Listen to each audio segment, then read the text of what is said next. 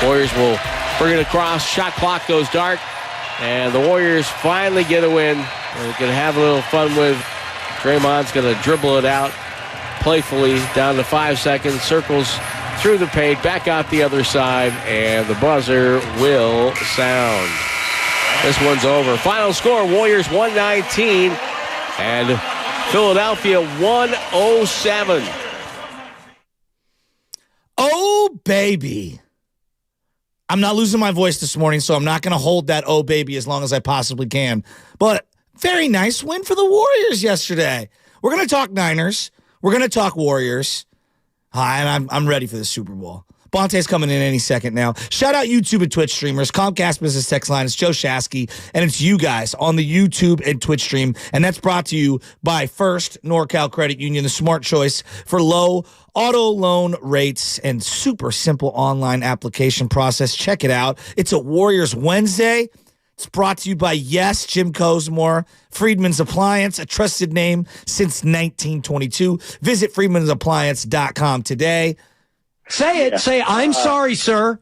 I want to get right into it. I'm a big believer right now for the Warriors.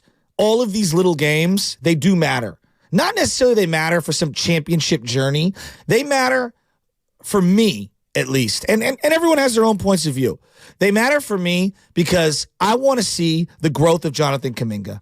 I have really been dying to see this young man play. And it feels like in the last 12 games in January, he's been on an absolute tear right now. Now, we could sit here and argue about the woulda, coulda, shoulda of the last couple of seasons with Jonathan Kuminga. Would he be farther along had he played last year? Probably. Was he ready emotionally to do the things that he's doing this year? I don't know. That I don't know. And I don't think we'll ever know. Now, it's easy for everyone to criticize Steve Kerr and the veterans and everybody for not having a long enough patience with Jonathan Kuminga, but I also think that he needs to accept culpability. He's been complaining. He's been, dogging it at times. He has not been this version of Jonathan Kuminga, both maturity-wise, physically, and on the court. But let me give you some of the numbers of Jonathan Kuminga. And they needed that win last night. Their psyche needed that win. Their playoff lives, if you will, if they want to get into the box, because they're not even in the box right now. All of it depended on it. But in December, it felt like a month ago when he got iced out in that Denver game and didn't play in the second half. It was like, where are we going? What are we doing with Jonathan Kuminga? And since then, the guy's been on an absolute tear. Now, again, 12 games in January. He's averaging almost 21 points on nearly 60% shooting. 83 of his last 113 attempts are in the paint. Let me say that again. 83 of his last 113 attempts are in the paint on a team that we know has really over-relied on the three-point ball when the numbers haven't really been there in terms of efficiency from long range. They have been dying for a downhill, athletic, post-type player who could score in the paint. Now, he's not a traditional post player. He's more of a hybrid, but he is a downhill athlete. And you saw it last night when they were up, 3 or 4 possessions, and they went to go blitz Steph Curry with like 2 minutes to go, and he just lobs it over the top. And Kuminga, zero hesitation. Now, he did the hezzy move, but it wasn't I don't know what I'm doing with the ball. It was, I'm going downhill, and I'm attacking Tobias Harris, and I am going to lay it up at the rim. And he did. Nobody can guard this guy when he's going downhill. Nobody has the springs. It's not just the leaping and explosion. The second hops, you lay one up, you miss it, you got to jump back up again. Looney kind of struggles at that. That's not his strength. I mean, this guy Kuminga, who's stopping him? His first step is lightning quick. He's decisive. He's going to the paint. He's finishing around the rim. His free throw percentage is going up. He trusts his own game. He's being discerning. He's got 22 shots of those 113 from 3. And to me, that's the perfect sweet spot amount. Enough to make people honor you from out there. And he'll grow. He's 21 years old. But here's the key. Steve Kerr finally playing the guy. Steve Kerr finally trusting him. In his last 6 games, 30 minutes, 29 minutes, 29 minutes, 30 minutes, 43 in the overtime game the other day, and 39 last night. Thank you. Hallelujah that you're playing the guy 39 minutes last night. Hallelujah. And he's rewarding you as you reward him with more minutes. He's rewarding you with dynamic defense on the perimeter. He's rebounding better. He's attacking the paint. And he's adding a layer to the offense in the half court that Steph Curry so needs if he wants to salvage the last couple of years in a Warrior uniform. Now, look, I don't know if Kuminga is going to be there in time for the end of Steph Curry's career, for him to truly be an impact player, like 20-point every single night, no doubt about it type of a player. I don't know. That might be a year or two away from where we are right now, and it might not be in time for Steph Curry's, final little run. I don't know. But my God, if you told me in this lost season, Jonathan Kuminga elevated himself to top 2 or 3 on a nightly basis, impact players offensively, I'll take it. I will take it as a Warrior fan. I know we want to win championships every year. You just can't. You can't do it. It's extremely difficult. Okay? I will take it. And here's the other thing that's been quietly developing over the last couple of games since Draymond's return. Draymond and Wiggins and Kuminga, can they play together? Well, Steve Kerr finally is playing Draymond Green at the small ball 5. We all know this. We've all known it. Oh, well, Dre doesn't want to do it. Well, Dre doesn't want to. Well, guess what, Dre? I'm paying you $25 million a year. You're going to have to play small ball 5. And yeah, at times I might, redundantly put out Saric or Looney or TJD or some other big alongside you. And yeah, you play a little 4, a little point 4, if you will. But the best version of the Warriors has always been with Draymond Green at the 5. It's always been that way. You know it and I know it. That's what the death lineup was. That's the closing lineups that won championships employed Draymond at the small ball 5, Green, Wiggins, Kuminga in 85 minutes since Draymond's return, plus 50. Plus 50. Now, it's not a big enough sample size to where I'm going to lose my mind, but it's a huge development. Kuminga and Wiggins and Draymond being able to play on the floor together. Now, can they muster up enough to make a run and get into the playoffs this year? I hope. I'm not counting them out. But they really got to go on a tear here. I mean, let's call it what it is. They got to go on a tear here. And Andrew Wiggins, I don't know, was that the most efficient Andrew Wiggins game you've seen all year? 20 points in back-to-back games, double-digit score in 5 straight. Kuminga playing well, Wiggins playing well, and even though Draymond had some foul trouble in this game, Draymond playing really, really well. And Draymond empowering Kuminga maybe has saved Kuminga's career with the Warriors. 8 days until the NBA trade deadline, Joe. You're not touching Jonathan Kuminga. You're not If right? they trade Jonathan Kuminga, I'll be devastated. That's pretty crazy, though, because I think a lot of people, like, if you just asked this question a month ago, people are ready to move off of him. Well, and I understand that. And things change. This is why stocks go up and down. You know me, Mr. Wall Street, even though I have no money in Wall Street outside of my 401k, I am not trading Jonathan Kuminga. First off, the amount of money he makes doesn't get you anything back in return unless it's stapled to some other player. Secondarily, I would much rather see the upside of Jonathan Kuminga, a homegrown player, as he flourishes and grows into the player we've all been fantasizing over. Who is the greatest athlete to play on the Warriors over the last 25, 30 years? Is it Iguodala, who they traded for, even though he was older? Is it Durant? I mean, Jay Rich? Like, I'm asking out loud. Kuminga might be the best physical athlete that they've had in the last 25. Bell? What? Jordan Bell? Stop that. He was athletic. That duck could fly, Joe. Jonathan Kuminga in a 5-6 game stretch has had a better run than Jordan Bell's entire NBA career. And that's unequivocal. And I want to hear from you guys. 888-957-9570. How you feeling about the Warriors? You know, I know it's been doom and gloom all year, but to me, the silver lining, the unintended consequences of Wiggins struggling like crazy at the beginning of the year and Draymond Green getting suspended, it feels like, all year, has been the emergence of Jonathan Kuminga. And, we're going to have Anthony Slater on the Boxer and Gerson guest line at 8 o'clock, and we're going to ask him about it. So I'm excited. I want to hear from you. 888-957-9570. Bonte's coming in right now. I know he's excited. I know he's happy. No one's throwing a ticker-taker parade for a win over the 76ers. And I've seen a lot of things as we talk about Jonathan Kuminga. Saw a lot of Philadelphia people calling Jonathan Kuminga dirty over the play where the ball was on the ground and he was diving for it. Here's what I would say. You've got to understand the backstory of where the coaching staff is, the players are, Kuminga is in his career. Kuminga, we need you to be an absolute dog on defense. They've been saying that for 3 years. So when there's a loose ball and the guy dives, and look, it's a tough play. If that was our star, I'd probably feel a lot different. I admit it. I'll raise my hand. Hey, Bonte. Hello there. But on that play, I'm not faulting Kuminga because that's what the staff and everyone is asking him to do. Philadelphia blaming something on the Bay Area. Blaming something on the Bay Area. Boy, they just can't get rid of us.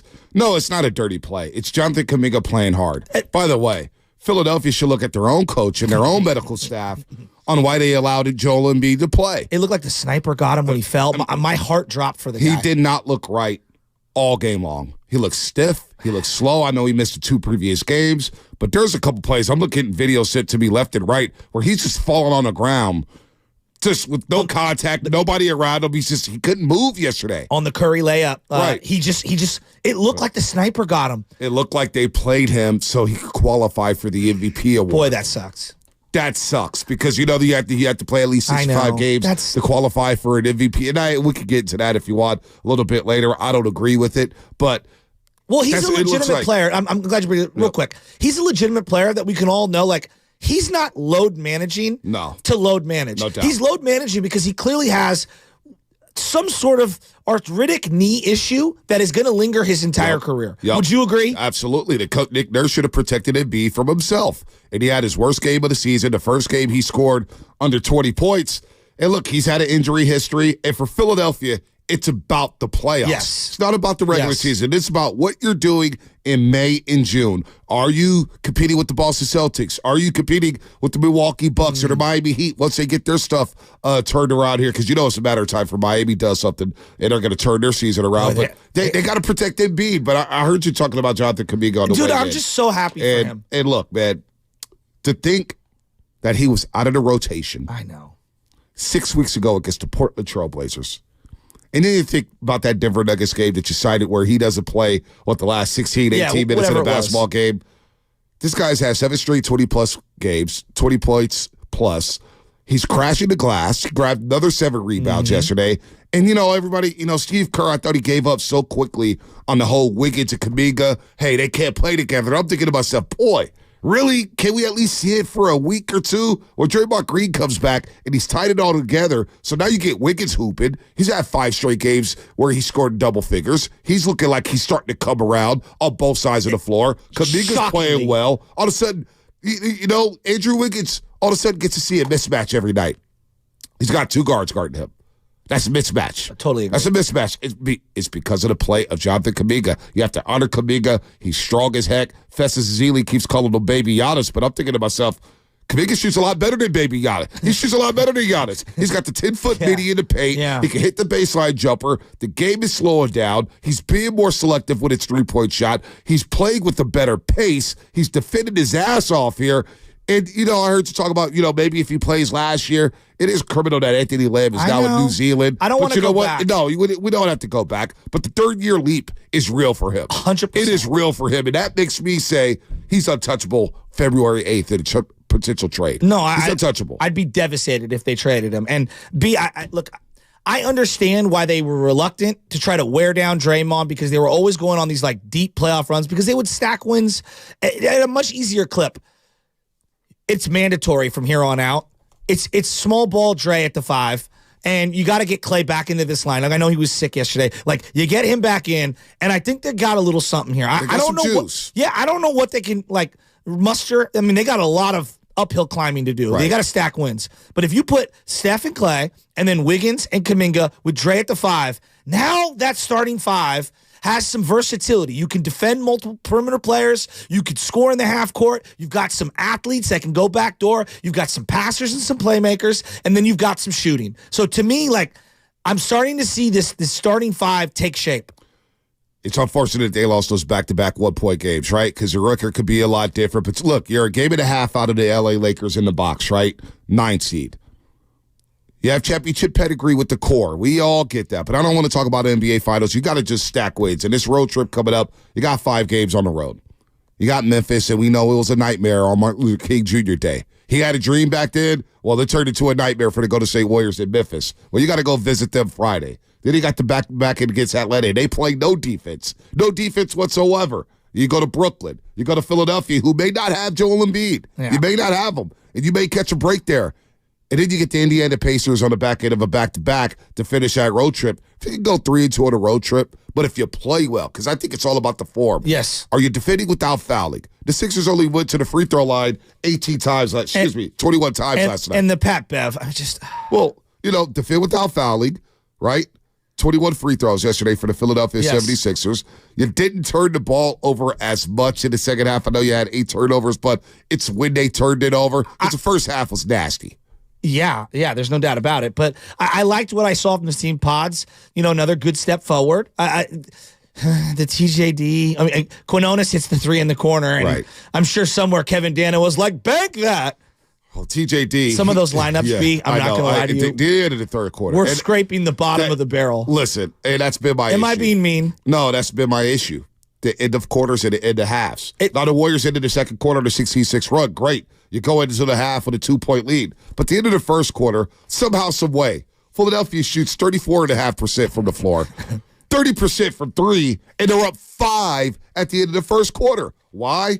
The Warriors turned the ball over 7 times. Yeah. And they shot 65% in the first quarter. And you're still down 5. So we see this at the end of the third quarter, the last minute, they were safe. Philadelphia cuts it to 3. They end up cutting it to 3, but they're up 5 at the end of the third quarter. Kuminga scores a bucket, and then TJD with the dunk at the buzzer at the end of the third quarter. Boy, to go into the fourth quarter up 9. That, to me, was a huge stretch because, to your point, that lineup, what was it? Corey Joseph, Pods, Corey Joseph. Charge. I mean, it was... I hate to pick on him. It's just... It was tough. When he's out there, I'm like, what? They're just picking on him. Not only that, Steve Kerr subbed out Steph Curry. He had 15 points. He was 5 of 7. Well, let him finish the quarter. He was rolling. Who was the North Carolina coach that was the only one to keep Jordan under 20? Who was that? Dean Smith. No, Dean Smith. Was it really? They said the only man on the planet who could keep Jordan under 20. It was Dean Smith. It's a joke. Let's select Steve Kerr. But it like that's the one thing. Like I understand being loyal to your minutes when you're 55 to 65 win team. Right. You don't have that luxury anymore. And then this goes back to the Draymond at the small ball 5 thing where it's like I understood when you were in the 50 to 60 win range why you would not want to bust that out because it's going to wear him down. You're not playing in April and in May and in June if you don't bust that out like now. Look, he's already been suspended for a lot of games, so he's got some fresh legs. You know what I'm saying? His stamina should be there. He should be able to muster through and power really through. High he is playing good. And you know what? Credit to Draymond Green. I know we don't do that a lot around these parts anymore, but Draymond Green picked up 2 quick fouls. Picked up a foul on the opening tip-off. The opening tip-off, he picked up a foul. He was out of that game. How many times have we seen Draymond Green mentally just check out of a basketball game? Less than 2 minutes, he had 2 fouls. Well, you know what? He bounced back. He had a solid game. 9, 6, and 6. He was barking. He was chirping. He hit the 2 threes. I'm not mad at Draymond Green for that performance yesterday. Well, and he was, I don't know if you saw, he's barking at guys to pack the paint when Joel Embiid gets the ball. And anytime he shoots anything outside of the paint, it's a win for the defense. Right. He was alluding to it in his postgame press. All right, 888-957-9570. Warrior fans, sleep. We're giving you a chance. Come on, man. Big win over the Sixers.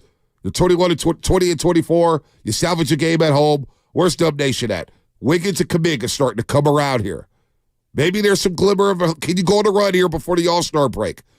Is Wiggins going on the run because he doesn't want to get traded? Trade deadline's coming up February 8th. Maybe he's up in his value. I have no idea, but he is playing some really good basketball right now, and we can't talk enough about Jonathan Kuminga. JK is balling right now. We'll continue to talk about the Warriors before we pivot back to the 49ers. There's a lot of things to talk about with the Niners as they get ready for Super Bowl 58 against the Kansas City Chiefs. A lot of them were in the house last night. A lot of them got some custom-made jerseys. It was good to see the Niners get their love at Chase Center yesterday. We'll get to them in a little bit here on the Morning Roast. That'll be all brought to you by Fremont Bank. Full-service banking. No compromises. The Road to Vegas is brought to you by West Credit Union, working for you today, tomorrow, together. Where can you see over 700 RVs?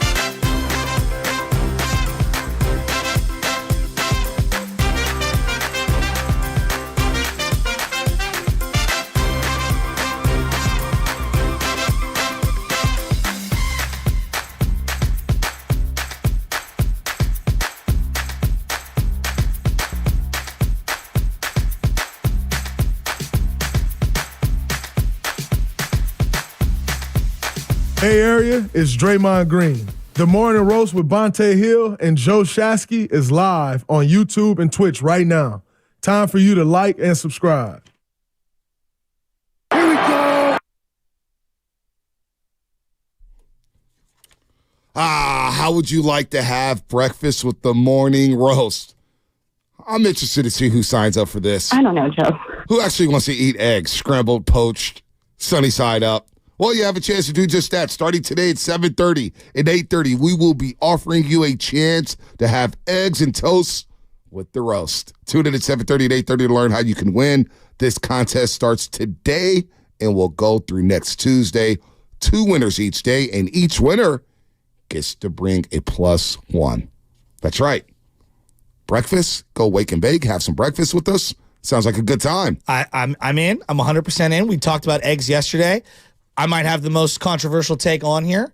If I was going to pick all of the types of toast, I'm going rye.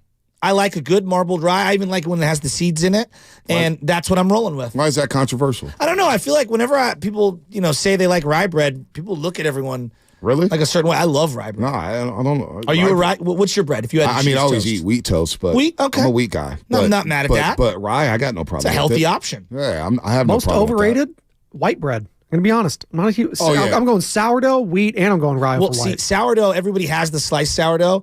I don't want sliced sourdough. If I'm going to do a sourdough, I want a sourdough roll, right? Like Raymond's sourdough, for example. Right. I don't want the sliced. That's just me. I kind of do like sliced sourdough. Do you? No, it's teach his own. Boudins. I used to have them slice it up. People used to get mad at me, but I'm like, I like to slice it so I could dip the slice into the soup and then eat it. Here's what I will say. English, Thomas's English muffins. They have a sourdough one. Very that underrated. Is delicious. That I will eat. I do sometimes at a restaurant. They'll say, "Would you like toast or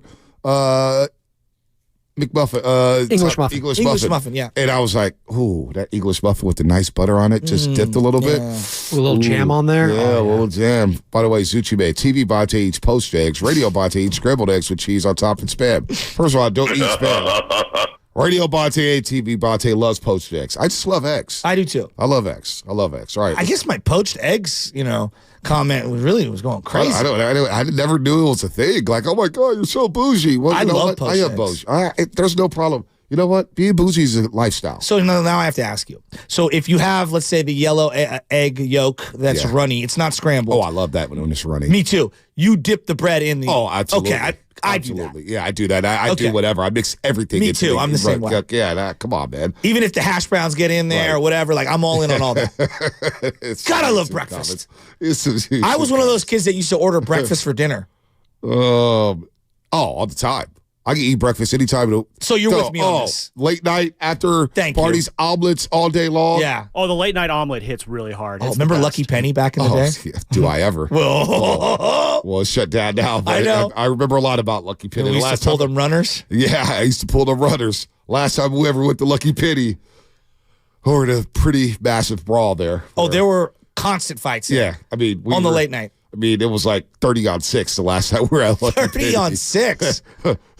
just gonna leave Sounds it like alone. a Royal Rumble. Yeah, well, I could go in a couple different directions here, but I don't want to take anybody off.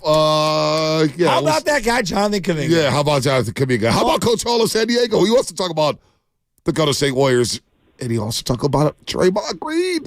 Coach Hall, what's happening? Hey, what's up, guys? Good morning.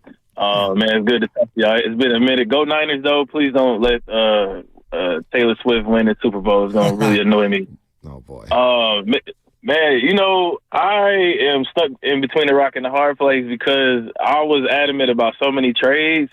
But I think at this point, do we just ride it out and see what happens because the guys are starting to click?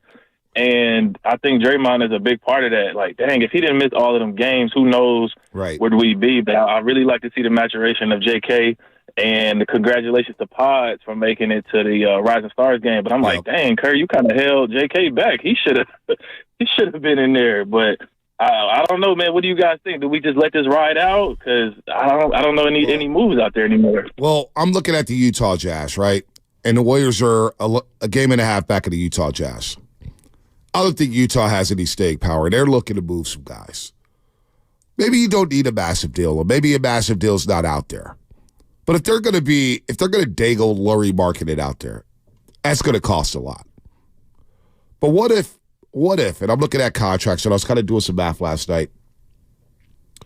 Colin Sexton makes about $17 million. And I'm looking at Chris Paul's contract, and I'm looking at Kevon Looney, and I love Loon Dog, but he's clearly out of this rotation now. Clearly. He just doesn't, I don't know what's going on with Loon Dog, and I love Looney. But if you get a guy like Walker Kessler, who's only making $2.5 million. I would like that. And Utah, they've been kind of playing with his minutes up and down. He started 13 games, but he is 7 feet. He's 22 years old. He's 245 pounds, and he can protect the rim. And think about the minutes that he plays. Walker Kessler, that is. 23 minutes a game. Mm-hmm. He's given the Utah Jazz 8.5 and 7.5 rebounds. That's just raw data, right? Shooting 65%. He's a guy who can finish at the rim. I get that he was on a USA team last year in the FIBAs. He kind of played himself out of the rotation, but Steve Kerr does know him. What if I can get a nice little subtle move like that and just see what it looks like? So you're the CP3 contract is the one that you're moving? You can move that contract. Does it have more? See, here's where I don't know. Does it have more value as an expiring contract? Probably. What is out there? Because now that Kawhi is re-upped with the Clippers, Right. It feels like he's going to stay there, but I don't know what's going on with Paul George. Right. I like that for this year. I don't know if I like it for flexibility down the Right. line because I don't know what's more valuable, like getting Yeah. something now because you might lose CP3 in the offseason Right, for nothing, and lose That's the what slot. I'm saying. If I You could might get- that is definitely plausible. Colin Sexton's making $17 million for the next 2 years and then $18 million. Well, and I'm looking at a nice he's a speed playmaker. guy. He's Yeah, a he'd playmaker be a who's nice got a lot of playmaker speed off the bench. And I'm looking at Walker Kessler off the bench, who's under contract for the next couple of years, and he's only making $2.5 million over the next 2 seasons. But I have a very hard time seeing them when I see like Shams come out and say Klay Thompson could be moved to the deadline. It's not no, but I don't see Klay. I don't see being moved. I don't necessarily see CP3 getting moved. Right. Not that they're all made men, because CP3 is not a made man with the Warriors, but there's a level of veteran respect that I feel like the organization No doubt. would not cutthroat trade them in the regular season. And I see Kevon Looney as a lesser viewed, but still highly valued player internally. Yeah, no I doubt. don't see them doing him like that during the regular season. That's just me. I could be way wrong. No. You could be right about this, and they may write it out. They may very well write it out. Yeah. But boy, if Utah wants to Dago Walker Kessler, who's under contract for the next 2 seasons, and then he's a restricted free agent, and I can see what it looks like. Again, they need rim protection. They need rim protection so damn bad, it's not even funny. There's no doubt. If Tyrese Maxey plays last night, I don't know what it looks like, but he doesn't play. It looks like a lot of blow-bys. There you go. This is a Warriors Wednesday brought to you by Valley Heating, Cooling, Electrical, and Solar. Locally and family-owned, and the home of old-fashioned service for all your home comfort needs since 1962. Check them out at valleyheating.com. valleyheating.com. Just throwing it out there. If I could do, because Chris Paul, when he does come back, he's about 2 weeks away from coming back, right? Two and a half weeks. He does slow the game down. Now, you need him in certain crunch time situations, and Chris Paul has been a fine Warrior. There's no doubt about that. But are they really going to pick up his option? Do you really want him to leave for nothing? That's not, I don't know if that's good business here. So I think a major move is not going to happen. I do believe that. That I agree with. Can you make a nice little subtle move? Well, I guess. Nico Claxton in Brooklyn. We're going to see him on Monday. So how do you weigh these things?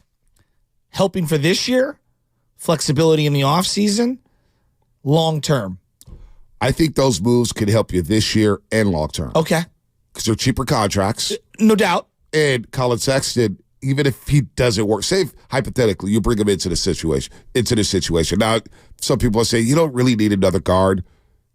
But Kerr loves his guards. He loves his guards. And you replace him with CP3. I do believe if you get rid of CP3, they need another playmaker in the half court. That's a guy who can make plays. Right? I agree and with he's that. got a cheap, affordable contract, in which, you know what, it doesn't work out here. We can offload him because he only makes $17 million. Yeah, and teams covet these team-friendly contracts. And then you get Walker Kessler, where you take a flyer on him and you say, you know what, the guy's only making $2.5 million this year and next season, and he's a restricted free agent. I'm kind of worried up to that. I like It's that. just like the Kobe White thing. When I was all over Kobe White, and Kobe White's only making $12 million, and I'm thinking to myself, damn, the Bulls aren't going to trade him, are they? Because he's a baller. You see, we saw Kobe White up close and personal a couple weeks ago. This team is it's such an enigma on a variety of fronts. Like Moses Moody, I feel like he's out the door. Yeah, I don't know. He's clear for practice. I don't know where. Where does he fit in? I don't know. Like, even with all the injuries, like right now, Gary Payton Jr. is coming back, or Gary Payton II, is coming back. Like, where does Moses Moody fit? Where does GP2 fit? Yeah, because he's going to eat into somebody's time. The one thing they cannot do is when GP2 comes back, do not diminish Kuminga's role. Or Brandon Podziemski, for that matter. Well, Podziemski's played a lot better, absolutely. Right. He hit a wall, and it feels like he's adjusted a little. Yep, he has. Somebody, 510 Comcast Business text line, Kelly Olynyk, his agent is Mike Dunleavy's brother. I've always liked Kelly Olynyk on this team. Screen setter, can hit the three. He's rugged, physical. I'm not mad at that. I like Kelly Olynyk. I don't think Walker Kessler is another James Wiseman. I'm not up to that. But we could continue to talk about the Dubs. Jonathan Kuminga's playing well. They beat the Sixers last night to salvage a game on his homestand and go to 2-2 on his 4-game homestand. Now they hit the road. We will pivot to Niners at 7 o'clock. But last thoughts on the Golden State Warriors coming up. Brought to you by Fremont Bank. Full service banking. No compromises. The Red and Gold hotline is up and running. Bang, bang, not again. You're going to the Super Bowl. Call it anytime. Get excited.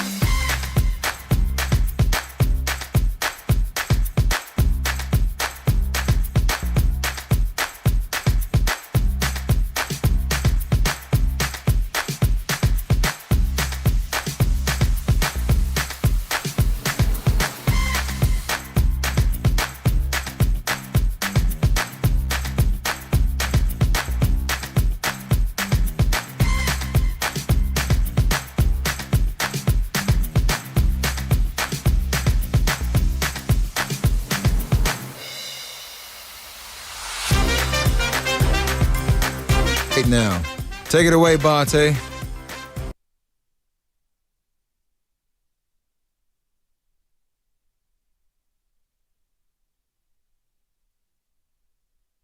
a mandatory.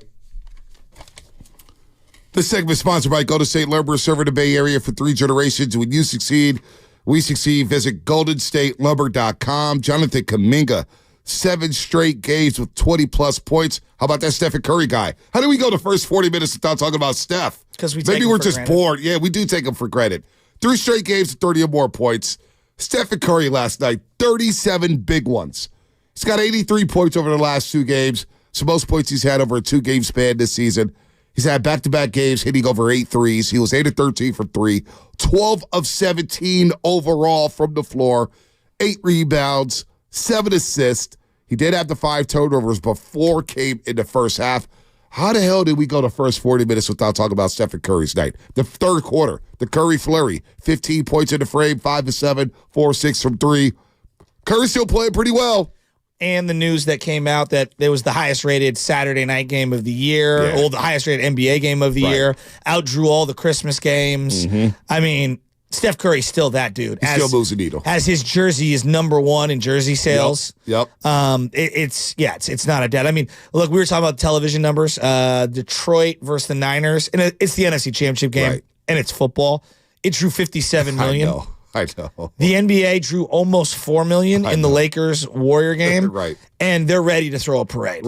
I don't blame them. No, it's a great number. I don't blame them. It's a great number for them. And they needed a game like that. If a World Series game did 4 million, they would go crazy. I mean, they needed a night like that, too. The NBA did. Oh, absolutely. Because there's been a lot of games and a lot of talk about the scoring and guys dropping 70. Like, when Luka dropped 70, I was watching that game because I was like, oh, wow, Luka's got 40-plus. So I turned to the game, and I'm watching Luka.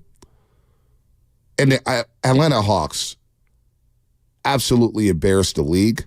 They embarrassed themselves. They embarrassed anybody who's picked up the basketball. To watch them play Olay defense. They weren't even trying. Did you see the Kenyon Martin clip? with Gilbert Arenas? No, which one? Kenyon Martin was, and I don't love everything that Gilbert. I think Gilbert is a little much for my. Yeah, he's out there. Yeah, I think he's a little much. I think he was a great player, but I think he has an inflated self-worth that disproportionately views how he sees basic things. Yep. At times, Kenyon Martin was just basically talking about the defensive integrity and the intensity in the league. When you get into the league, just look at Jonathan Kuminga and Moses Moody. They get into the league. They've got generational wealth day one. Yep. Guaranteed for 3 years. Yep. As a first-round draft pick. It just doesn't, it doesn't get that same drive as, I am Brock Purdy making $800 grand, and I'm using Brock as an example. There are other. Solomon Thomas got $10 million, and he just couldn't play. But the NFL is like not for long for a reason. Right. You could be let's say Moses Moody. He barely plays for the Warriors. He might play 8-9 years in the league. He's going to be a 10-year pro. Okay, easily. Right. You're going to carve out a really nice, and you're going to make a lot of money. Yes, but when you watch the league on a night-to-night basis, you don't see blitzing on every single screen. Nope. You don't see trapping, going underneath, fighting through screens. You don't see a lot of hedging. You see a ton of easy switches. Yep. All day. I'll just get the matchup I want. Right. I mean, I'm blown away at the lack of defensive intensity. It's not just intensity. It's creativity on a nightly basis. It's just competitiveness, right? Just competitiveness. It's like guys, they lock in. It's like criminal to play hard defense. Yes. It's like, I don't want to get embarrassed. I don't want to get cooked. Or I don't want to try to, maybe I'll blow a hamstring or something. I don't know what it is. But watching the Hawks on Friday, Shasky, I was like, oh, wow, this is alarming. And then you watch Indiana. They don't play no defense at all. They're always in a 145, 144 game. It's just, you talk about guys coming into the league and having generational wealth.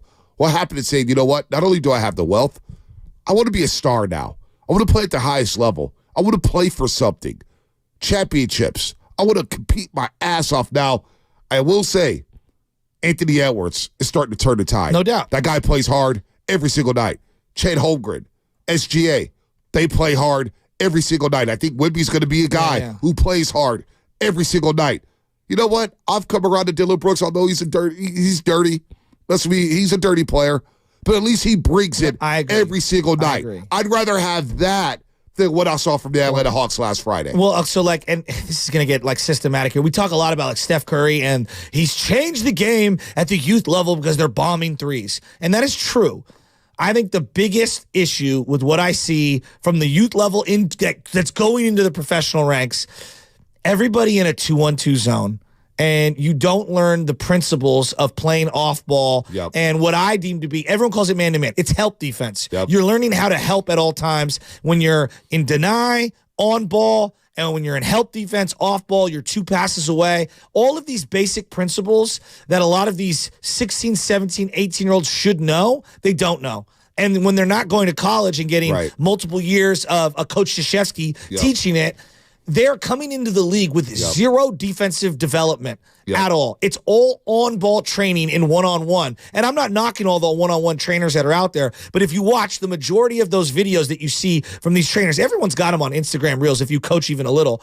It's all ball-in-hand drills. It's not playing off-ball drills. It's not defensive drills. It's not how to play when someone is screening or running through screens and things like that. You very rarely see shell drills done on any of these Instagram reels. I don't even know how many people out there even know what I'm talking about when I talk about shell drills, but it's how to position yourself based on man-to-man, where the ball is and whatnot. It's usually with 4 or 5 guys out on the court. So I think that at the core of what's going on right now, and we could blame AAU blanketly, but to me it's like every coach just saying, hey, we're going to be in 2-1-2 from the time they're 8 years old. Sit in the zone. Yes. Just sit in the zone. They don't have to worry about guarding. Lazy defense. But also to your point about the off-ball movement offensively, it's alarming how many players cannot play without the basketball in their heads. If they don't have the basketball in their heads, they're just MIA. They don't know what to do. They get a little lazy. They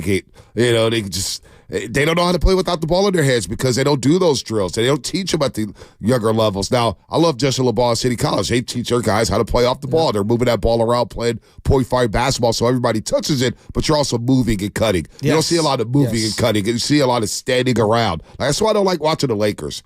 It's all LeBron, ball pounding, pick a roll, and it just gets old. You mean the jump shooting team that leads the league in free throws? Yeah, the least drives in the league, leads the leagues in free throws. Well, by the way, they lost another game, and LeBron James is ready to get Mr. Ham out of there. Oh, well. Laker fans are now blaming the coach, not the personnel. You didn't hear the rumor?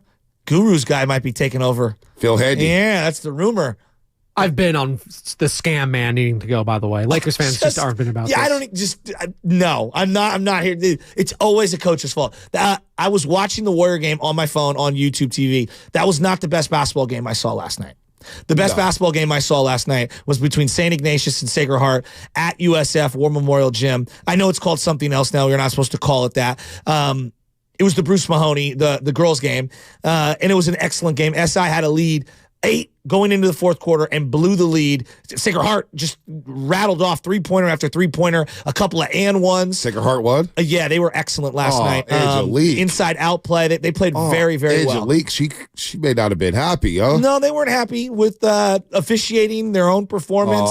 Sacred Heart took it to them. It got a little chippy at the end. There was a couple of technicals assessed. Shout out Sacred Heart Cathedral. It was a great game, Caesar. Shout out Caesar. Was it packed? It was a really good crowd. It was a who's who, Bonte. Everyone was telling me that they're roasters. One of the cameramen that was doing the game, I don't know what channel it was on locally, but we took a flick and he was like, "You tell Bonte we out here. Where is he?" I go, "He's on television right now. I'm actually watching him." I'm working, homie. Yeah, I'm working. Trust me. But it was a great game, and Sacred Heart gear is on the way to us because I was wearing SI gear and they were not happy. Well, so Angelique, obviously, and I almost wore an SI hoodie. Trust me, my barber Pat, who coaches golf now he's a golf coach at Sacred Heart. Oh, nice. As well as the offensive coordinator. That's been in the works for a while. That's been in the works. The band was loud last night. Sacred Heart's band was really good. It was a great environment. If you've never been, take your kid, Sacred Heart versus SI, any of them, the baseball, football, the basketball, boys or girls, volleyball game. It's what high school sports is all about. It's awesome. It's one of the oldest rivalries in the country, obviously west of the Mississippi. Yep. It's something that you have to experience in person. 888-957-9570. Your final thoughts on the Golden State Warriors before we pivot to the 49ers. Jonathan Kuminga, 7 straight nights of 20-plus points. He is hooping, played 39 minutes last night. Steph Curry with his 3rd straight game, over 30. And the Warriors get a much-needed win. A much-needed win against a short-handed Philadelphia 76ers team. By the way, Kate Scott, she joined us on the pregame show, Shasky. I missed that. And she had her 76ers hoodie on. She had a lot of great things to say. It was good. I'm not going to lie. It was good to see Kate. And, Did my name get dropped? Did it? I don't remember. Couldn't have been a really good episode then. I'm sure. I don't know if it did or not. I don't. But it was a really good conversation, and Kate has some really good things to say about me, about Festus. Very and cool. at the end, it was really cool. And you know what? She was her original roaster.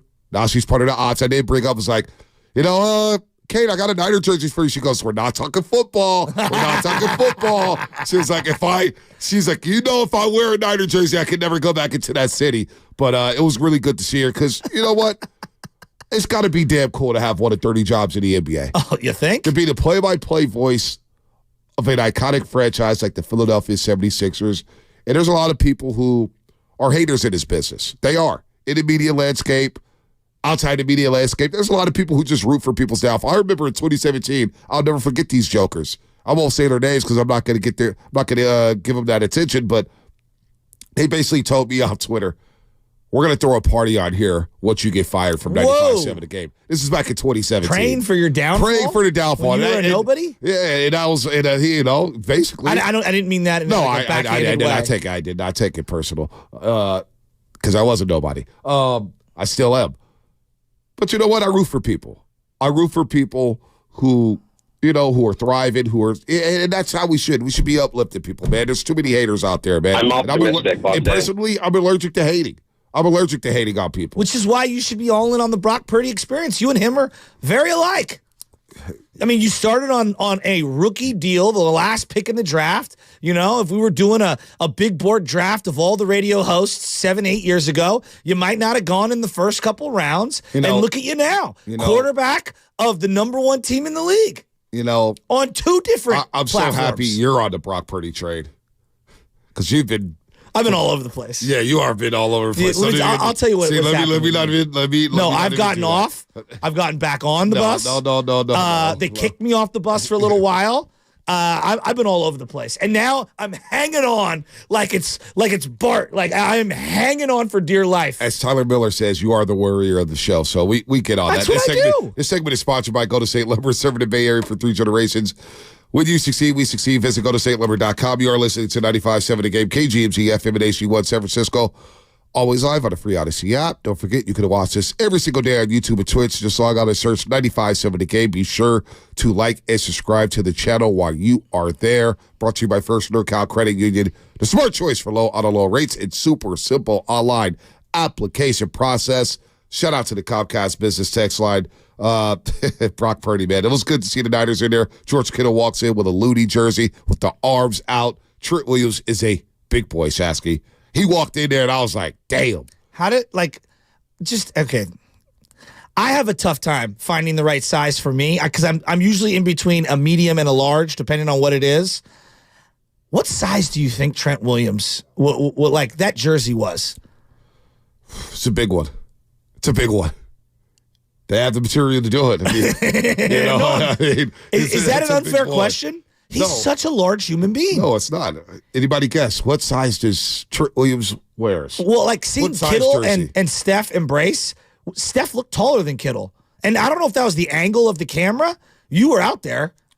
I don't know. I wasn't really. Because Kittle is a large human being. I was actually looking at what they were wearing. Oh, like, how about the line Trent Williams had Louis Vuitton pants on, and I was like, "Damn, those Louis V's are hard." That's where my mind was at. I'm at the bougie stuff now. I'm looking at the shoes. Oh wow, Louis Vuittons. Oh wow, Pradas. Let me recommend like Charvarius Ward's wearing the Pradas and what? Don't keep up with the Joneses, as in the NFL. Well, Joneses I could watch and the professional. I could watch. I don't spin, but I could watch. I don't want to see you in an all lime green suit like Mook Dog. Oh, Mook Dog pulled it off. Well, of course he did, because I'm not going to say anything to Mook Dog. Hey, listen, Splash Cousin, our boy Jordan Elliott, who's now at NBC Sports Bay Area. Yeah. Splash Cousin had a thread about Kinlaw, and it started off with the Niners lost the Super Bowl, traded Buckner.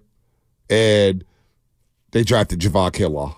Well, without Javon Kinlaw, the Niners don't advance to Super Bowl 58. Splash Cousin said it, and I looked at the thread and I said, you know what? That 3rd down and 4 play where he shed that block, it freed up Fred Warner and just stuffed out Amon-Ra St. Brown. They said, you're forced to 4th and 2.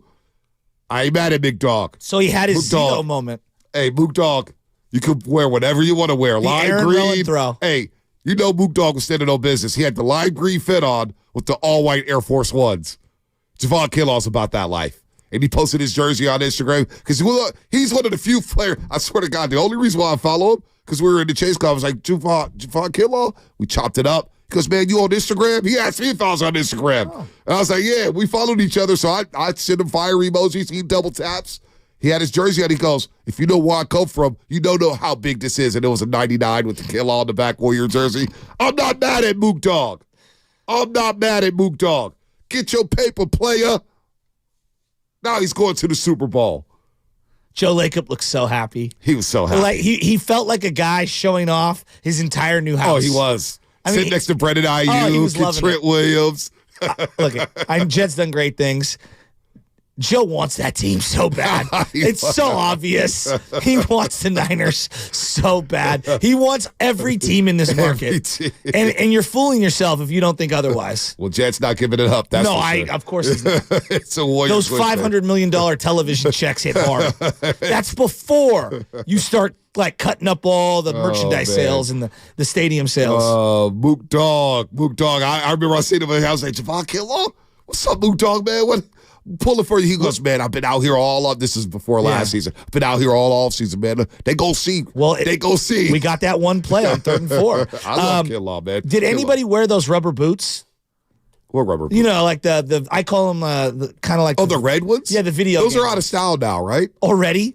Yeah. Who would have thought? Yeah, I haven't seen those around in like 7 months. Well, because I saw the Ludacris commercial where the house is on, it's got a bunch of water coming in it, and then Ludacris is in there with these giant black boots that resemble those red ones. And I was just thinking, Is that what fashion is turning into now? Yeah. Because I know we've gone back now to like this like bell bottom look. I saw 40 wearing the bell bottom look. I'm sorry, I'm never gonna do that.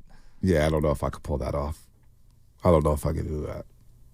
But we'll see. I am fashionable, right? So who had the best outfit of the Niners at the Warrior game? Well, Tebow had a clean fit on. Travis Ward was stripped up.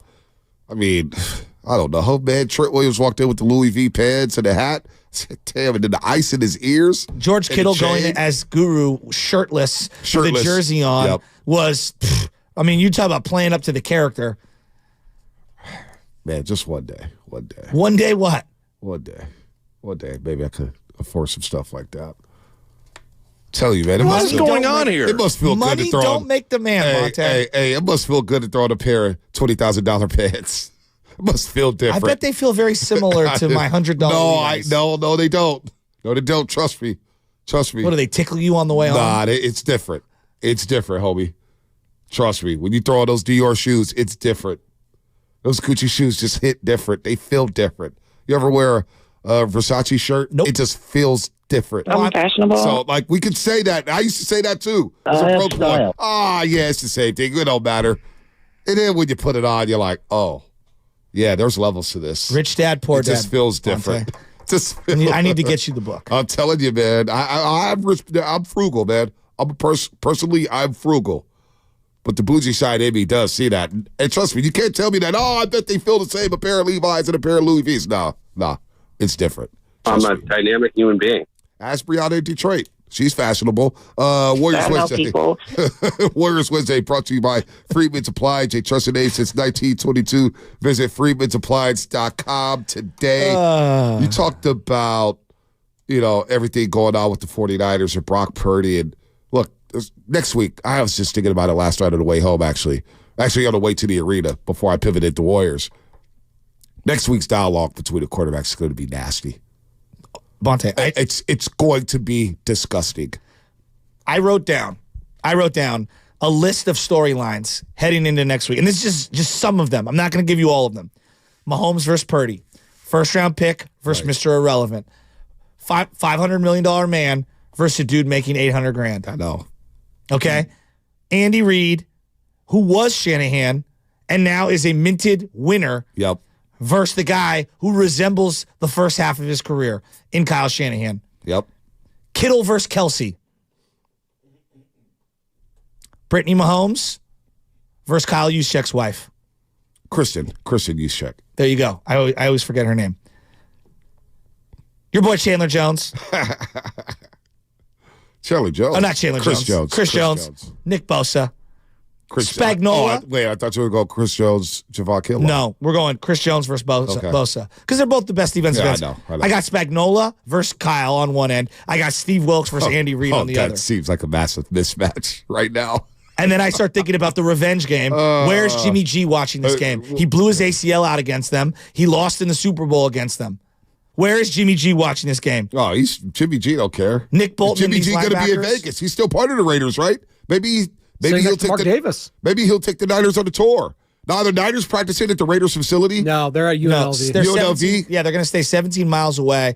Both organizations. We're at the Las Vegas something or other. 17 miles away, both. That's both good. teams. Henderson, Nevada.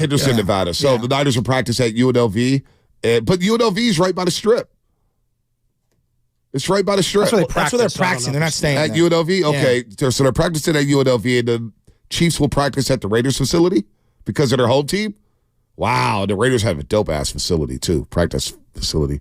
Looks pretty good. There are a zillion storylines heading into next week. I mean, the Chiefs are basically trying to be a dynasty. Yep. The Niners are trying to avoid being the Cincinnati Bengals, where they're a footnote on another person's all-time resume. Like, think about it. Like, if you're going to talk about Joe Montana and the dynasty, who do you automatically go to? Boom, Cincinnati, right? The Niners cannot be a part of that. No, I mean, yeah. Yeah, I hear that. I know it's tough to swallow. You didn't bring up Jackson Mahomes. Jackson Mahomes? You didn't bring him up. Well, I don't think we have an equivalent social media, like TikToker, as part of the family. Like, Claire Kittle doesn't, she's not hitting, like, people the way that Jackson. Claire Kittle could dress. No. I'm saying, but like, she doesn't annoy people. No, like, I know. Everyone loves I know her. what you're talking about. Yeah, right? yeah, like Jackson Mahomes, no one likes. Wow. He's something else. He is something else. I do want to get into the NFC Championship game, but those are great storylines there. There's a lot of storylines, but there's something on the other side that I want to bring up. I want to rank this NFC title game. Where does it rank for a lot of Niner fans? Because I feel like this game may have surpassed the catch game. It may have surpassed the catch game. God. I mean, the catch game sparked an entire dynasty. I have a book for you to read. It's called The Catch. I've got all that books. I've read it over and over. I've got it all. I get that it sparked a dynasty. I mean, I've had enough. They just came back from 17 down at the half. Oh, no, I know. It's the greatest comeback in NFC title game history. Then there's a question I have for the youngsters. On the other side, that's brought to you by Fremont Bank, full service banking, no compromises. The Red and Gold hotline is up and running. Bang, bang, not again. You're going to the Super Bowl. Call it anytime. Get excited.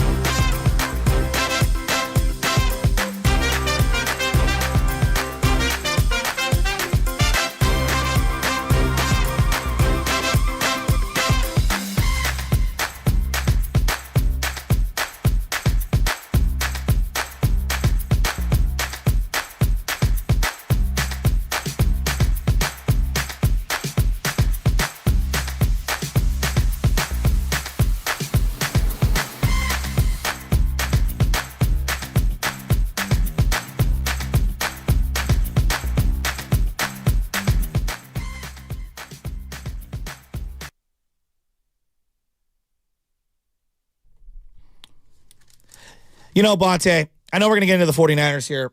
I got to give a shout out to Ceremony Ford. I don't know if you know, but it's very difficult to get a vehicle these days, and there's just a lot of backlogging and back ordering and everything that goes. It could not have been an easier process. Now, it took a little longer because the factory's taking times to build this particular special model that I wanted. I got a Ford Maverick, fully hybrid, whatever, truck thingy. I'm not even sure. I'm not a car guy. It is an incredible vehicle. Picked it up yesterday. My boy Matt took care of me, and I just got to give a shout out to everybody over at Ceremony Ford. The car is sweet. We went in a couple months ago, picked out all of the different stuff that we wanted in the car. There's like all these different trim packages and everything, and it could not have been easier. And it showed up. They had it fully cleaned, ready to go, full tank of gas. I mean, in and out. Could not have been an easier process. It's exactly what I was looking for and then some. Got into the car, drove it around, wanted to drive it, all night, and then brought it back home. And Michelle, who said, "Oh, this is going to be for you. This is your truck," hopped in the car to help me move because we were moving cars around and stuff, and goes, "Oh, I'm going to be driving this." So shout out to Matt and everybody over at Ceremony Ford. I cannot thank you enough. Not only am I happy, but my wife's happy. She's going to steal my vehicle now. Just had a really good couple years. So Shasky's got a new souped-up truck. She's got the cabin on the golf course. Here we go. Got the house in the Excelsior. What are we listing my assets? And he talks about me being bougie. At all the games, high school games, guys got different nighter jackets on every day. Who's the baller? Who's not the baller? Money time! Money time! It's all about appropriating your funds. You want to talk about flexing. New $100,000 car. I'm not a system player. I am a system. Can't be bad at that. Shout out to Mama K. Speaking of which, Mama K. Shout out to Ceremony Ford. Ceremony Ford, where Mama K Took laid a care of lid. me. That is a good dude. I got the carbonized gray. See, look at this guy. Woo! See, look. With the leather lariat interior. Listen to this guy. Flexing. I might need to get some covers when you guys get into the car. That's a joke. Speaking of the Super Bowl, no wonder Shasky's going to be staying at the top floor DMGM Grand because we know he ain't staying at no cheap hotel in Las Vegas. I was honestly considering driving my new truck all the way out there. Save the company money. Oh, my God. Don't do that. Drive to Vegas. That sounds miserable. No, it sounds horrible. A lot of people do it.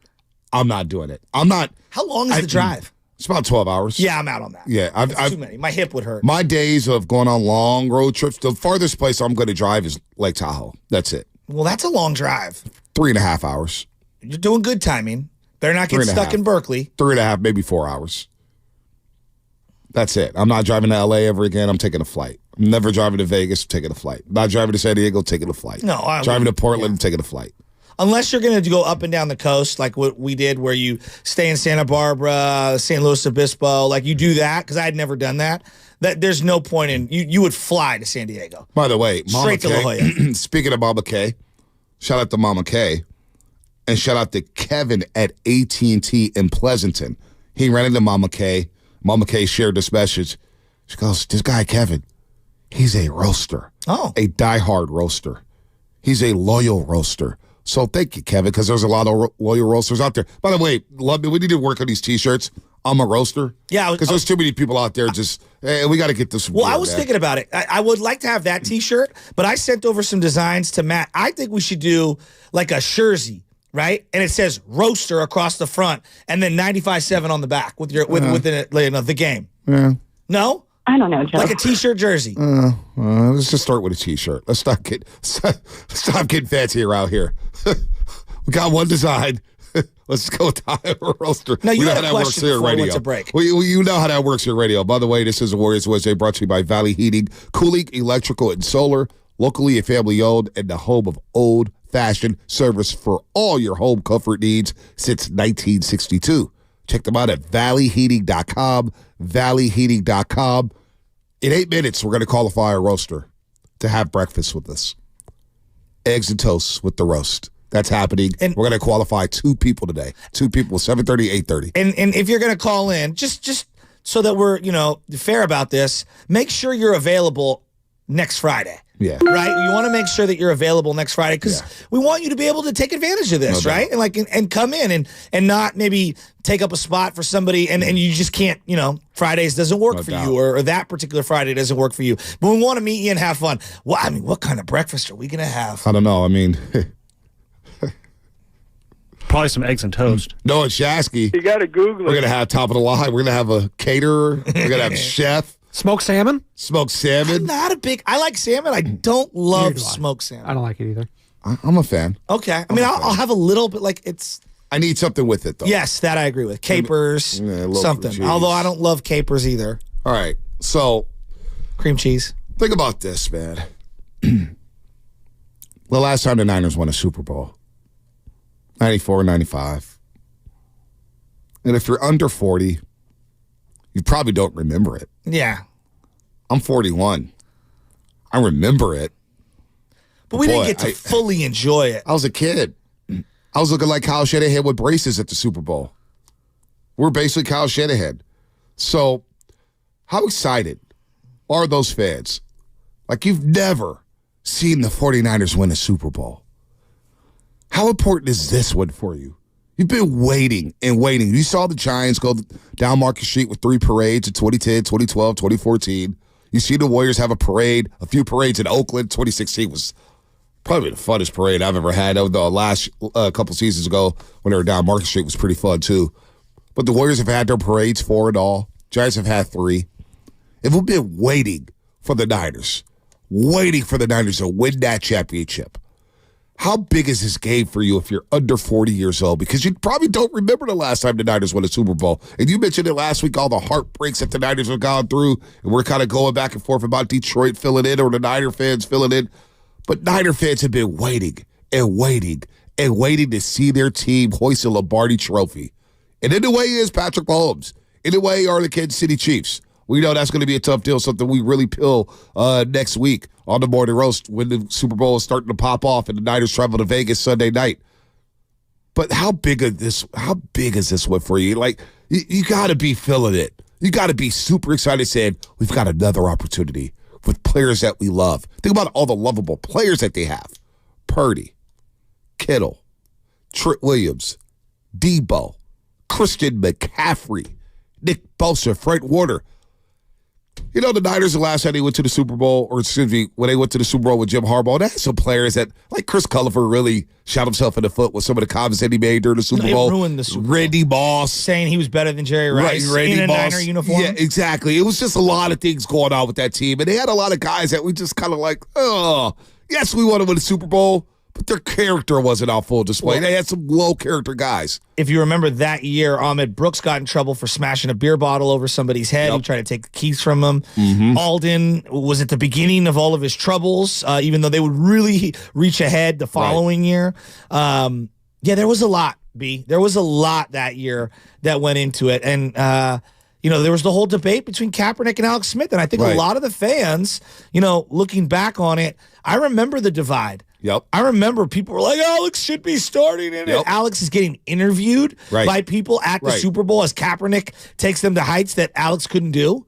There was a lot that was baked into that. And then obviously Harbaugh versus Harbaugh kind of hijacked a portion of the Niners getting back there. And it hurt to lose that game. But you know what, though? I swear to God, Shasky, I've watched that game back many times. It didn't hurt as much as the New York Giants lost to me, nor did it hurt as much as the Seahawks lost in the title game because they were getting blown out and the lights went off. And I just felt like, man, we win that game. It's always going to be questioned. Now, we would have celebrated, but we would always had to defend it. It didn't feel appropriate that the Niners won that game. We didn't deserve to win that football game. We didn't play well. That I agree with. We didn't play well at all. I wanted Harbaugh to win. I hold very hard. I mean, it's a tough loss. Each one of those losses, for me, I can't get that Ravens Super Bowl loss is not even in my top 5, personally. It's not even in my top 5. Michael James fumble. It's not even in my top 5. Randy Moss not even trying on not even in my top 5. Not even my top 5. I don't know. That one hurts. It hurts. I don't know where I rank. It hurts, but it's not even in my top 5. It hurt. Just the play calling at the end, and then seeing Harbaugh take the safety the way he did. Right. Anquan Bolden destroying us. Yeah, the Seahawks loss. Jacoby Jones on the first freaking play of the second half. To me, the Seahawks loss is a lot more painful because it signaled basically the end of the Harbaugh run. The Kyle Williams game because it ruined the magical season. Yeah. And we should have won that Super Bowl. We would have destroyed the Patriots. See, I just lumped them all in together. Right. They all just hurt equally. Yeah, I hear you. I think a lot of people are like that. 2019 stings. 2021 SoFi Stadium stings damn hard. But does 2019 sting? Like, now that we've had a few years to separate us and we see how great Mahomes is and what he is, doesn't it take a little bit of this thing away? It does not. I'm glad you let me do this. Because, I mean, he is the greatest quarterback. I'm glad you let me do this. The Niners win that Super Bowl. Kansas City goes back the next year. They play Tampa Bay. They get blown out. Then the next year they lose in the title game to Cincinnati. Then last year they go into a Super Bowl against Philadelphia. Let's say they lose that game. And I don't know, maybe things are different. Maybe they make more moves. Maybe they don't trade Tyreek Hill. These are all hypotheticals. It's a tough butterfly effect. But how many quarterbacks rebound from a Super Bowl loss? It's not a lot. The only one that, of the greats, the only ones that stick to mind is John Elway. And it took him a long time. That was a decade later. Yeah, I know. A decade later, and finally had Terrell Davis where he wasn't the lead man for that Super Bowl. You know what I'm saying? Peyton Manning lost to Drew Brees. But he had one already, though. Yeah, but he had to go back with Denver, and it wasn't the same. He had one already, though, when he lost to Drew Brees. You know what I'm saying? Tom Brady avenging his loss. Well, but he had already won Super Bowls, his first 3 Super Bowls. I'm like thinking Jim out loud Kelly, here. he never won that one. Dan Marino never even got back. I know. Didn't get back. I think he only got back to one AFC championship game after that. We should have beat Mahomes before he became this guy. They were still, still green, went behind a year. Well, and Andy Reid still had the, can he win the big one? The same way we talk about Shanahan now, amp it up times 5. Think about how much looser Andy Reid has been since he won that Super Bowl. Oh, he's a minted champion. Lifted everything off his shoulders. Totally. Everything he had to wear in Philadelphia, everything he had to wear leading up to that, losing the AFC Championship game to Pat Mahomes the prior year. I'm telling you, man, the Niners know. What if I played the other side of this and I said, if Jimmy wins, because I've done this with Kaepernick and Harbaugh on my mind, like had they won one, or Alex, or any of the, and everything plays out different. Harbaugh's probably, the Niner coach for at least a decade. If Jimmy wins, I think it would have been more acceptable if Shanahan was like, you know what, we won with Jimmy. Let's move on and move off this money. There's no way in hell they're winning a Super Bowl with him and doing a Trent Dilfer. There's just no way. They might have. There's no way. They might have. They stuck with Jimmy another 4 years. They might have. I just think they had a 10-point lead in the fourth quarter, and they blew it. And it gave Mahomes and company a lifeline. And now you look at them, and they've been here before, and they feel really, really good. I just think it would have changed things.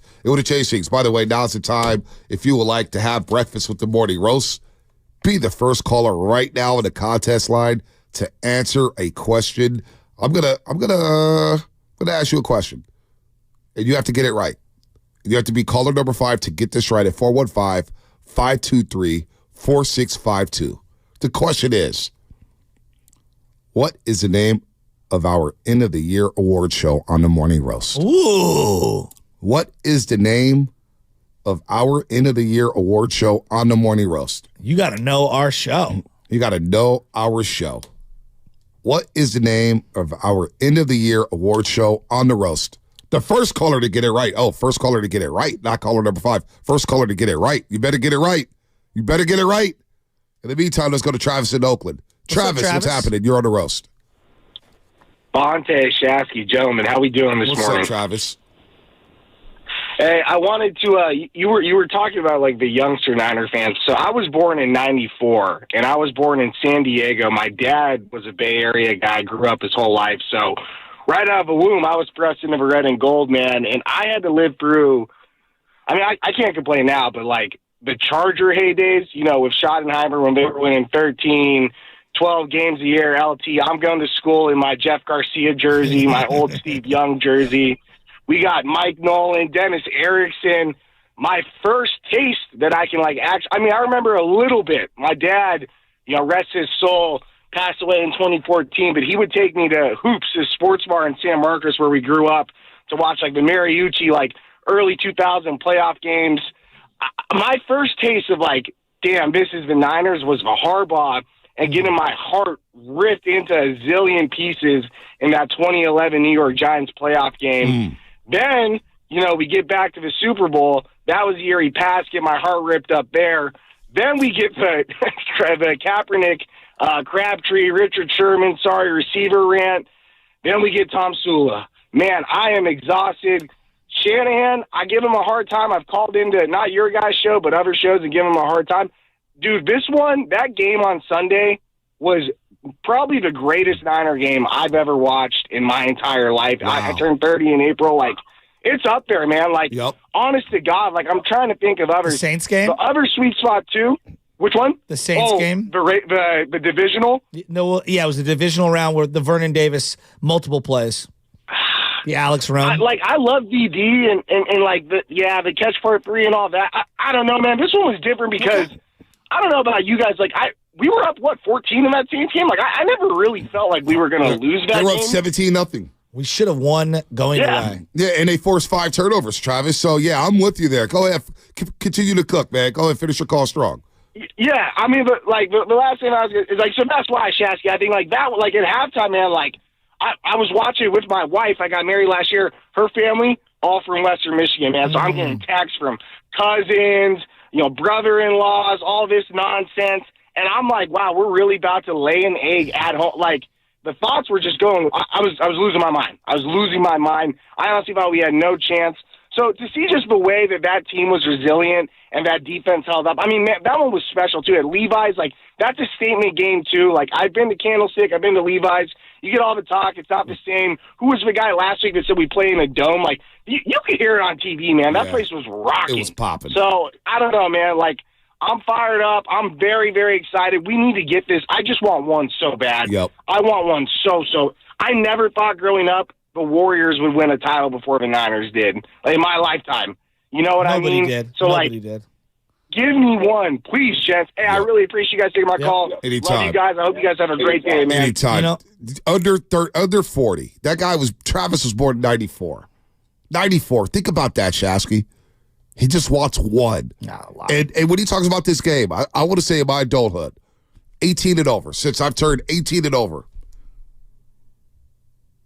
that Lions win is the greatest win I've seen in the 49ers franchise in my adulthood. I'm 41 now.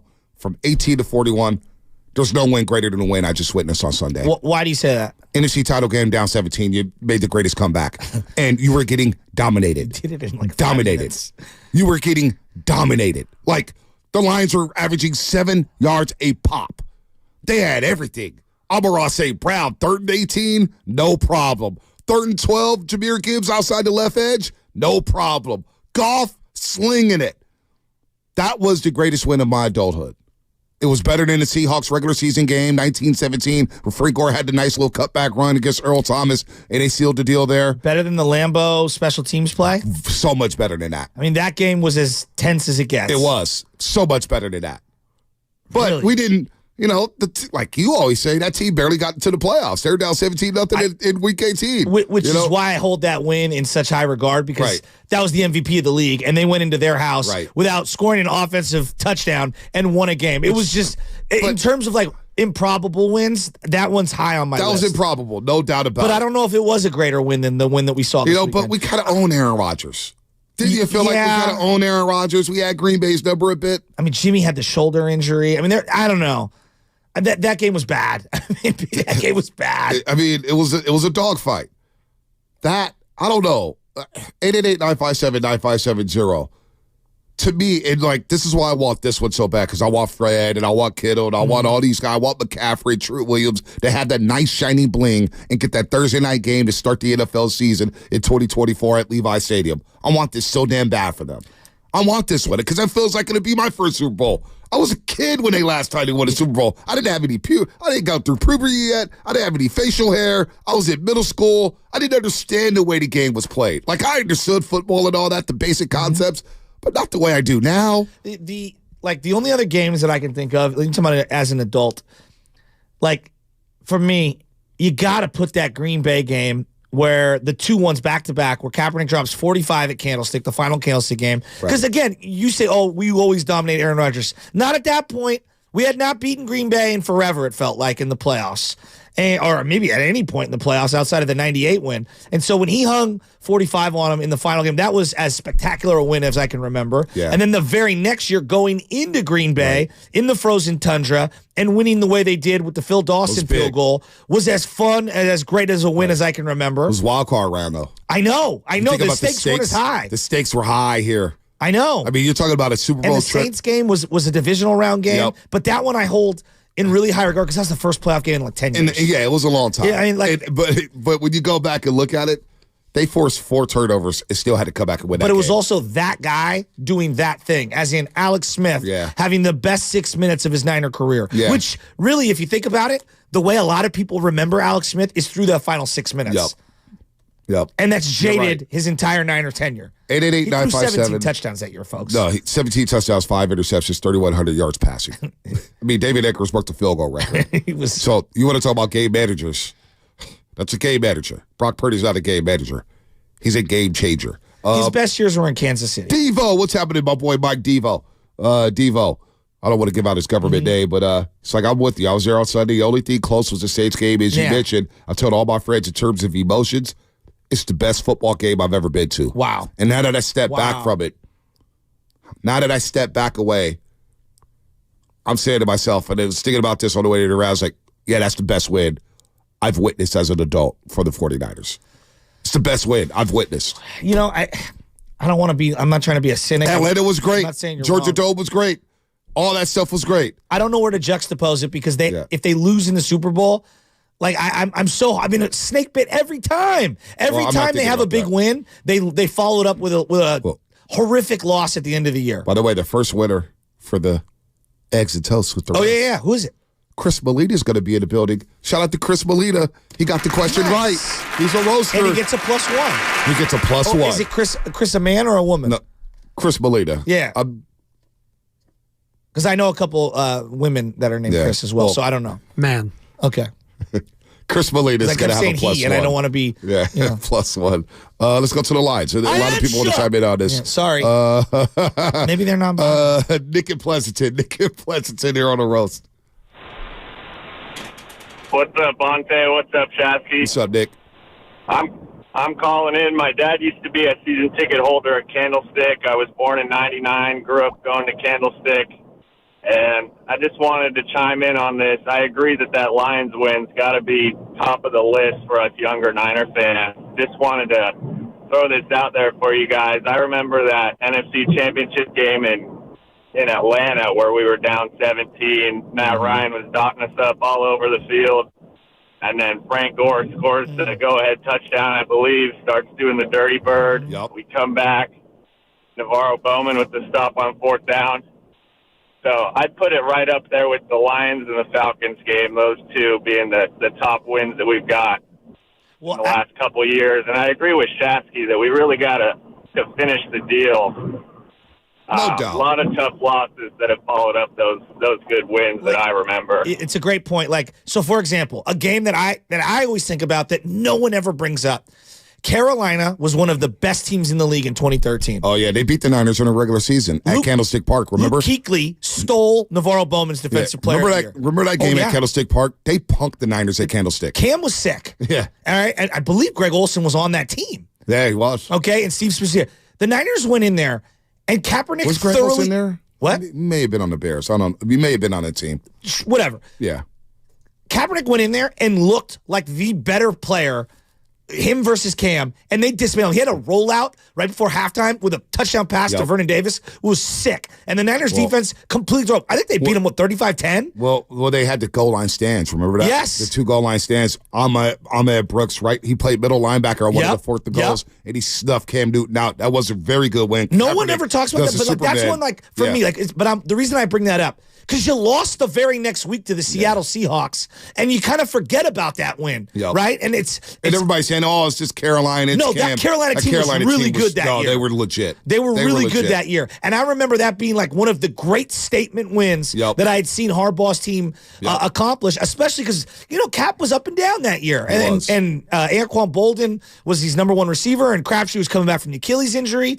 And it was right after the great dramatic win against Green Bay, and so you kind of forget about it. But the reason why I bring that up, when you lose the very next week, right, you forget about some of those wins. There's no doubt you got to win the game. We know that. And we'll get into that next week, and that's why I've been on the Super Bowl or bust type. It's always been Super Bowl or bust. It's always been that for me all season long. This season is about winning a Lombardi. But until we get to this game, until we get to next week, I do want to sit back and celebrate this NFC title game because there may not be much celebrating after next Sunday. You know what I'm saying? If we lose the Super Bowl, nobody's going to talk about the Detroit game. Everybody's going to say, whoa, we should have lost to Detroit. Oh, we should have lost to Green Bay. We weren't clicking. I already know what the dialogue's going to be. I already know it. I already got the playbook. So hopefully they do win so we can talk about this Detroit game being one of the most memorable wins in 49ers franchise history because that's what it was for me. Was it the greatest comeback? Absolutely. Consider the stakes. Consider you're down 17 at the half with the team that runs the ball the way they do. That's what I would agree with. That was improbable. I agree. That was improbable what we just witnessed last Sunday. And I know. So for me, that is the most, in my adult life, from 18 to 41, that win ranks number one for me right now. Okay. Unless they beat Kansas City. And then that's going to be number one, obviously. I wonder how many people agree with you. I'm just not sure where to put it at this moment. I know the boss hates when we go backwards. 2013, Niners-Carolina regular season, both 6-3. Yep. Carolina beat the Niners 10-9. Yeah, it was a physical football game. And then in the playoffs, I had the score wrong, 23-10. Yeah, I was going to say that. 23-10. I don't want to correct you. I was going to say 20-10. But it was a statement win. No, it was the two goal line stands early in the game where they completely dominated. Kind of reminiscent of December 3rd when they went to Philadelphia, and Philadelphia controlled the entire first quarter, but yet you look up, you're only down 6-0. And Carolina's team was really good. Really, really good. I mean, they went 12-4 and won the South during the height of the Drew Brees era. Let's go to... and Matt Ryan. Yeah, no doubt. No doubt. For you, Matt Ryan fans out there. Matt Ryan was really good, man. I don't know why you hating. I was giving him his love. I don't know why you hating. No, he was a backhanded compliment. It's all good. Sammy, I'm going to wait on him. I want to go to David Fresno. I love Dave, how what's selective happening? you are on this. Yeah, you got to be cool. What's up, Dave? Some artiste. Hey, good morning, guys. Good morning. Got my cup of Joe, morning roast. I'm ready to get it going. Let's go, baby. What you got? Let's go. Hey, so I got to talk about favorite wins, favorite 49ers win. I got to go to the last Super Bowl. I was, 10, 11 at the time. That jumpstart my love for the 49ers. I was able to watch it. To me, that was the greatest team ever assembled. And what we did to those Chargers, I don't think it's ever been done to any Super Bowl. We were the reason the salary cap came about. We had Jerry Rice, Deion Sanders, Ricky Morris, just to watch that and watch my favorite quarterback or my favorite 49ers, Steve Young. So 6 flawless TDs. It looked like it was a practice game. Like to watch that, and I want this so bad because I got that VHS. I don't know if you guys got that VHS, that Sports Illustrated one where it shows the whole season. And you guys, I'm tired of watching that. I had to go buy a VHS to keep watching. I need an updated one. Yep. Well, it's so on we YouTube. need to win this one. Well, I'm just saying, I need a new one. You need one in HD. Well, you need one in 4K. Miles in SF. Hey, Miles in SF yesterday tweeted, said, man, this Super Bowl win gets greatier by the year. He's right. We need one so bad right now. Well, so everybody has those, right? Those, like, year in review, Sports Illustrated. They used to be a 30-minute thing. They'd have a VHS. Yeah. They had those for the Super Bowl champions. They did them for every team. Yeah. I had the one from 2004 when they went 2-14, and I have it on DVD. And the highlight package is the punter and kicker. I swear to God, I can't make this up. Tim Rattay won, I believe, 2 overtime games in that year. So if you're a real Niner fan, a real one, you don't just have the Super Bowl VHSs. You've got the DVD from 2004 when they suck. If you're a sick individual, you have those DVDs when they suck. At the end of the DVD, they go, and a new era is upon us as they hire Mike Nolan to run the franchise. And it's like a slow-mo walking of Mike Nolan in a suit, and it's like, oh, God. You drunk the Kool-Aid with Mike Nolan. Who didn't? He wore a suit I know on exactly. the sideline. Exactly. When he wore the suit, I was all in. When Mike Singletary had a cross on the sideline and said, "I want winners," I was like, "Yes!" Oh, I cried. Old school. This is my guy. I remember watching that speech. I was with Julio, Chuck Zilla, in the front office, and I'll never forget. They got blown out at that game, and the Channel 5 went to the Singletary press conference, and my eyes started watering, and it was like, "We got our coach. We're back." We're back. And I went to the Pasta Bowl the next year with Singletary, the Pasta Bowl in the preseason. Yes. Oh, man, it was great. Took my little brother there. My grandfather and I are sitting next to each other. Mikey C and my brother are next to them. And I'll never forget, Singletary, I always say this, calls a timeout, brings the whole team together. In the Falcons game, yeah. Whole team together. And my grandpa, I love this. I've never seen this. Everybody's like, I love it. Very next play, Roddy White, like 60-yard touchdown. No, it wasn't 60. It was like 90. The very next play. That was 90, dog. He brought the entire team together. 100 people. Roddy White outran Nate Clements, and it wasn't even close. It was. And then Dre Bly actually had an interception in that game, and he started doing the high step and started playing with the ball. Fumbled. And Roddy White stripped him. Yes. And back-to-back years, Roddy White stripped the 49ers of us. But next year in the Georgia Dome with Taylor Mays had the block punt. Taylor Mays had the block punt. Yep. That's right. They lost 16-14 in the Georgia Dome. Let's go to the... I thought Singletary was going to be that guy. Yeah, I did. Let's go to JR in Albedo. Albedo, JR, what's happening? Or is it Junior? What's up, man? It's Junior in Albiso. Albiso. Okay, nice. Gotcha. What's up, baby? Yes, sir. Hey, big fan of the show, man. I just want to comment on the game on Sunday. I've been a Niner fan my whole life. Was born '88. Missed out on all the Super Bowls. But this game was the best game I've ever been to, man. The only game that can top that maybe would be when I was at the game when Barry Bonds hit 756. But just the magnitude of this game and the importance and how they bounced back after halftime, that forced fumble by Gibson just ignited Levi Stadium. It ignited the squad, and it changed everything, man. Levi's feels like home again. Yeah, it is. They're undefeated in the playoffs, and Levi is a perfect 6-0. So if anybody wants to crap on Levi Stadium not being a good home field advantage, Niners are perfect in the playoffs. You and I had this long conversation about how Candlestick, because of how many playoffs they had in a row, they had so many memories built into it, and how difficult it is to get home playoff games and build memories. In a 10-year span, there's a lot of memories at Levi's. Well, just playoff memories. They hadn't had a playoff game until 2019. Jimmy Garoppolo. The Minnesota Vikings game was the first ever playoff game at Levi Stadium. So these memories that have been made at Levi Stadium has happened over the last 5 years with Kyle Shanahan. I know. Like, Kyle Shanahan is on such a heater. If he could win the Super Bowl and they can continue to go on runs here, one day Levi Stadium is going to be Kyle Shanahan Field at Levi Stadium. That's what we're talking about here. Would we put a little sunshade and call it the Harbaugh sunshade? Over the players on that side. Harbaugh did make us go to the other side. They think when they come out of that other side for pregame warmups, I always think about Harbaugh every single time. It's so funny because they should be sitting on that side. He's smart. He's like, no, we need to be on the other side. Let the opponent. It could be 50 degrees, 40 degrees, and that sun gets you right in the eyeball. Dude, I was on that sideline. Why does that? I was on that sideline sweating. Tell me I'm wrong. Yep. It goes right to the eyeball. Let's get these calls in. We got full phone lines, man. Everybody wants to talk about this game. This for me, Bonte Hill.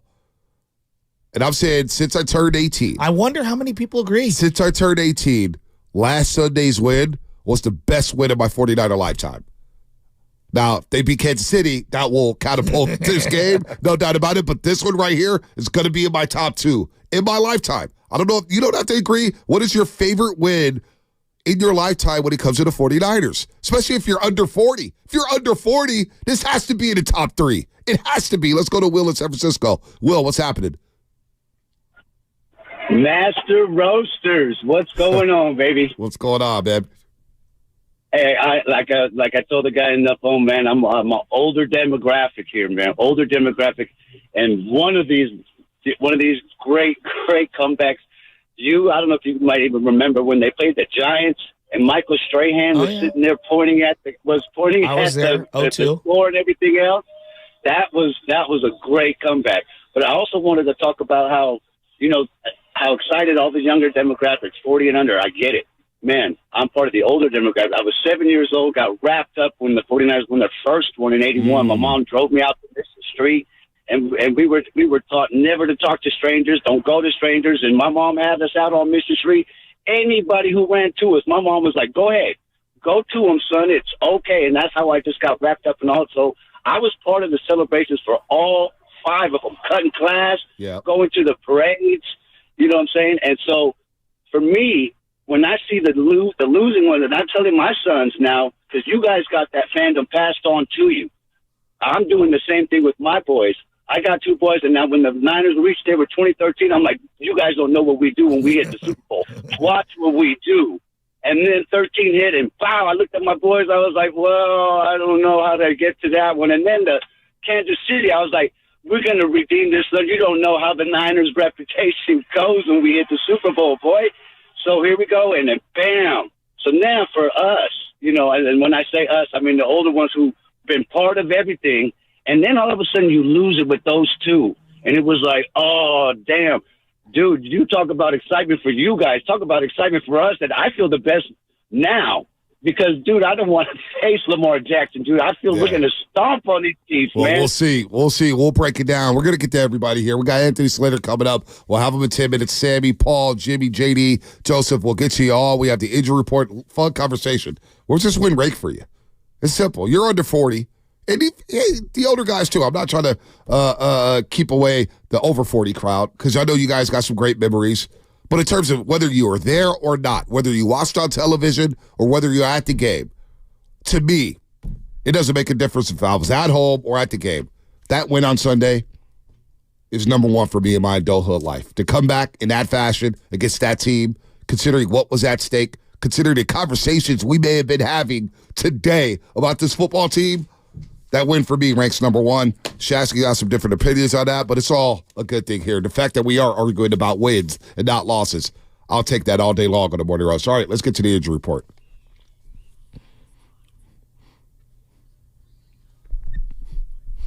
Ow! We're going to bite a kneecap off. All right, the Warriors not only got a good win yesterday, but they also received some good news. Moses Moody continues to recover from his grade 1 calf strain he sustained earlier this month. He was cleared to begin practicing this week. Head coach Steve Kerr hinted that Moody could return to action as soon as the next road trip, which begins on Friday in Memphis, Tennessee. Chris Paul is still recovering from a fractured left hand. He was cleared for light on-court work while wearing a protective splint on his injured hand. His next evaluation will come in 2 weeks. Will he still be on the roster? Trade deadline coming up February 8th for the Golden State Warriors and the rest of the association. The injury report brought to you by Boxer & Gerson, Northern California's premier workers' compensation law firm, helping injured workers get their lives back for over 40 years. What's coming up in the game brought to you by Fremont Bank, full-service banking, no compromises. Anthony Slater, our 95-70 Game Insider, to chime in on the Warriors, and then we're getting right back into the phone lines about the 49ers. Was that your favorite win on Sunday against the Lions? We'll take your calls coming up after Anthony Slater right here on The Roast. In order for small businesses to thrive, they need to be smart, efficient, savvy.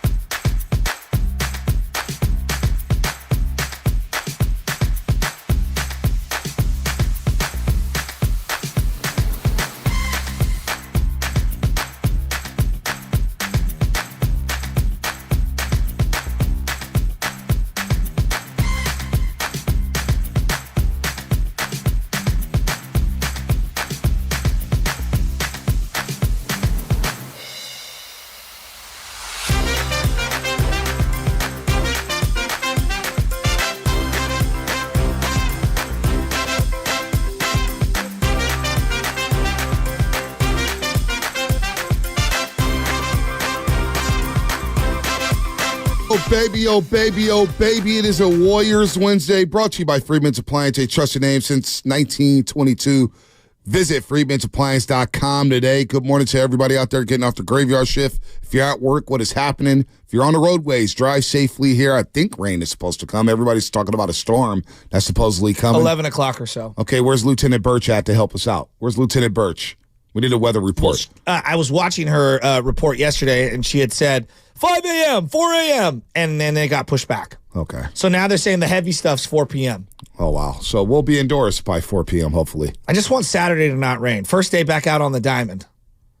Oh, really? Yeah, I'm really looking forward to it. Diamond, what's that? Baseball. You talking about diamonds in your ear? Baseball. Diamonds on your chain? No, I am not Mook Dog. No? You're talking about diamonds are forever. I'm not talking about baseball diamonds. Boy, you talk about not being in baseball mode. The Giants have done nothing.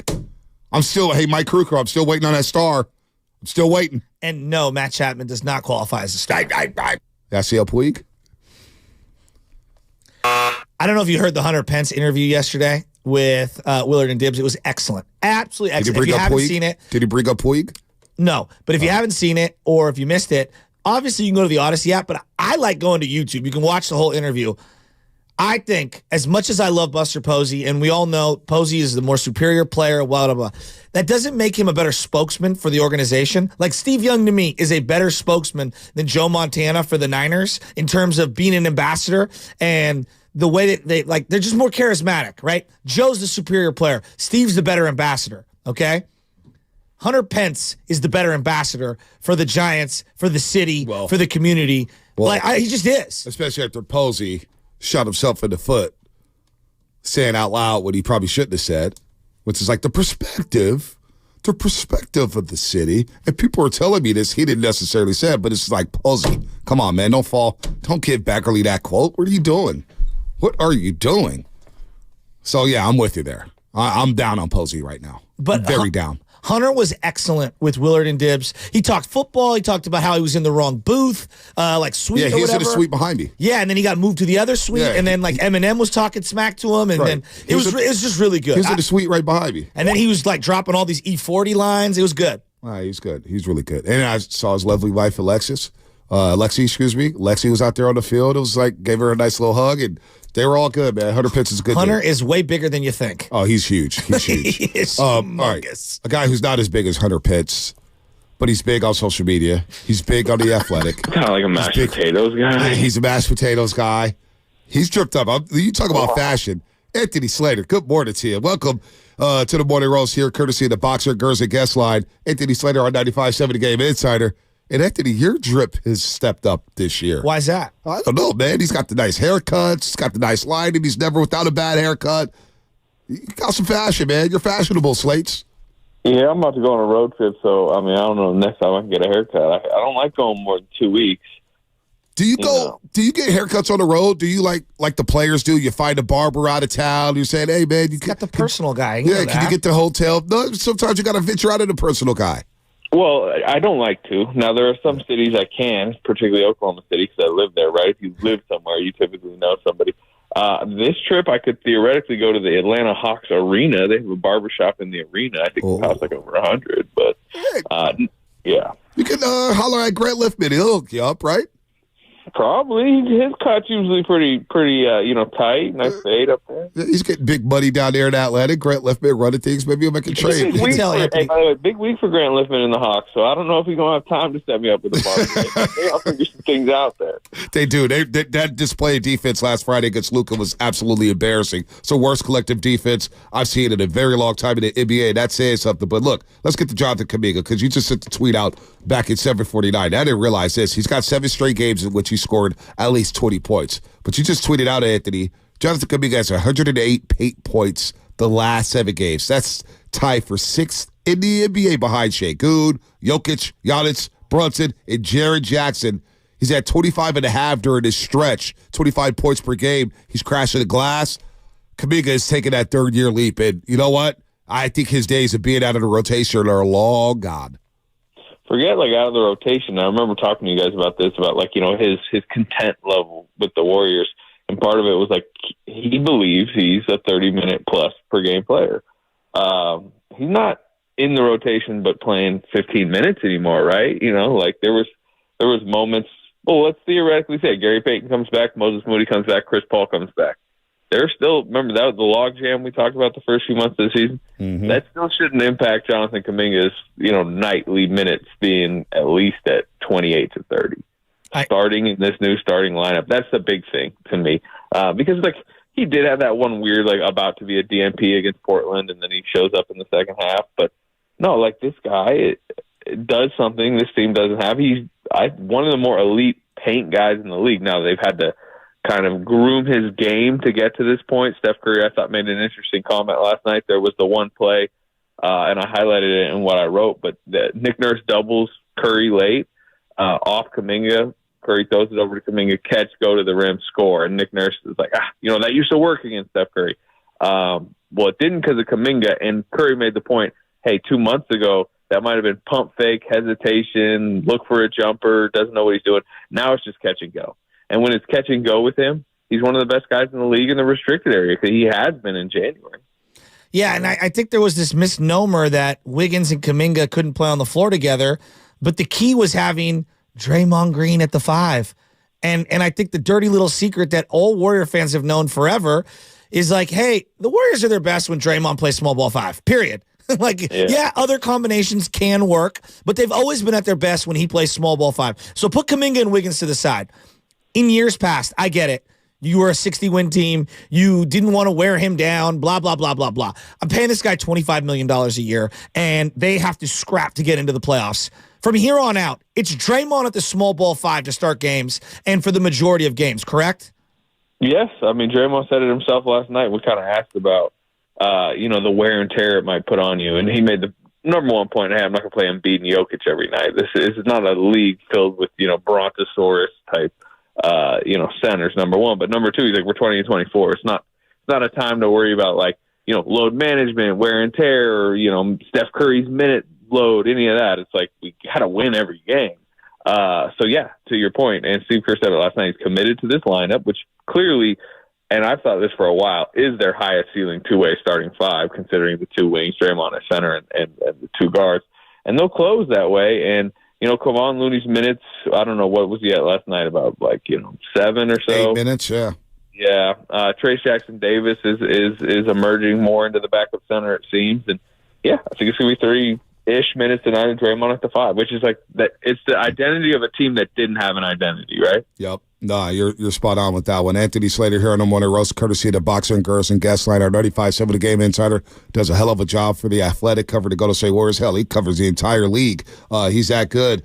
Andrew Wiggins. So let's say on this trio here, J.K., Draymond, and now Andrew Wiggins. And certainly Steve Kerr mentioned last night that he believes Wiggins has been solid for the last month. He's been trending this way over his last 5, double figures, 6 of his last 7, double figures. And the efficiency yesterday, 8 of 10 from the floor. He was 6 of 6 from the free throw line. And it looks like his aggressiveness is coming back on the defensive end as well, Anthony. This is a good sign for the Golden State Warriors if Wiggs could continue to string games like this. How many just layups, point blank layups that he missed in the first couple of months? Oh, all of them? Yeah. Every single one. Yes, where the play materialized just like any plays you would have seen in the last 5 games. He gets to the rim. It's a lefty layup over a not great contest, and it just rolls off the rim or clanks or whatever, or he's trying to get to 8 foot out or maybe even get to the rim, and it's, he kind of loses his dribble off his leg, and then he does the whole, kind of clap his hands together. Where's my rhythm? Right. That's gone.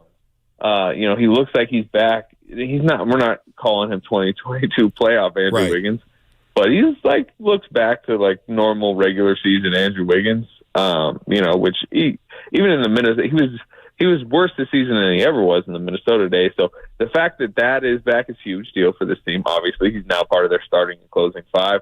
He's done it prior to the trade deadline, which I think is, potentially saved his future with the Warriors. If he's chipping in 18 per game, he's playing pretty good defense. He's a solid player at a reasonable price tag. What do we got? 7-8 days till the trade deadline? Is that correct? Next Thursday. Okay. Anything happening? Look, I kind of tried to sum it up in an article I put out yesterday. If anybody wants the full, grasp of why it's where can you it's a good primer. Where can you see that Athletic. article? No, it's a really good article at theathletic.com. Just type in Anthony Slater. I read it. Was it Sunday or Monday? Did you come out with it Monday? When did I put it out? I put it out yesterday morning. Yesterday morning, yep. Summarize.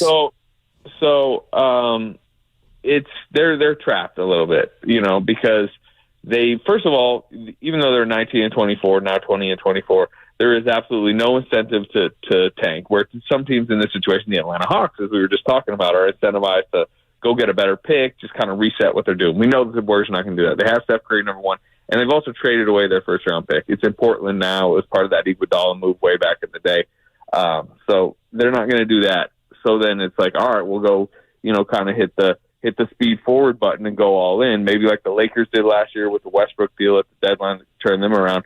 But the problem for the Warriors this season has not been their depth. It's been their number 2, number 3, number 4 type guys, right? Draymond not available because of suspension. Clay, he just isn't quite what he used to be. Wiggins is in the deepest slump that we've ever seen from him. It's hard. It's hardest to trade, especially at the deadline, for a number 2 or a number 3 than a 6, 7, 8 guy depth wise. So to me, it's not an easy fix for the Warriors. Siakam profiled as potentially the best guy they could get to fill that number 2 type role next to Steph Curry. He's gone. He went to Indianapolis. They tried to get in on that. They didn't. I think they're they might be active, although they're kind of dampering expectations on that. Again, I think there's contracts to move, but I'm not sure what's there that's going to, significantly change their situation more than internal growth right now from the guys that were struggling. Well, it could be some just moves around the margins. What if the Utah Jazz, because they've been inconsistent with a guy like Walker Kessler, for example. I'm just throwing him out there. This guy who's young, he's making $2.5 million per year. You'd have to match a contract because Looney's out of the rotation. And right now, Kessler looks like the better player. You think any little moves like that may be intriguing to the Warriors and Mike Dunleavy? I'll say this. I think center and wing are priority over guard. I think we all know. Center particularly, yeah. I mean, like, Trace Jackson-Davis looks intriguing, but he's still, not quite, polished. Right. I think Looney's rotation spot, as we mentioned, is definitely up for grabs. Walker Kessler's too ambitious, I think, from you, because he's still in his second year. He's still at a kind of elite rim protector. I think Utah's pretty protective of that type of young talent. Mm-hmm. The guys I would look at, like Nick Claxton's on an expiring deal in Brooklyn. Yep. You don't know about his future. Mm-hmm.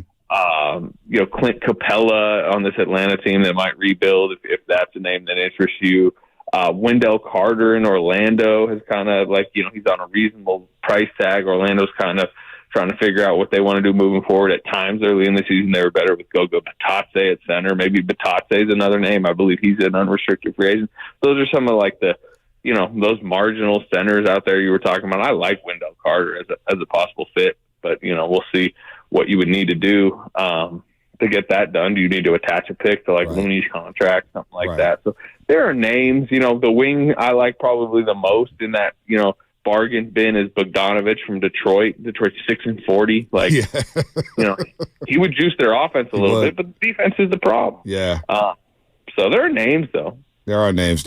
All right, real quick before we let you go, and I know you're going to go out on the road, so we'll talk to you next week when you'll be in. By the time next Wednesday, you'll be in Philadelphia, and we'll see about Joel Embiid's status, and Maxey should be back there. But that'll be, the fourth game of a 5-game road trip coming up, and it's pretty huge for the Warriors going into the break. But Super Bowl thoughts. What are your thoughts about the Niners, man, outlasting the Detroit Lions? Give us your take on that, Slates.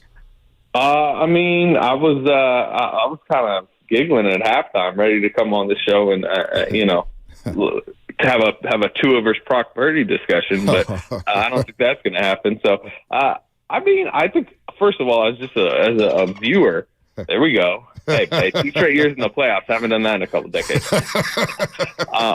No, but I'm excited for the matchup. Right?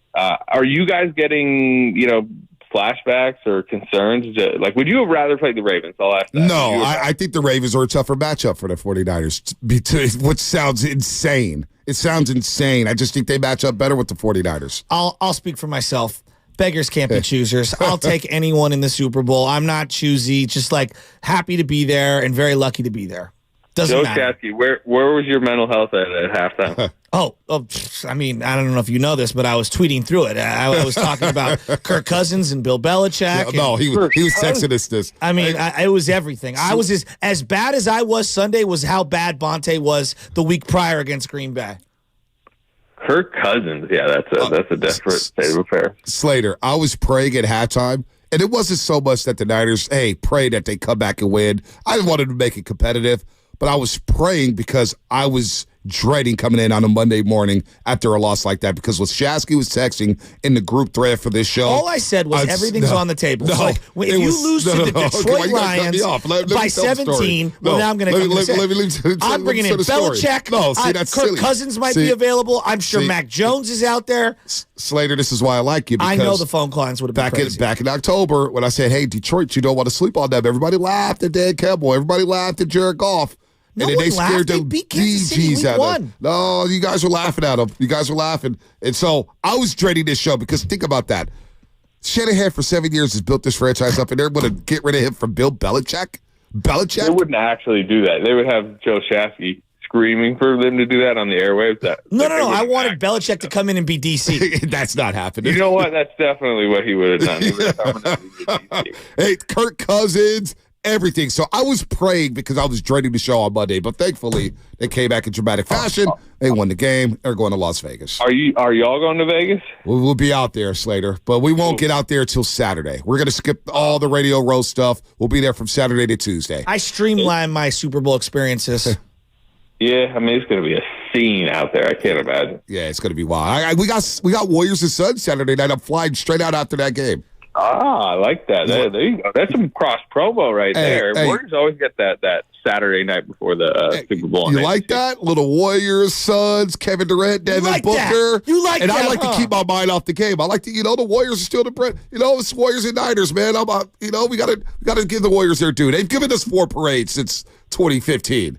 My favorite the Saturday night before the Sunday Super Bowl ABC game, I was covering the Thunder. Thunder came out to the Bay Area. I remember that game. With KD. Yep. That was a year before he leaves. It was a great game. And then Durant stays over in the Bay Area. Takes photos at the Super Bowl. Takes photos at the Super Bowl for the Players Tribune. And then decides, I kind of like this Bay Area. It's pretty nice. That game, Oklahoma City Thunder, they opened up with a 9-0 lead, and Kevin Durant had a 3 at the end of the game to tie it, and he missed it. And that's when I thought, oof, the Warriors play OKC in the playoffs is going to be riveting. And you know what? It was. And then we stole Kevin Durant, and we stole Anthony Slater. Slates. Good stuff, man. Safe travels on the road, man. We'll be following your work. Have fun in Memphis and Atlanta, and we'll talk to you next Wednesday. All right, y'all. All right. Anthony Slater, our 95.7 Game Insider, courtesy of the Boxer Girls and Guest Line. That was a great game before the Super Bowl. Can I ask a question? Why do you pretend like our audience isn't just like me? Why is it always Joe's the exclusive psychopath when we know damn well that if we would have lost that game, the amount of wild suggestions Niner fans would have been asking for or would have been all over the map? I don't think you listened to me the last 3 days because I said I was dreading this show. Not just because of you, because of all the callers and because of all the wild things. You're one of us too. Don't pretend like you're above the fray. No, I'm not. I don't act like I'm above anybody. That's the problem. I'm a man of the people. But I am above stupid things like bringing in Bill Belichick to call the defense. Oh, let's bring in Bill Belichick to replace Shanahan. Let me call me. No. Full disclosure. Now, since you're coming at me and since you want to be sensitive about everything, let me call me last week. And he said, I had a call with Shaskin. If Shanahan doesn't get it done, what do you think about bringing in Bill Belichick? Oh, yeah, as that's head coach? A thought. Yes, and I was absolutely. like, you're out of your mind. And I almost hung up the phone on him. I was like, realize how incredibly stupid that is? How? He's the We're greatest going to just coach of all dump time. Shanahan after building his franchise up? Come on, man. I didn't say Belichick who can't draft a wide receiver to save his life? No, that's why John Lynch is in place. And then everybody starts talking about quarterbacks. Oh, let's replace Mark Purdy. I was dreading it. Everything would have been on the table. That's why I was dreading it. Because I didn't want to talk about it. It would have been silly talk. Shanahan's not going anywhere. He just signed an extension. Think about how stupid that is. Oh, let's get rid of Shanahan for Belichick after he just signed an extension in the first month of the season. Well, I mean, Chip Kelly had a 4-year deal. Yeah, Tom Sula had a 4-year deal. Come on, you're not doing that to Kyle Shanahan. Well, They're not Kyle Shanahan. I know, but I'm just saying we act like Kyle Shanahan, man. We act like the guys don't get fired with multiple years on their contract. You don't fire a guy after leading a team to the NFC Championship game. I understand that. For 4 times in 5 years. You don't do that. That's insane. And to me, that's childish talk. So that's why it's not just you, it's everybody. So I was praying damn, tomorrow's show, and I'm looking at the text, and I'm like, oh, my God, what's going to be talking about? So Belichick is crazy, but saying that Kirk Cousins is back on deck is not crazy? Kirk Cousins. Yeah, because Shanahan doesn't trust quarterbacks. The head coach is not going anywhere. Brock Purdy only makes $900,000, and Kirk Cousins has a chance to leave. It's more realistic. Thank God they won. Laughing. Thank God they won. Jeez. We would have all been going crazy. 3 NFC Championship Nobody's games. pigeonholing you. It's everybody. Stop. Don't project on me like that, man. That irks me. It does. Have you ever seen the Us Weekly? They're just like us. We're all the same. We're all crazy. We're all trading everybody every week, every sport. No, that's what you guys do. That's I don't what we trade do. everybody. That's what a sports fan does. I'm not trading everybody. Sports fans don't just sit back. I know. Everything's great. I know. That's why sometimes I need to put the journalist cap on and just have some perspective around here saying, hey, these journalists around here are basically team employees these days. This ain't Madden. This ain't this. This ain't Madden. This ain't NBA 2K where you can just, you know what? I'm going to trade this guy for that guy. Boop. It's going to happen. Well, I mean, it don't work like that. Left and right. It doesn't work like that. Let's go to Jimmy and SF. Thank God they won. Yeah, thank God they won. You damn right about that. Thank God they won. And hopefully they win Super Bowl Sunday because I would dread that show just as much as I would dreaded Monday's show had they lost to the Lions. Because the Super Bowl show, if they lose the Super Bowl, that show ain't going to be any damn better. It's going to be a train wreck, too. Jimmy and SF, what's happening? Bang, bang, baby. You heard? Hey, shout out to Shafty, man. We walk the same road, bruh. I'm from the Excelsior District, E-Mob on mine. You already know that is Shafty. Let's go. Right across the street from Balboa High School in between Safeway. Let's go. Alamany Boulevard, you already know. The worst Safeway ever. You know, I went to Sunset. Exactly. And then I went to the Sunset because my mom wanted a better life for me and my brothers, you feel me? So I ended up going to Abraham Lincoln High School, breaking into Bonte, because I ain't never seen a Turkey Bowl victory. Just like I never seen a Super Bowl victory. I'm 41 years old. My birthday's on January 26th. My mom, 88, 89, instead of having a birthday party for the baby boy and the three brothers, had a Super Bowl party. She had Die Hard. Jimmy, you said you went to Balboa? Jimmy, you said you went to Balboa? No, my two buds did. I went to Abraham Lincoln. Oh, so you're class of 2000?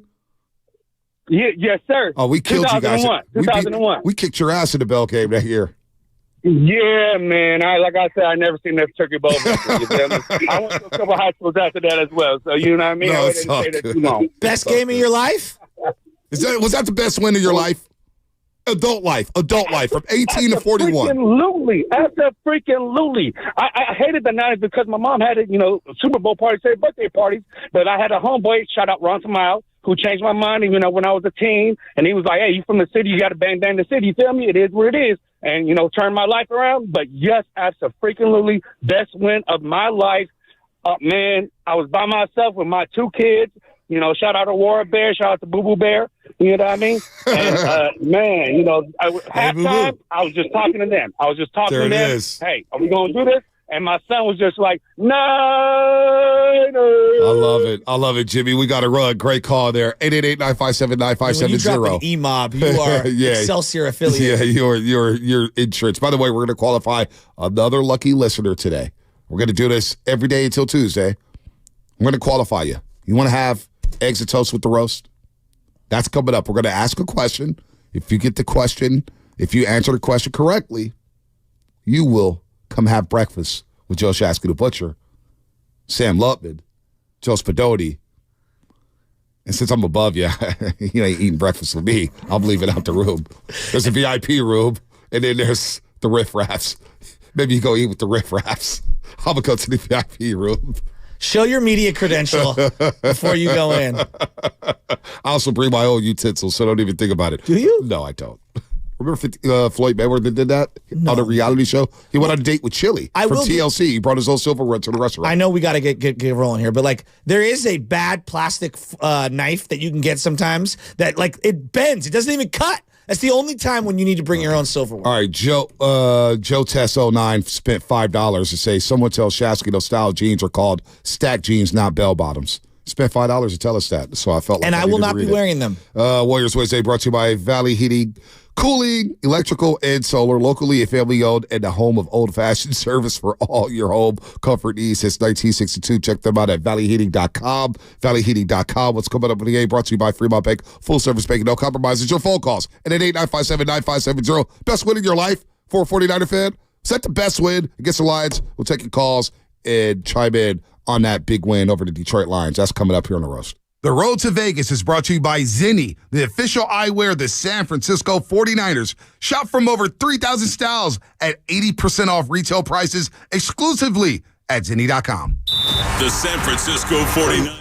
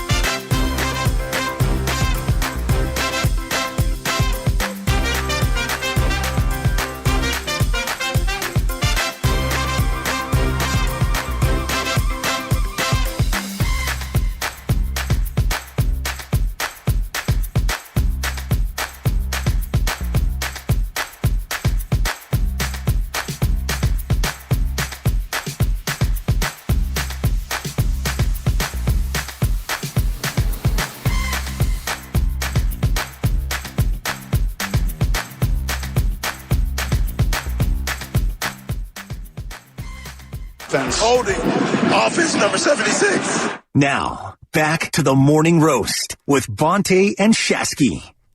How would you like to have breakfast with the roast? Eggs and toast with the roast. Eggs and toast with the roast. Eggs and toast with the roast. Eggs and toast with the roast. And the question is? The question is. Oh, I forgot about that. Man screams in cave to himself. Be the first caller on contest line to answer this question correctly. You guys think I'm the bad guy. And you will win one of the 10 spots available. Call our contest line right now. 415-523-4652. 415-523-4652. And the question is. What is the question? What college did Bonte Hill graduate from? What college did Bonte Hill graduate from? Who's putting these questions together? Sam Lutman. Is that easy? No, it's a good one. Yeah, it's not. Could be City College of San Francisco. Could be Chabot. Could be. You got to Google it. Foothill. Could be College of San Mateo. Could be Cal Berkeley. Could be Stanford. You don't strike me as a Cal Berkeley guy, though. More of a Cal Berkeley guy than Stanford, right? No, I could be that. Shout out Laura Wakefield. Shout out Laura Wakefield, a new mama. She's a mama now. I think you could be more Stanford because I find the majority of Cal grads very insufferable. Like they put it right in your face. No, Cal. There's a lot of good Cal grads. I got a lot of buddies from Cal. Don't say that. That's not everybody. Oh, maybe it's not everybody. Maybe you just made a bad apple. Statements here. Maybe just Cal guys are good. I love Cal. Cal's the better party school. For every Sal Castaneda, you got about 10,000 others that just. No, that's not right. You got Sal Castaneda. Dude, my nephew's. You got Justin LeBall. You got Matt Payne. I know a lot of guys out there who went to Cal. A lot of good dudes. Oh boy, Terrence. What up, Terrence? I think he's still living in L.A. A lot of good Cal guys. Marshawn Lynch. Marshawn Lynch. Deshaun Jackson. Nate Longshore. Nate, do not. Jeff Tedford. Longshore. Jeff Tedford turned Cal into a powerhouse. Brandon Mebane. All right. Was Aaron Rodgers till a couple of years ago. Yeah. Nate Longshore. Come on now. Javid Best. Love Cal. Love Stanford. Chase Lyman. Jeff MacArthur. So what college? We're just naming players. Chase Lyman broke his leg in that game against USC. He got St. Francis High School. Yeah. Jared Goff. Jared Goff. Jared Goff. How about that? It's a long offseason for Jared Goff. Question is, what college did I graduate? Could have been San Diego State. What if I went to San Diego State? Go Aztecs. Marshall Falk, and Tony Gwynn, Kawhi Leonard. Ooh, I'm a Sean Penny. I tried, Good call. They had a great sports journalism program. Did they? My cousin Deja went down to San Diego State. And their home stadium used to be in Jack Murphy Stadium. Yes. Now they have their own on-campus stadium. Do you know who had the most home runs ever as an opposing player in that stadium? Not Barry Bonds. Yeah, it was. Gosh. There you go. Yeah. Bonte wanted to graduate from Florida State. You damn right I did. Damn right I wanted to go to Tallahassee. It was like 7 years straight. No, I may be hyperbolic here, but there was a good run where Florida State was the number one party school in all the country. I remember Girls Gone Wild. Remember that whole thing? No, don't remember it at all. No, don't remember that at all. And the commercial that used to be on right when I'd get home when I was hammered and like, whatever, 17, 18, 19 years old. Right. You know that late night commercial would be on? You can order all these VHSs for $7 a month. Oh, yeah. Comedy Central all the time. And you better believe it. You better believe we all thought about buying those VHSs. We all thought about it. Oh, you bought them? It was like Columbia, the CD. Remember the Columbia CD thing? Buy 100 CDs for a nickel, and then I'm going to charge you thousands of dollars nonstop. Let me know who the winner is. I ran into Dan Hayes, offensive coordinator for City College. He's been there forever. Yeah. Reardon High School. Jamie Hayes, of course, the sister. Obviously the wife of Dan Hayes, but also the sister, the big sister of Mark Wog, Brian Wog and stuff. They stopped by the gatehouse yesterday, and it was great to talk to them. They said, hey, man, you guys have a lot of fun on the roast. I said, well, what time are you listening? Because it can be kid-friendly at times. People ask all the time. They're like, what's going on with you two? You guys okay? I'm like, yeah, that's what brothers do. Me and my brother compete at everything. Yeah. All right? He's my best friend and my number one enemy. Yeah, somebody said it on chat yesterday. Somebody asked me a couple of weeks ago at the Warriors game, do you not like Shasky? I said, trust me, if I didn't like working with him, I would not work with him. I think I would pivot the night so quick. I think I've come to the realization, those that get this show have a crew of friends exactly like us growing up, and those who didn't probably didn't have a lot of friends growing up. Because the way our friends were, the more we loved you, the more we ripped you. Yeah. Incessantly. What do I always say? I always say, if I can't talk smack to you, then we can't be friends. I can't be around sensitive people. My buddies ripped on me all the time, and it built thick skin. I watched it in high school. Well, if I didn't learn how to cap or clap back, remember my sophomore year at George Washington High School, guys are getting on me all the time. I was like, dude, make it stop. I would not even go to the back of the bus because I knew, oh man, here they come, and the jokes will start coming. And then finally, you're like, you know what? You got to clap back. You got to dish it out. You got to dish it out, and it's all good. It's all good. Nobody's going to get mad. It's not hazing. Yeah. It's a rite of passage. All right? Yep. That's what we do here. Yeah, no doubt. So, Juan Valencia got it right. And what college did I go to? What's that? What are you doing? The radio audience has no idea what you're doing. Let's go. What am I doing, Spinoni? Explain what I'm doing here. It's a gator, baby. He's chomping. And we ain't talking Florida. We're talking excited. San Francisco State, baby. Go Gators! SF State, the real swamp. Oh, the real swamp. Which reminds me, I live right near San Francisco State. Driving by Lake Merced, I've had a beef with the amount of RVs that are parked. It's dangerous, period. I don't care what anyone says. You would not want your daughter, wife, child to be walking around the lake or running around the lake, which should be a safe area to exercise and just for all these college students and whatnot. On one side, I had counted 45 RVs. This was a couple months back. Well, they the fact that you're counting RVs is something. No, because it makes me angry. And then I posted it on 311 or whatever, 311. What? No, you called 311. I did. I was pissed. Let me stop interrupting. They need to clean this up. This is my neighborhood. I want my son to live in a clean community. All right? I don't want it to be dangerous. I don't want these people breaking into, all kinds of things. It's dirty, too. They literally are dumping their garbage right on the ground. You could see it right outside of the RVs. 10 blocks away from there. What? You live 10 blocks away from it's there. Technically 4. But my point is this, is that it was bothering me. Well, Shout out to the SFMTA or whoever the heck did this, the supervisors.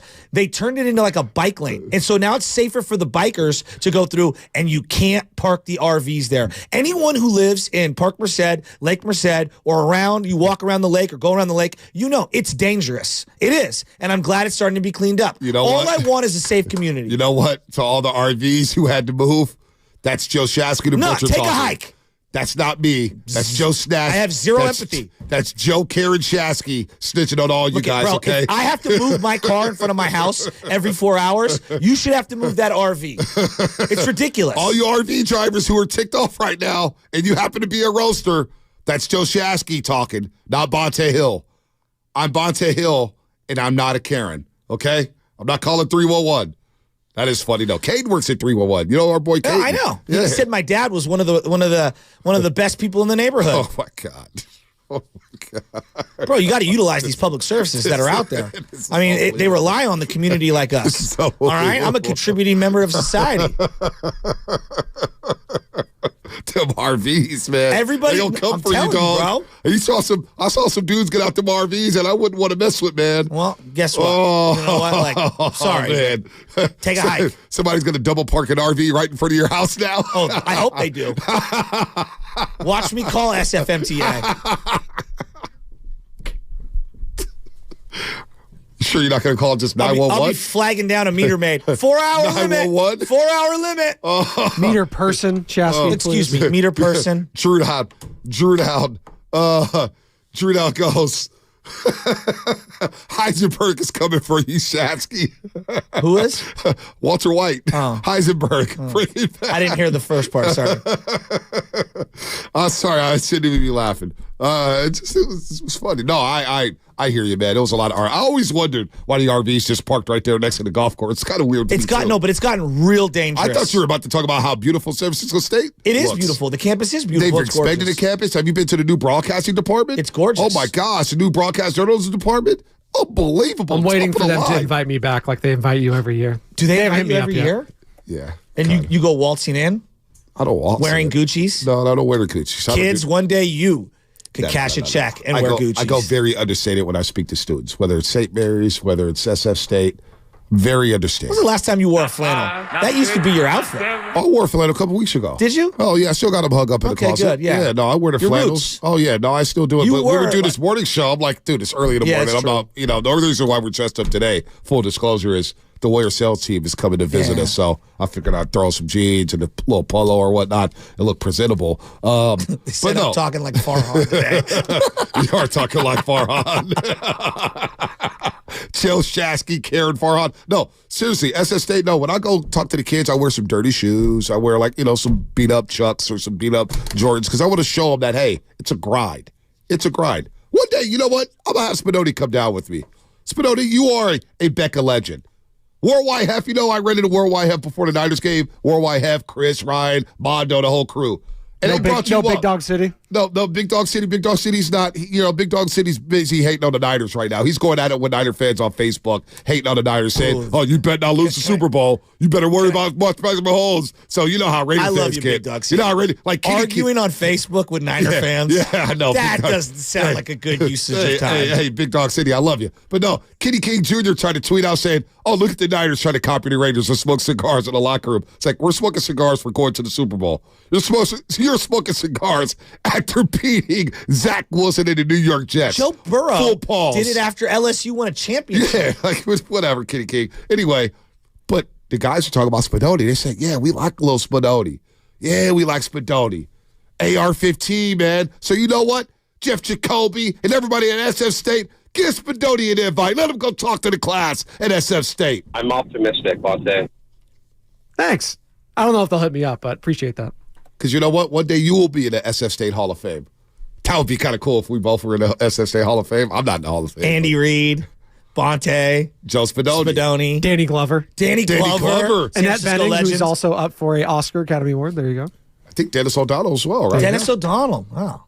Ray That's Ratto. a name I haven't heard in a long time. Whitey Gleason. Whitey Gleason. Heard from him not too long ago.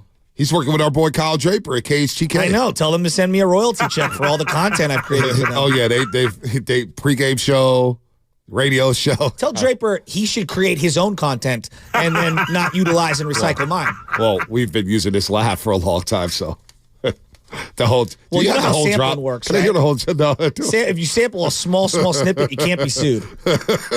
How do you think Puffy's gotten away with it of all these years? I've had enough. TRV. RVs, Farhad, Posey. I wondered, that's why Shohei didn't sign. He drove down Park and says, yeah, too many RVs out here. Hey, bro, I'm telling you. Garbage bags out of these RVs. And it's like, come on, man. Like, it should be a clean, safe area to go. Do you think they make eggs in those RVs? Could you make a good breakfast? Would you eat a good breakfast? It sounds out of like an a RV? fire hazard. Just being real. So Joe Shasky needs permits to have, a new kitchen put in properly with the proper ventilation. But the RV could just, hot plate a bunch of eggs, no problem, no doubt about it, no permits needed.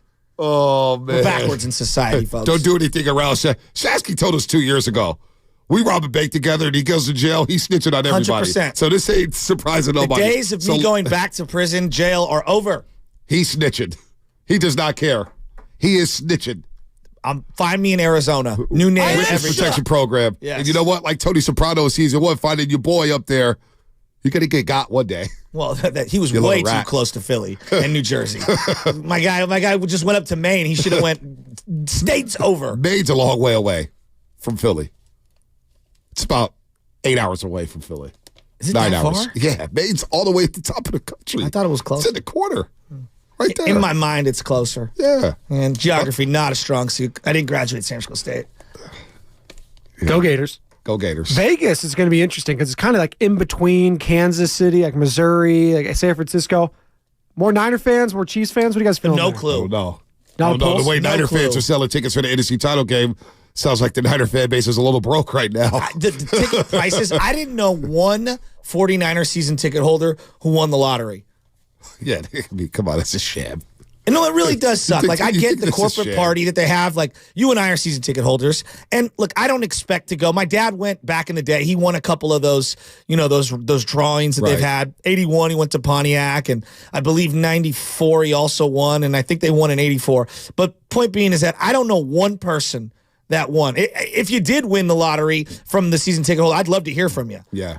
Because I have no idea what the face value is and where you're sitting if you win. Is it prorated to where you're sitting within the stadium? I have no idea. No idea. By the way, Comcast Business X line before we get back out to the lines, because I can hear Matt Nahiga right now. Look. You guys talked RVs and eggs for 19 minutes.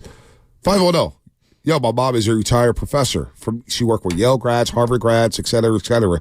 She has always said her most impressive students were ones out of the CSU system, the California State University system. Shout out to the CSU system. And right below that, the 408, Spadone. Open invitation to speak at San Jose State to their journalism class anytime. Pull up. Wow. On your way to Monterey, just stop off. I was going to say, it's a little bit of a drive. Yeah, I got kids and stuff, but I'll try to make it out there. I'll try down to San Jose State. Get out the house. Somehow, some way tells me Jade's not going to fall for that one. I got to speak at this college. Please.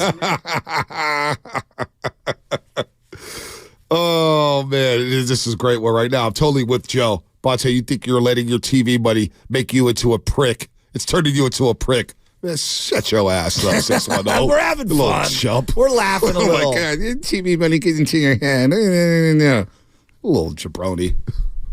Lose the text line number. David in Tucson, what's happening? It's so underrated.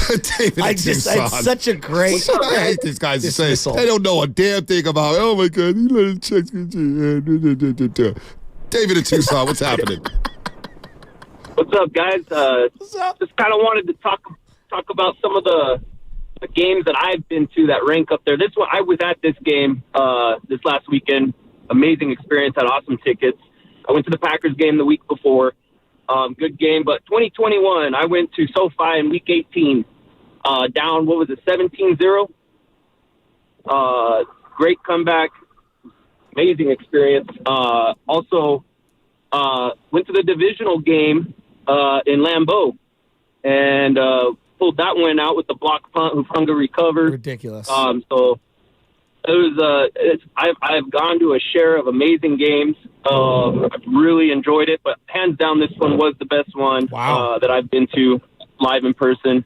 And just to touch Shafty a little bit on that, the whole everything's on the table, man. That's crazy talk. Shanahan can't go anywhere, man. He's got to stay. He's the answer right now. Belichick's not even the answer for that. Were you saying that at halftime? It's okay to admit it. I was saying.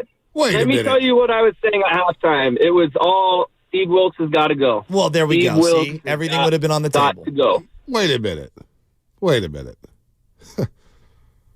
Were there people at halftime actually thinking about firing Kyle Shanahan? No, not that. Just like everything needs to be evaluated, I think, is when I say Even like the head everything's on the coach? table. No, not the head coach. Okay, all right. But like, just how they're philosophically running things right now, like bringing in Steve Wilkes to run Kyle's system, not Steve Wilkes' system. You cannot lay an egg in the NFC Championship game when you've been the number one seed all year long. I mean, they're getting throttled. They've been all season long. He didn't get the number one seed until Philadelphia lost to Arizona. That was December. Yeah, so okay, whatever. I'm just saying. You did start off 5-0 or Those whatever are fine. it was. They lost 3 straight. True.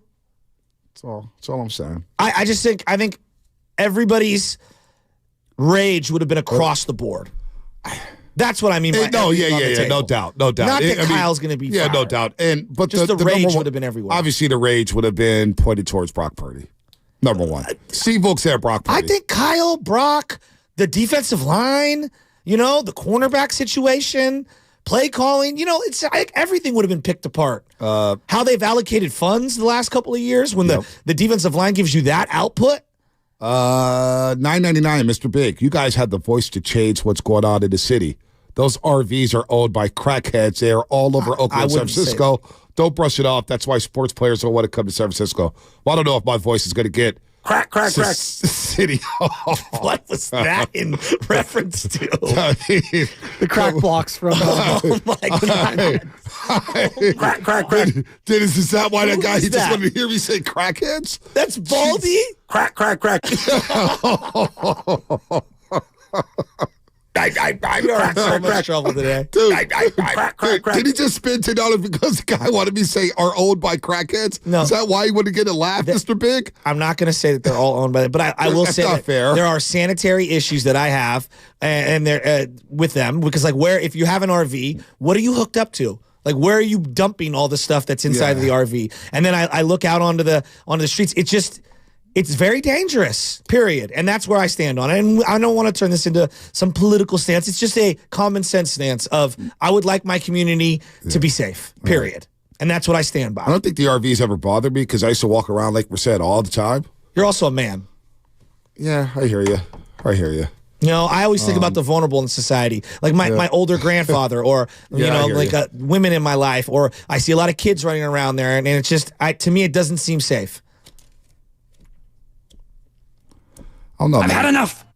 I will continue to move on here because I have some thoughts on that, but I don't want to go down that lane. So let's go to Waterman and Corte Madera. Hey, Waterman, what's happening? What's up, fellas? How we doing this morning? I'm good. I'm laughing. That's a good thing. We're all over the place. The trailer thing's got me shook a little bit. I won't lie, but it's good. It's good. Playoff rankings. To me, I'm 42 years old. The catch to, Steve Young to Owens in the last seconds to Green Bay again at the stick. The utter joy with my family jumping up and down in the house, hugging each other was pretty special. But I think for just pure, just like satisfaction, ultimately when the Niners beat Dallas in 94-95 to go to the Super Bowl with Young, that was pretty special because it was a dominating win. And I don't know, I feel very differently about how the Niners have been winning. Yes, these last 2 weeks, I think will always rank. They're in the top 5 for sure. They can't not be. They're not going to be the number 1 for me just because there was too much stress, I guess, put on me, and that's the way I rank it. Is the stress level was way too high? Because after the Green Bay win, I was saying to myself, man, that the Niners can't be They cannot play a worse game or as equally bad game against Detroit and expect the same outcome. But the fact that they were able to come back, of course, will always be so special. Yep. And it also kills all that hype of Shanahan can't come back. Exactly. This team isn't designed to come back. Purdy can't do a game, can't be the game winner. And what I love, not that I honestly pay attention to a lot of the national media, but I love that this game came right after the Green Bay game with the comeback because the narrative had already come out of, was that really a comeback for Purdy? Right. It was only 4 points, blah, blah, blah. It's 17 points, unanswered, and then, of course, winning by 3, going up by 10. It's very, very special, guys. So, thank you for taking my call. I agree, Waterman. Have the goalposts moved? I mean, even though they've won the two, I know where you're going. Even though they've won 2 comeback games back to back, if they lose to the Chiefs, all the people, I'm not going to be one of them, but all the people are going to come out of the woodworks and they're going to say, Kyle can't win the big one when he just won 2 big back-to-back games. Well, the goalposts keep changing for Brock Purdy. Well, that's because undeniable. They came back from 7 points down going into the fourth quarter. But it wasn't enough. We've had articles written about the Niners. Hey, we know they can get a lead and blow teams out, but what are they going to do when they fall behind? And they fell behind in 2 of the biggest games of the season. 2 of the biggest games of the season, back-to-back, win-or-go-home games.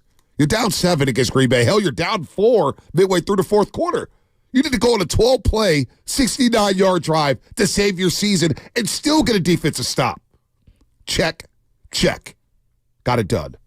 Now you're down 17 at the half in an NFC title game against a team that is humming.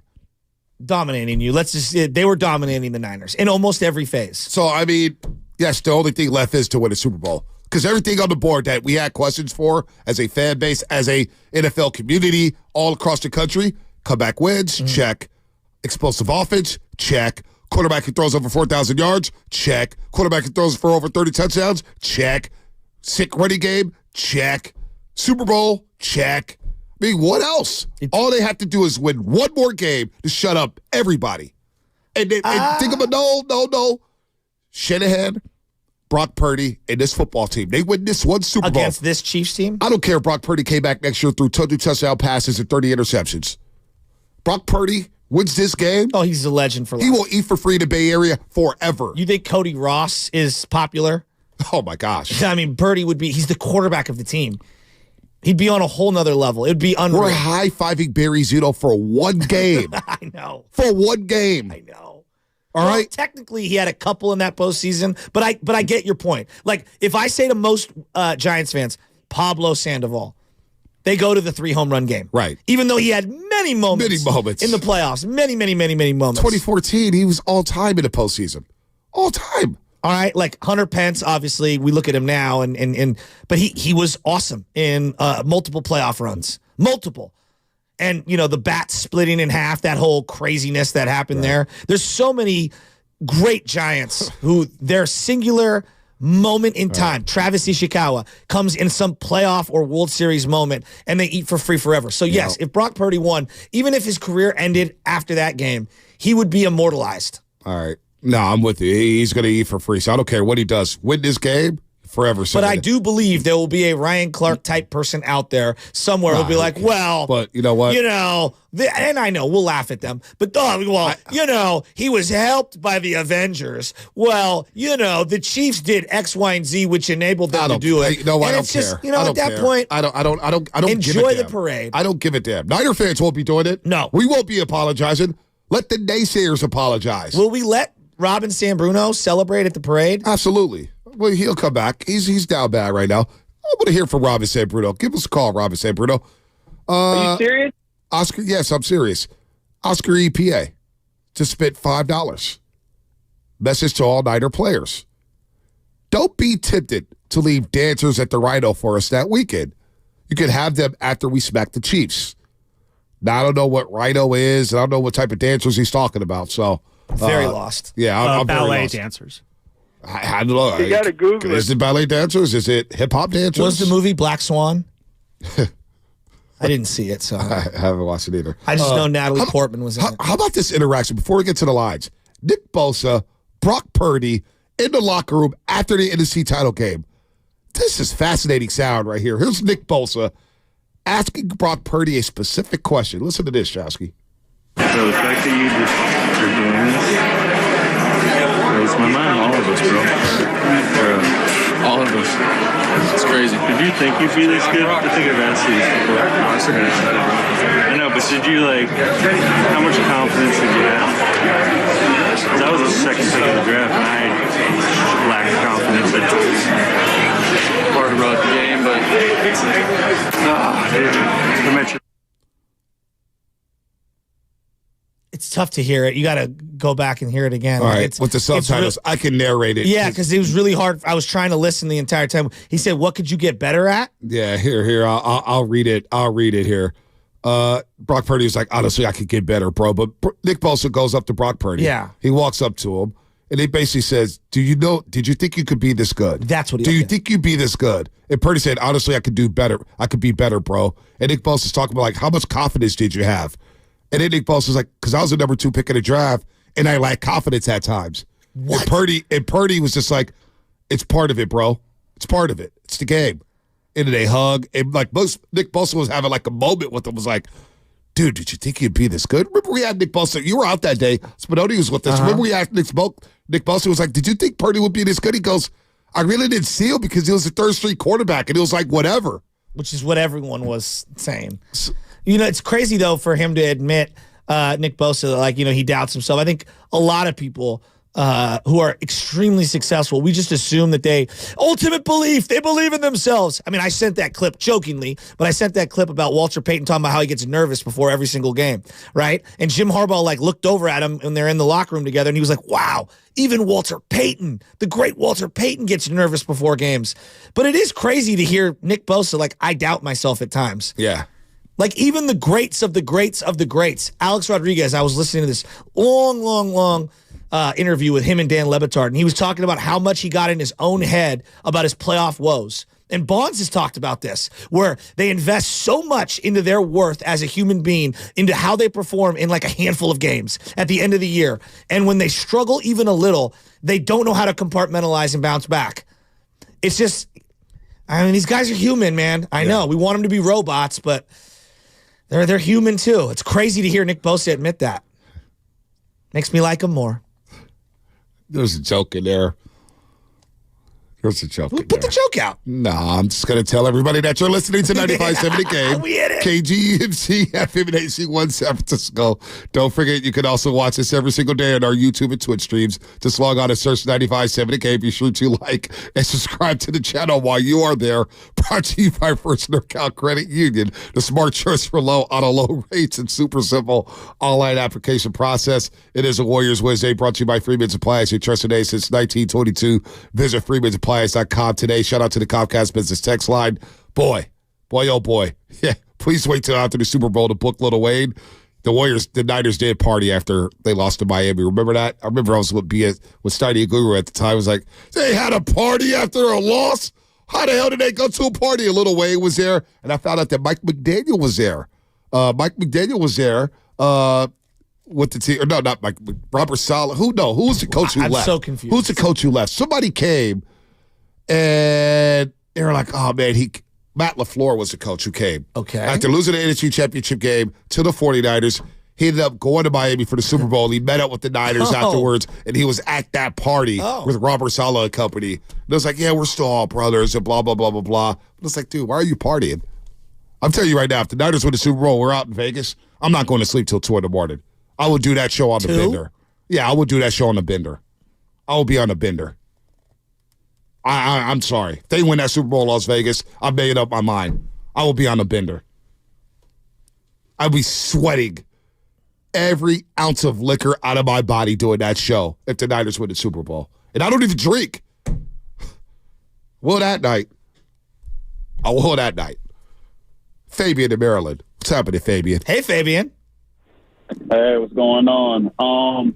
Now, for me, as far as the best games and just what the Super Bowl would mean, I moved up here to this country from Jamaica to Maryland when I was in 94. And I just remember watching ESPN, seeing the Niners, and not knowing much about football, but just being like, that's the team I'm gonna roll with, and it's been that day. It's been like that since that day.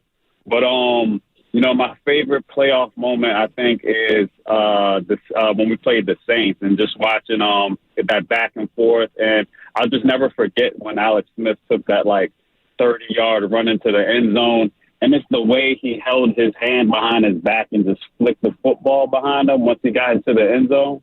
That game was crazy, just the back and forth with the Saints.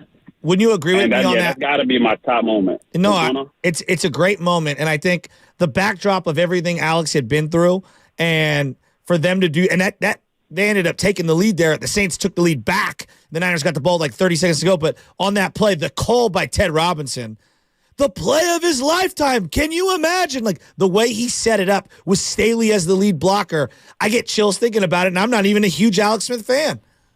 It was amazing. I remember where I was, and we just went crazy. I was with my buddy. He's a Packers fan. I think did we go to play them next? I'm not sure, but no, they played the New York Giants at home next. Yeah. Don't remind me. I think that's why I forgot. They went one. But Alex followed that up with 1 for 11 on third down, throwing to Brett Swain with the season on the line. You sure it was 1 for 13 or 1 for 11? Was it 13? Yeah, it was 1 for 13. But who's counting? It's ingrained in my head. Although he did have that great pass to Vernon Davis to start that game when he jumped up on the light well. God. And he got flagged for it. Cody Mack in Oakley. Cody Mack, what's happening? What up, Cody Mack? Good morning, gentlemen. Great show so far. Really appreciate it. Thank you. One of my most memorable moments, other than this weekend, don't get it twisted, this was a great comeback victory. Shout out to Brock Purdy and the whole team. But the catch-2 with T.O., I'm a 78 baby, okay. And so I've seen a lot. And it just, that one, I don't know what it was, but it literally brought tears to my eyes. The emotions just going through it, watching the team really being into it, looking at the ignorant tube, like, come on, fellas, I know we could do it. And Steve Young broke that pocket and made an excellent pass. Boy, and T.O., he was having a terrible game. But when it all mattered at the end, man, he came through for us. And boy, oh boy, I'm telling you, it brought tears to my eyes, man. It was a great feeling. And I'm glad you bring that one up because losing to Green Bay the 3 times in a row, I mean, it just felt like we were never getting through them. Yep. Nah, it wasn't. All right. Adam, hang on tight. We got Benjamin Albright coming up, and we got to go to taking them to school as the Warriors rolled over the Sixers last night, and Steph Curry was feeling really good. Maybe even a little frisky, too. Ooh.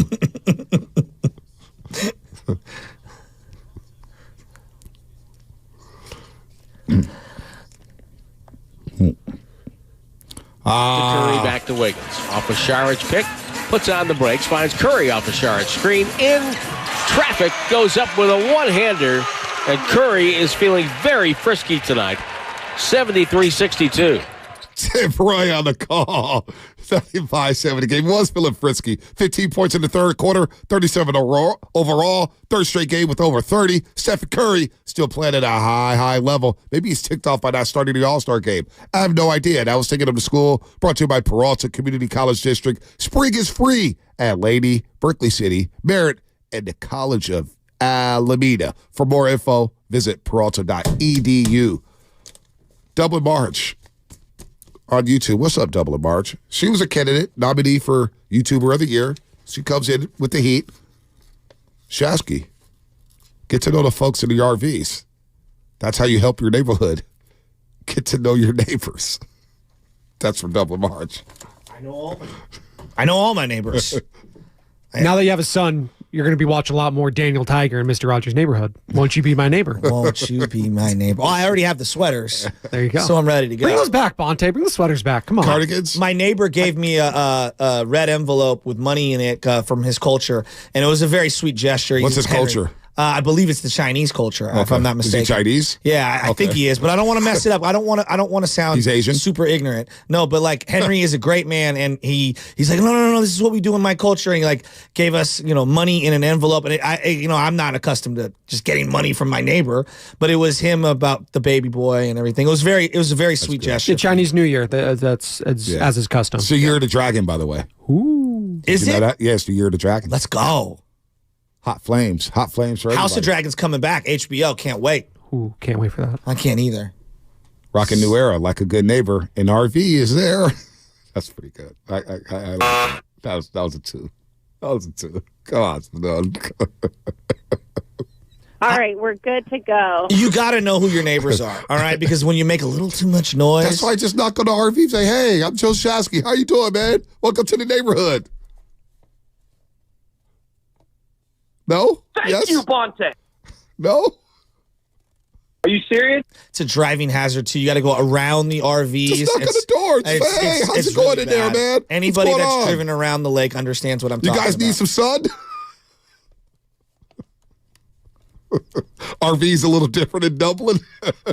You reap what you sow, brother. There are RV like hookup spots, RV like parks. the one near Costco on El Camino. Like that's a legit little RV park, you know? Oh, man. I did say 2 a.m. like that's hella late. Maybe I'll just pull an all-nighter and do the show. For us, 9 p.m. is hella late. Yeah, it is. It is. heavy Benjamin eyes. Albright. Let's talk to Benjamin Albright. He knows the Kansas City Chiefs. We'll get his thoughts on the Super Bowl, the Niners comeback victory. We love Benjamin on this show because he wins gold medals, baby.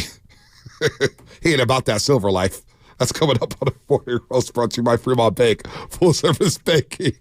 No compromises. Are you facing threats, stalking, or physical harm from another?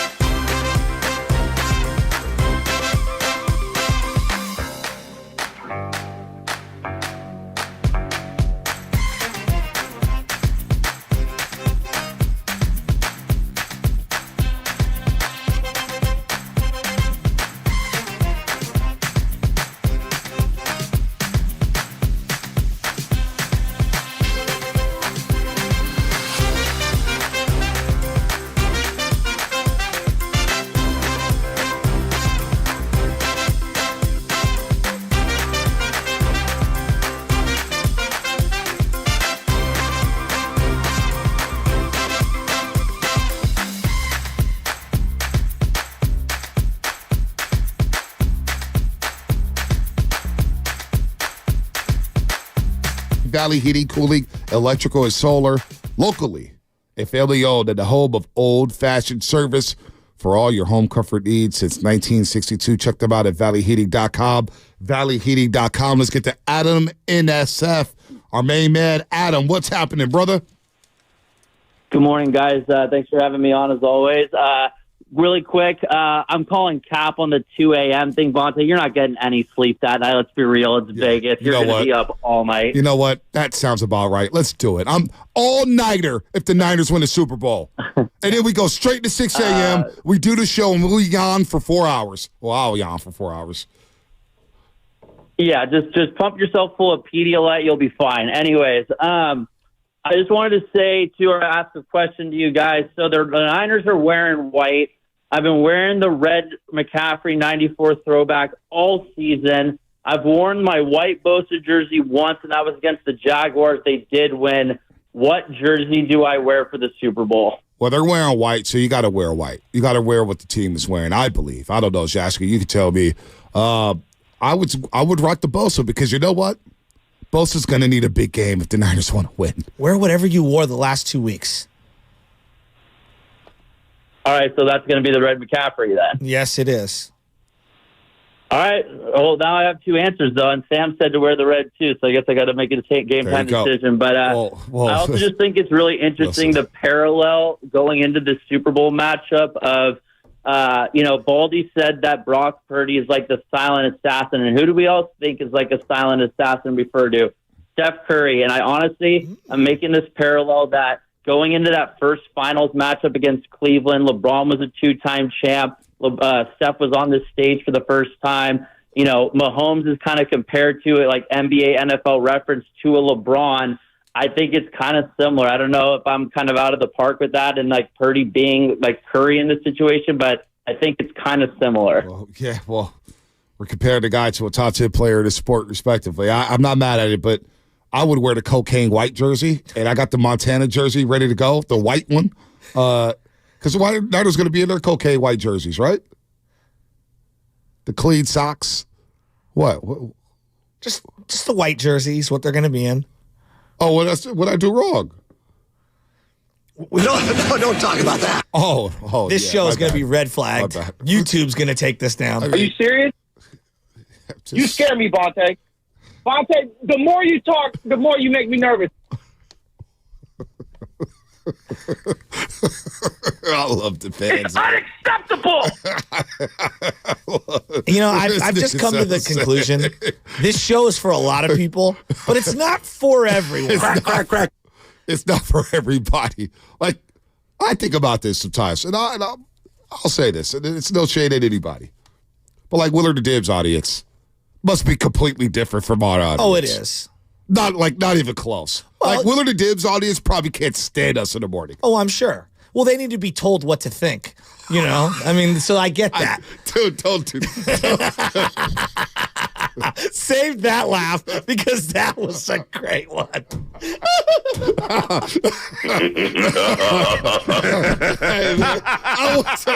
Hey, Mark, tell me how to feel about sports today. Tell me why they're smarter than me. I love you, Mark. And I texted Mark during the show. This is a great Hunter Pence interview. Only you could get this interview. It's the truth. Oh man. It is the morning roast. Oh man, I'm on fire today. Listen. Well, you gotta let the. Well, you've been snitching in. You've been on fire. I've been snitching. I'm ET figuring. I'm pointing.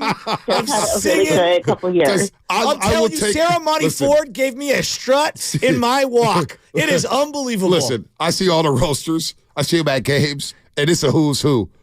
There's your boy. Like I see the dude at the night. No, it was a Warriors game. He had the tightest Klay Thompson jersey on, and he had tattoos everywhere. 24-inch pythons on his arms. And he was, Vontae, I'm a roaster, baby. Gave him some daps. He almost broke my hand. I said, you know what? It's all good. It's all good. I love you, too. Guys in the 226, 227, Vontae! And they're looking at me all red. Vontae! Hey, I'm a roaster. Look, we're our own little community. We've got our techies. We're our own little community. This is what we do. Like Sarah Solomon works with the Warriors now. Used to work with me at NBC. Sarah, I apologize to your boyfriend because he's a day one roaster. I think his name is Ryan. But he was KK by the gay house. He called us on his birthday. And he wears plaid shirts. He's, 5'8", 160, 70 pounds. And she's like, why are you calling a roaster on your birthday? He goes, because it's a lifestyle. Thank you. It is. And you know what? You know who's a roaster who rocks with us? It is a lifestyle. And we love the way he roasted some columnists out here in San Francisco. The guy who comes to second place all the time.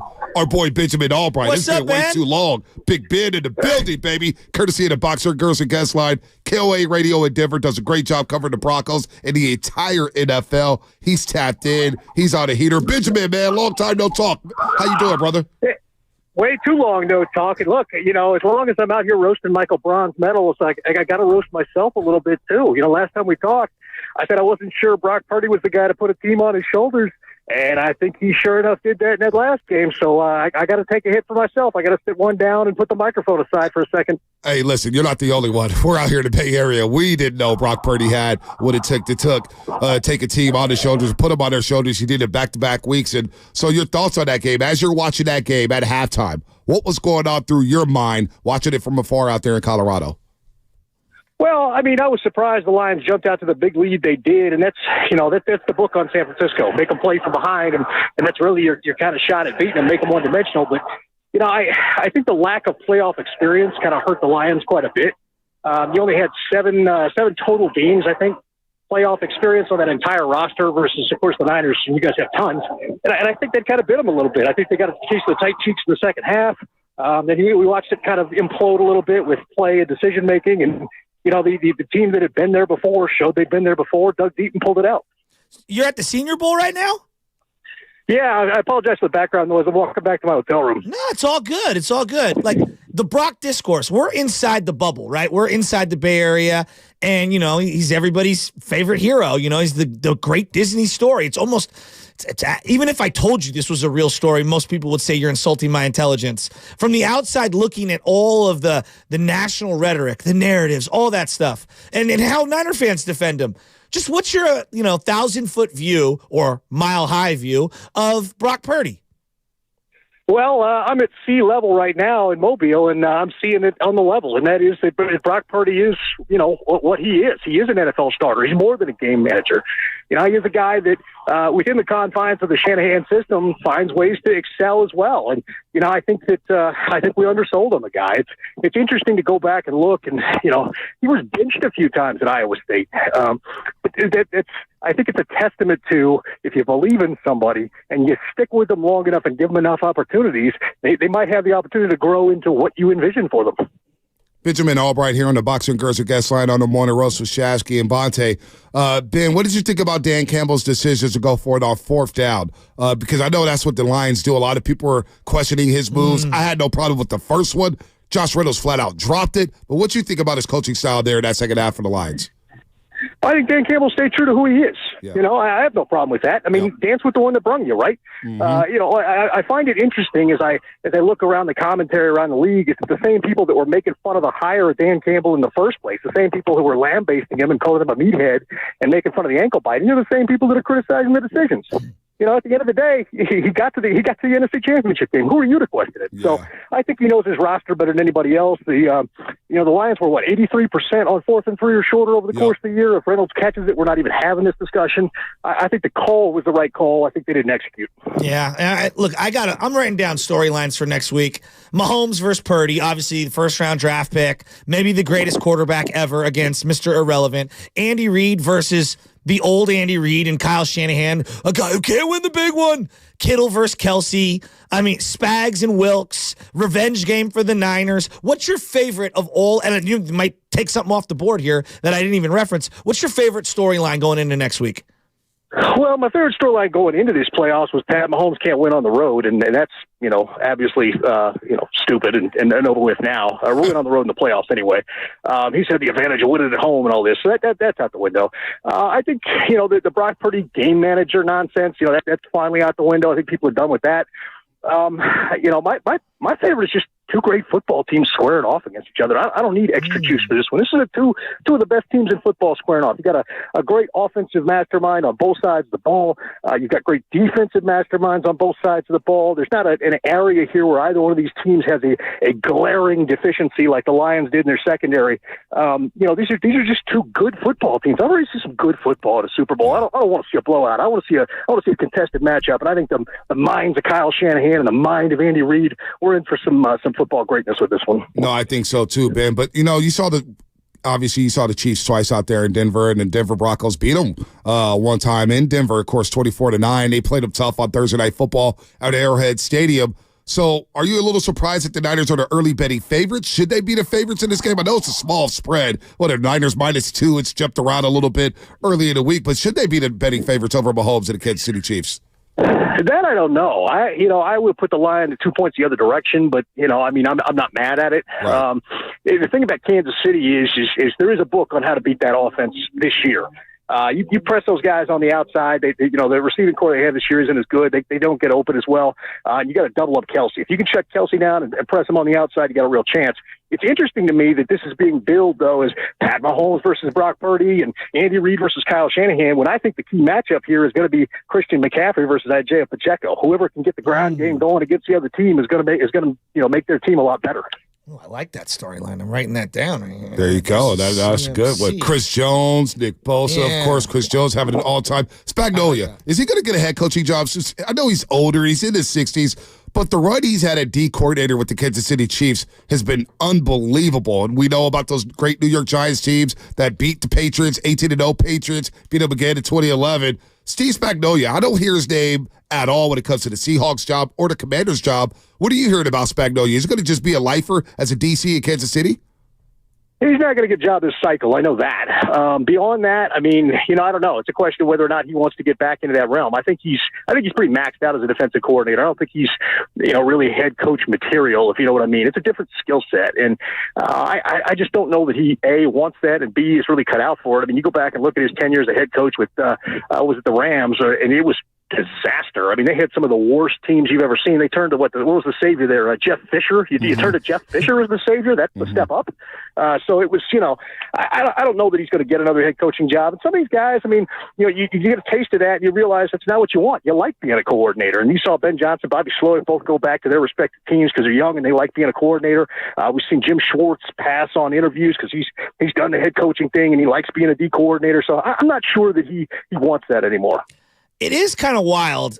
No one is even questioning Super Bowl in Vegas. Like, if I would have said that 15 years ago, people their heads would have exploded. The Super Bowl is going to be in Las Vegas at a brand new NFL stadium. I don't know.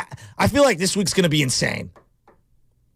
Yeah, I mean, you say 15 years ago. Shoot, 5 years ago might have been a heads exploding thing. I mean, I'm proud out here in Colorado. We led the country on Mary Jane. We led the country on sports gambling, and I'm proud of that. I'm a partaker in both. I won't lie to you, but I think that I think end of the day, I think if you could find a way.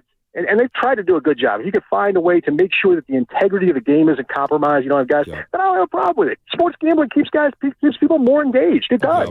Especially in blowouts or meaningless games. So I don't have a problem with it. If you don't like it, don't gamble. Yeah, no, I'm with the team totals, quarter bets, prop bets, you name it, man. We're both cut from the same cloth on both ends of the spectrum when it comes to the Mary Jane and, of course, the sports gambling. Big Ben, will you be out there in Vegas? What's your deal after the Senior Bowl?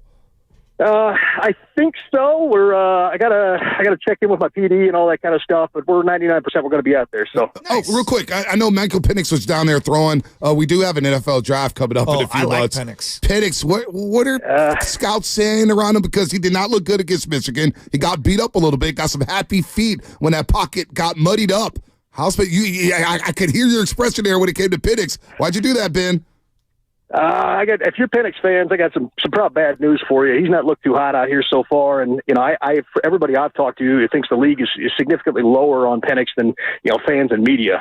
You go back, you look at the tape, and they were often beaten up on teams they were just more talented than. They had great receivers on the outside. Penix doesn't really throw the ball in between the numbers, and you need that to survive in the NFL. And then when he got pressured, man, he just wilted. He was a guy. You talked about those feet. That happened. He just didn't know what to do with the ball. If the first read wasn't there or something wasn't open to get it out quick, when it took time for him to sit there and make decisions over the field and on an extended play, his internal clock was more like a sundial, and it wasn't happy. So I would suggest that he's probably a day 2 pick, second, third round kind of guy.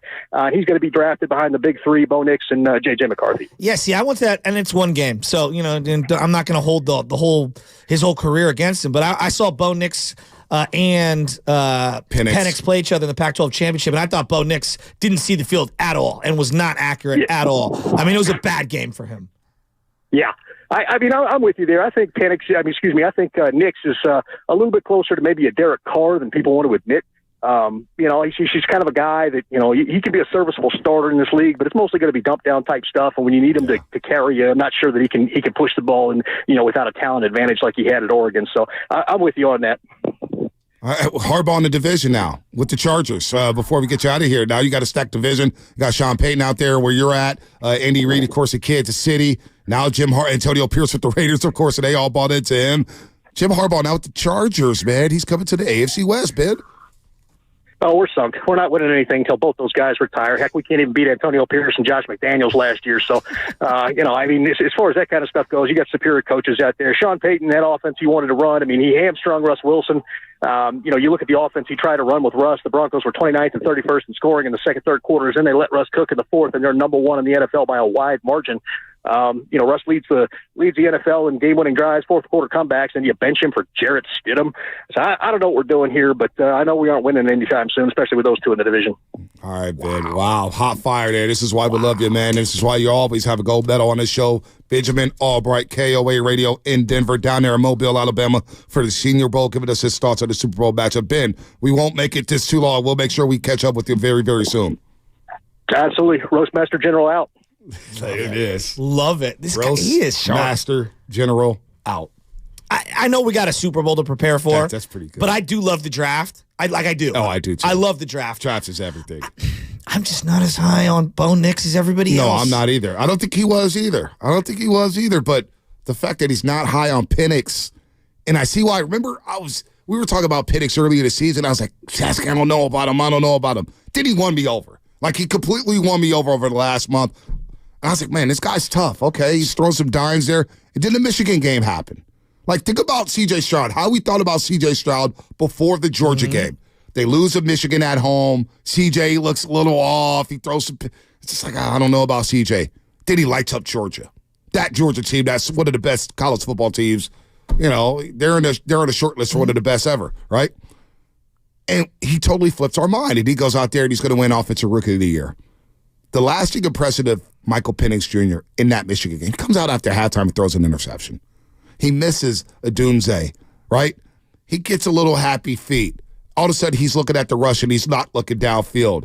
And then I was like, oh, man. Okay, now if he's in the second round or third round, I'm taking a flyer on him. Mm-hmm. But it turns out I thought he was going to be a lottery pick. I thought at one point in my head, I was like, I'd rather have Penix over Caleb Williams.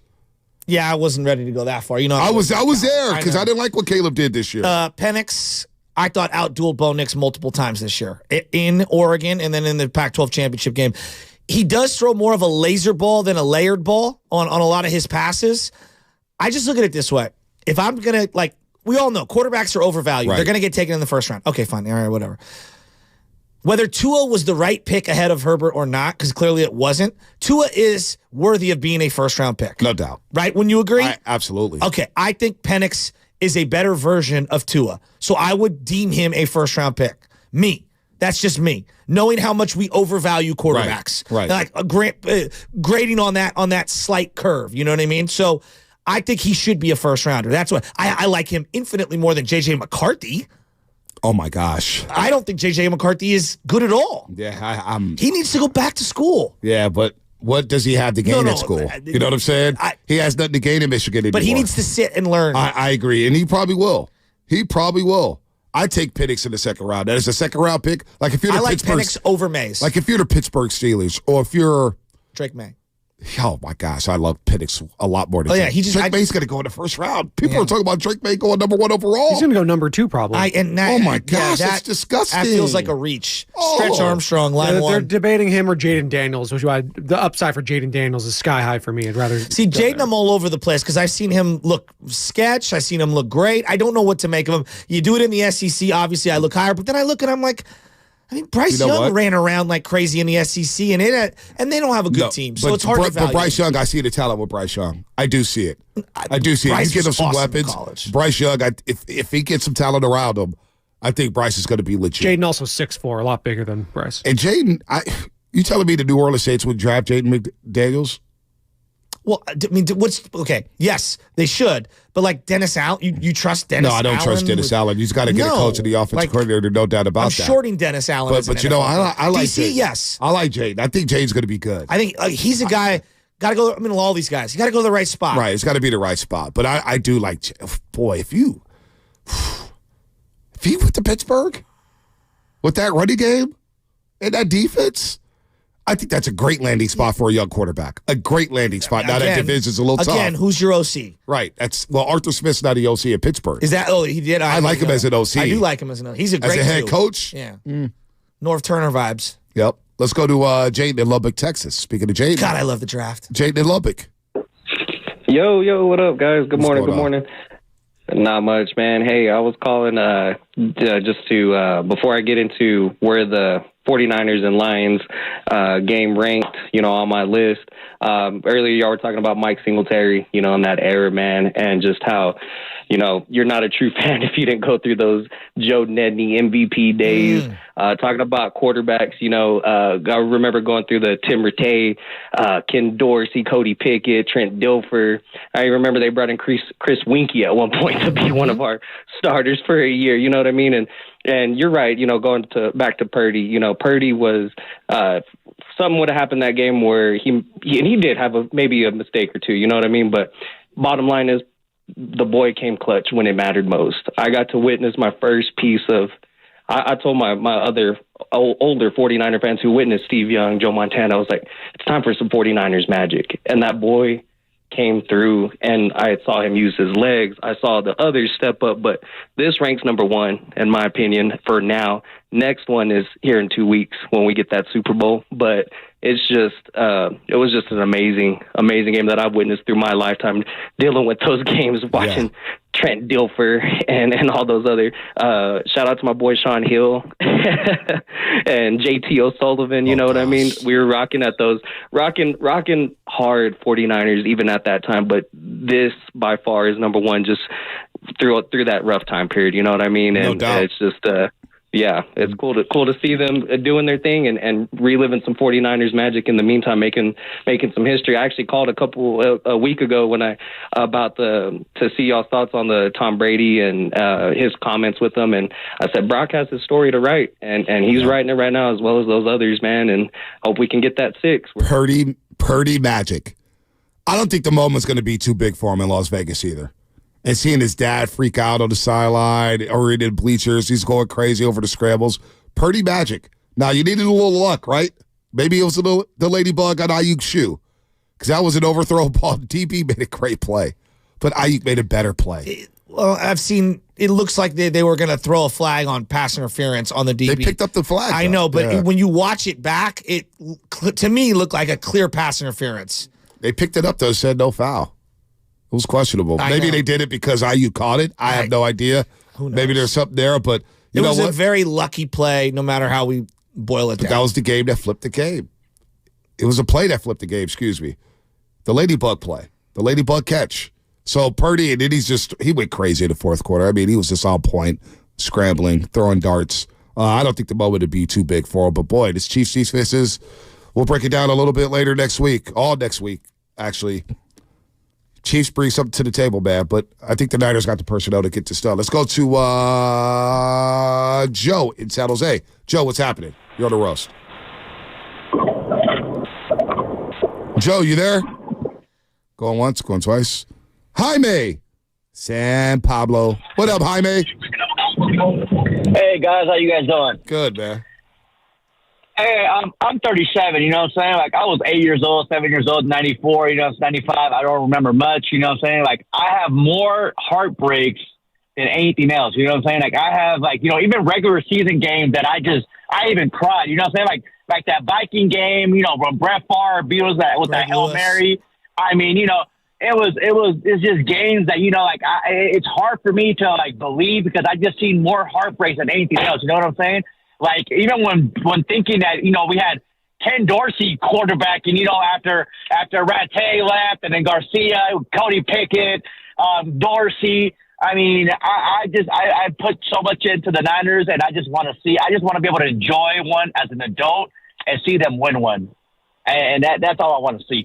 I totally agree with you. And I will say, to further accentuate your point, after we get one, if we do get one, watch how quickly we say back to back.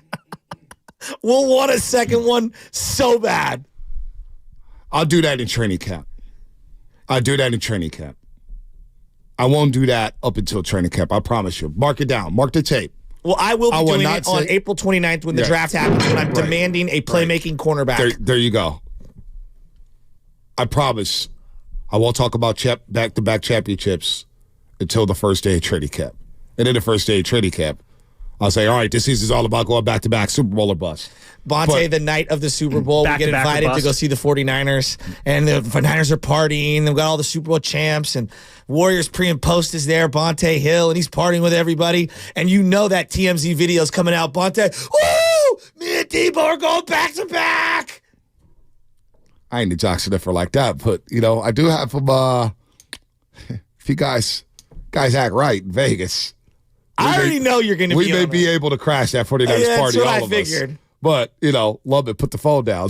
Shasky, put the phone down. Oh, the phone will not be. My God. The phone will not be with us. Shasky will be name-dropping all night long at a 49ers Super Bowl party. Let's not even put that might be the only time I don't talk. Yeah, I might just do that. Crack. What's going on here, man? Why did we get so wacky around this time? We're like struggling to the finish line. Maybe we need to petition 3.5-hour show. Let's start at 6:30. You know why? Since the ratings don't matter at the 6 o'clock hour, let's just start at 6:30 and help everybody out. I get hungry. Oh, is that what happened? Yeah, I get very hungry. And the Shaskys have to have their meals on point. You're so small, man. That's Snickers. Where did the food go? It's all the metabolism. Well, a world-class chess player apparently burns thousands of calories during one sitting of a chess match. Yeah. Imagine what straddling the line of trying to be entertaining, profound, thoughtful, goofy, trying not to get canceled. Imagine how many calories I expend in one 4-hour show. Probably a lot. I'm exhausted. Can we get a calorie tracker? Is that possible to get a calorie tracker? Did you say that people that play chess burn 1,000 calories? That's what they say. No, it's like 130. No. The Bobby Fischer movie, they said something like that. Yeah, but that was like 60 years ago. The science has changed a lot since then. The science has changed. God, no, I want a calorie tracker on a roast. Well, I don't know if we want that. Why? It's SOTA, baby soda, state of the art. Also, Daisy Dips. We got some Daisy Dips in the refrigerator. No MSG. None of that other crap. Oh, you brought some here? We got some there? Apparently, I had to look in the refrigerator. I was like, oh, wow, there's Daisy Dips. You know, we're the king. This station, we're the king of endorsing things and never actually getting the product. So really quick, in terms of burning calories while talking, if you're on the younger side and around 150, 160 pounds, you'll burn about 57 calories per hour just by talking. The older you get, though, the amount of calories you burn drops as you talk more. I bet it's more. So he just read it to you. Why? Those are the facts. Don't be confused with Let me facts. give you this fact really quick. No, that's not the fact. Yeah, that's not the fact. It's not. Science with Shasky. No. Science with Shasky. When the temperature goes up, it gets warmer. Actually, no, it gets colder. Well, that's why they have the heat index. Because sometimes the thermometer isn't accurate. You should go be a weatherman for a day. I want to enjoy that. I want to enjoy Joe Shasky trying to predict the weather. Oh, my gosh. So we actually burned less than 50 calories. It went from 1,000 to less than 50 an hour. So really, we only burned about 175 calories. It's a lot. During the show. Not to mention all the junk we eat during the breaks. Except for me, SOTA, weightloss.com, soda, state of the art. And there's no junk in Daisy. None. None. No. None at all. So I want to get down to the bottom of this. Do you lose more calories when you're hot or cold? That's a good question. I don't know. See, I didn't pay attention in biology or science class. I just wanted to see. Did you dissect a frog? I did. That was fun. That was very fun. I don't remember dissecting a frog. Oh, I do. That was a lot of fun. I don't remember that. Mr. Koski's. Is it Koski? It wasn't Kolsky. It was Koski, I think. Washington High School. You burn more calories when you're hotter. So we burned a lot of calories at the old studio. There you go. That's why you guys were so slim. It wasn't soda. It was the warmth of the studio that was slimming you guys. Yeah. It was soda, too. I've never felt fatter than we were in that studio. Hey, I'm dead serious. In a T-shirt every day. Mr. Rievla says I look like I'm putting weight back on. No, I'm still around the same weight that I was on. I'm fine. Yeah, trust me, the suits are loose.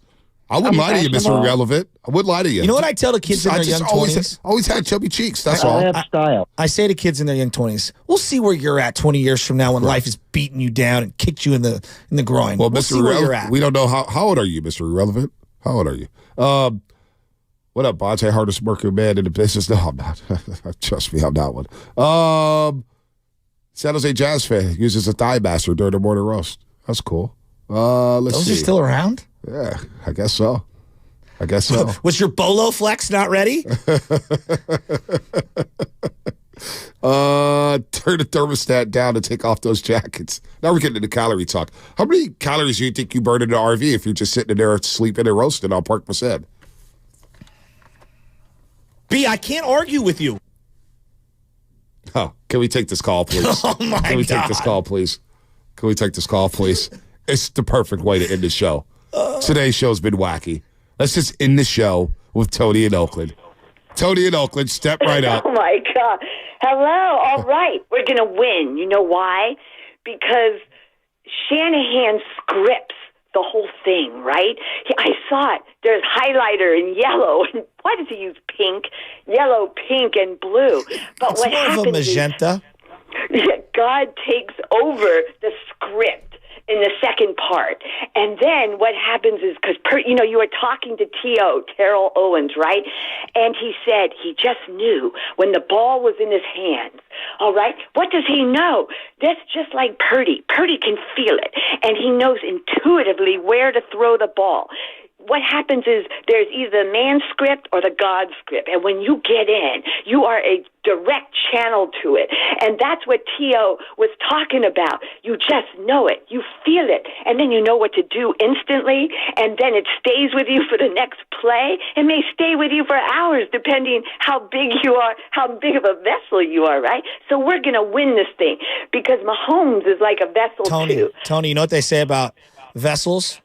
It's more about the motion in the ocean. That's what I'm talking about. The vessel feels the motion more exquisitely, more perfectly. And that's what happens. That's why Purdy, Mr. Irrelevant, that's why he is, because he feels the motion more exquisitely. Otherwise, it's like trying to get through Fort Knox or walls with most people. Like Bonte, you feel it really good, right? Thank you. Shasky, you're right behind there. But what I'm saying is Mr. Irrelevant, he feels it. It becomes perfection. You are the number 2. Tony, you're right on point. You're right on point. I'm Ed McMahon. Tony, go ahead, finish this call I'll off. take that. I'll be Ed you McMahon. keep interrupting I'll her. be Scottie Pippen Tony's to out your here Jordan. cooking the secret sauce for us, and she's spitting facts at it. You keep cutting her off. Tony. But Bonte, this is meant to be because we look like the bad news bears. And then Shanahan got his script ripped away, and Purdy took over. He took command, Thank right? you. And then he got it done. So we're going to win. Is Everyone Purdy can Kelly bet on Leak? this. Is Purdy the guy with the motorcycle smoking cigarettes in center field? No. He doesn't need it. Remember when you have a direct line to God, you don't need any extra paraphernalia. Tony, I love you.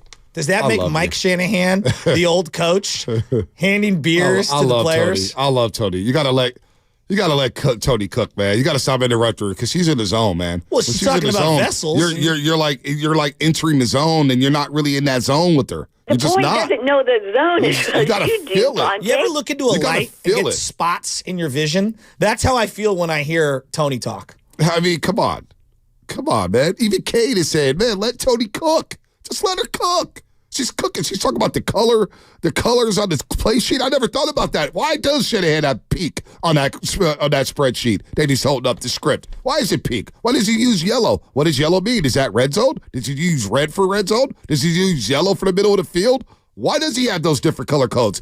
Tony's onto something here. You gotta let her cook. Just like Fast Five. It's time for the Xfinity. Here.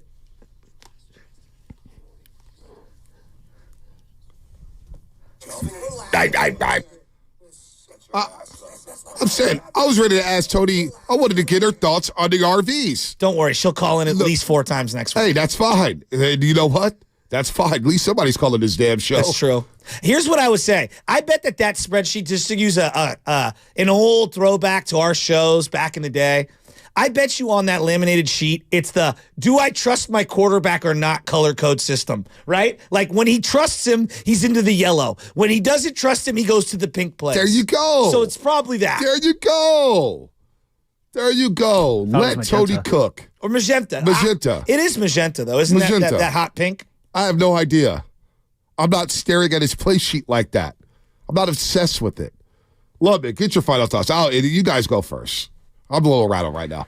I'll give a quick shout out to the San Jose Sharks, who got a shutout win over the Seattle Kraken last night, 2-0. With that win, they climb all the way out of the NHL cellar. They're now the second worst team in the NHL, which of course won't help them in the quest to draft Rick Celebrini's kid, but one step at a time. Rick Celebrini's kid, #1 potential draft pick overall. Macklin Celebrini. Yeah. So if the Sharks can get that #1 pick, bring him here, but last night won't help. But yeah, go Sharks.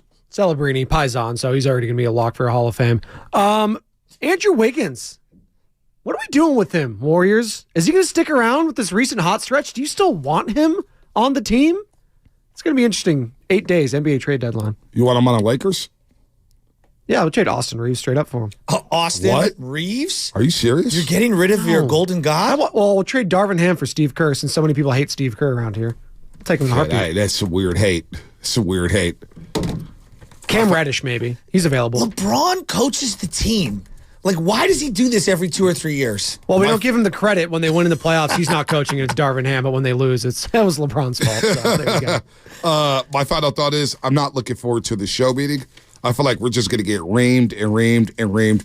B, I can't argue with you. We're not capturing the Super Bowl. It's the Super Bowl, and you guys are spending 20 minutes on Andy Slater and Benjamin Albright. Who cares? Holding offense number 76. I'm just stalling because I can't find my final read. Where the hell did it go? Oh, there it is. Right here. That was Fast Five, brought to you by Xfinity. Spinoni, A+ game today. You are on fire. You're actually the real one on fire. Spinoni, go to speak at SF State later today. Fast Five brought to you by Xfinity, the next generation 10G network only from Xfinity. The future starts now with Evie Giddings and Daryl the Guru Johnson. Her cousin. The Red and Gold hotline is up.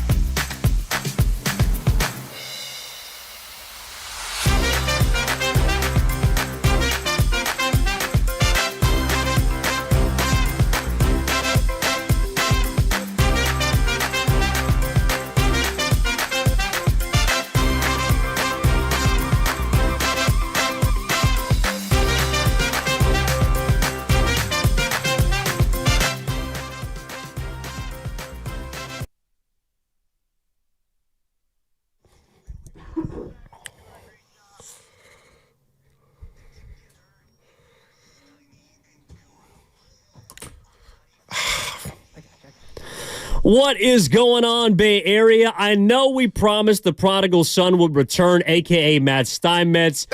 Gonna have to wait one more day. Are boys feeling it a little bit? You know, you don't want to push these things. Exactly. You don't want to push these things. I don't know, Evan. You're a teeny bopper, but I haven't had a hip surgery. I'm older than you. Shout out 50 Cent. But I'm telling you, man, Steiny, take your time. We got you, dog. It's all good because we got you from 10 to 2. Evan Giddings in for Matt Steinmetz, Daryl the Guru Johnson. And this is a day, Goo. Look, we got the Warriors with a win last night. Obviously, everything is super exciting for the San Francisco 49ers right now. I'm walking through the streets yesterday. I'm seeing people that are having pop-up stands, scarlet, red, gold, everywhere. And to Steiny's point, I do think this city is coming back, and I think the Niners are a big part of it. We also got some very interesting sound that I'll dig into from the owner himself, Jed York, about how things have come full circle for this team and for this franchise. But where I want to start is where you and I were talking about yesterday, the fact that the Warriors right now are in a very fragile kind of interesting spot being right before the deadline. And they get a win last night, 119-107 against the Philadelphia 76ers. But it is kind of bigger than that to me, Goo, because they're still 4 games below 500. They're still the 12th seed in the Western Conference. But I'm looking at a team right now, and I want to know where people are at with the Golden State Warriors because they have 4 games left before the trade deadline, essentially. And there are some decisions that have to be made about this roster, about the direction, about the future. But where are you at with the Warriors right now, Goo? It's interesting because we haven't talked, and I've been upset at the Warriors. You know, Spadoni's Lakers came in here with my boy Phil Handy and laid the L on the Warriors in the worst type of fashion, double overtime. But Evan, I've been Forrest Gump at the bus stop. I'll break that out. I've been waiting for this team to get some momentum, some traction.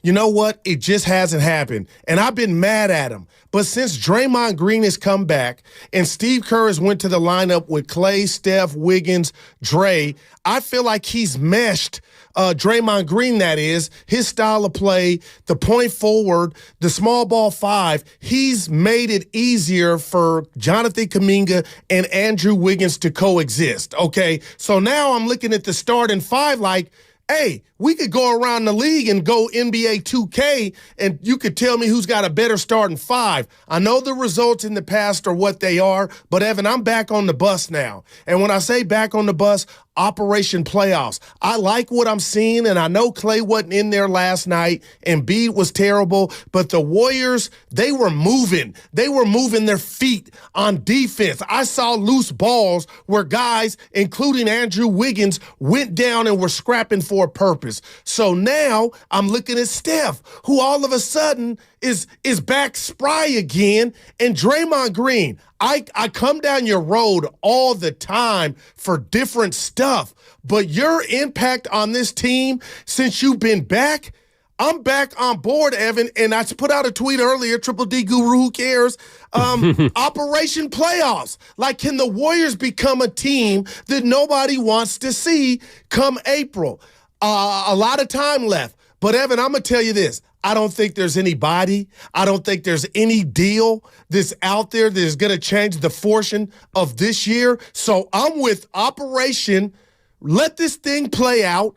Guys like Wiggins show he has a pulse. Jonathan Kuminga, I think the last 6 games, 108 pain points. Like, for Kuminga, yes. Yeah, Evan, I'm loving him finding his lane. So, again, collectively, this season may not be over like I thought it was. And, Evan, they got to Stackola, Operation Stackola. Shout out to the Loonies. They got to stack some wins together. And I think Memphis, I got to be careful because, they're going to beat Memphis. You got them, you got Atlanta. Yeah. Can we start there? But I'm excited, man. I mean, I'm just excited again. Look, last night was a quality win against a quality opponent. I don't think Joel Embiid was 100%. Oh, he was awful. They were missing Tyrese Maxey. But to their credit, the Warriors don't have Chris Paul. They don't have Moses Moody. Don't have GP2. And they didn't have Klay Thompson because he was a late scratch with an illness. So, look, you're never going to complain about victories. But here's kind of where I think I'm going. Talk to me. I'm not quite all back in yet. Right. I'm still in the shallow end of the pool because at the end of the day, we've seen them look like they're going to turn the corner. Like, Goo, let me put it like this. Right. We're about to turn a new leaf, right? We're about to head to February. It's a shorter month. Unfortunately, I got to pay the same amount of rent. But it's a shorter month. Black History Month. Yes. Go figure. The shortest month. Hey, it's a leap year. It's a leap year. You get one extra day. You get one extra day. Look at us. We'll bang for your buck every 4 years. Yeah, and actually, I got some on that in a little bit. Okay. Something that really pissed me off, to be honest. But if we're looking at the next 4 games of the trade deadline, okay, so stock is rising for certain players, right? Obviously, Jonathan Kuminga, he looks like he has arrived. Can't go anywhere. He looks like, to me, the number 2 certified, bona fide option for this Warriors team offensively. All right. Andrew Wiggins has started to come out of a hole. You talked about Kuminga's recent stretch. Wiggins now 5 straight games with double-digit baskets. Steph Curry's dropped 30 in 3 straight, had 37 last night. They're 6-2 when he has 35 or more. Draymond Green has come back and looked like he's playing impactful basketball. So my question is, with the stock rising for the Warriors, is it rising internally, as if we're not going to see movement, or is the stock rising for other teams? Because we talked about what the Warriors need to do a month ago, and it was, they got to make moves. There's got to be some overhaul. Shams Charania of The Athletic was reporting that everyone's on the table except for Steph Curry. It appears to be still the same way, because we've heard about calls being taken from Mike Dunleavy Jr. about certain players. Clay maybe not. Wiggins, player-to-player trades. Someone like Kuminga has been involved in certain conversations. I don't think some of those players are going anywhere. But my question is, if the stock is rising for individuals, a month ago, we were trying to get off of certain contracts. We were trying to get off of certain players. And you and I stood on this radio station and said, best case scenario, some guys play better. They improve their value, so you might be able to make more moves at the trade deadline. I wonder if people feel like the stock is rising for particular players for the Warriors or for other teams. That's interesting, Evan. I love the question. I'll just answer it like that. And I'm thinking of our partner, Steinmetz. I'm all in on this year because I'm that NCAA tournament guy.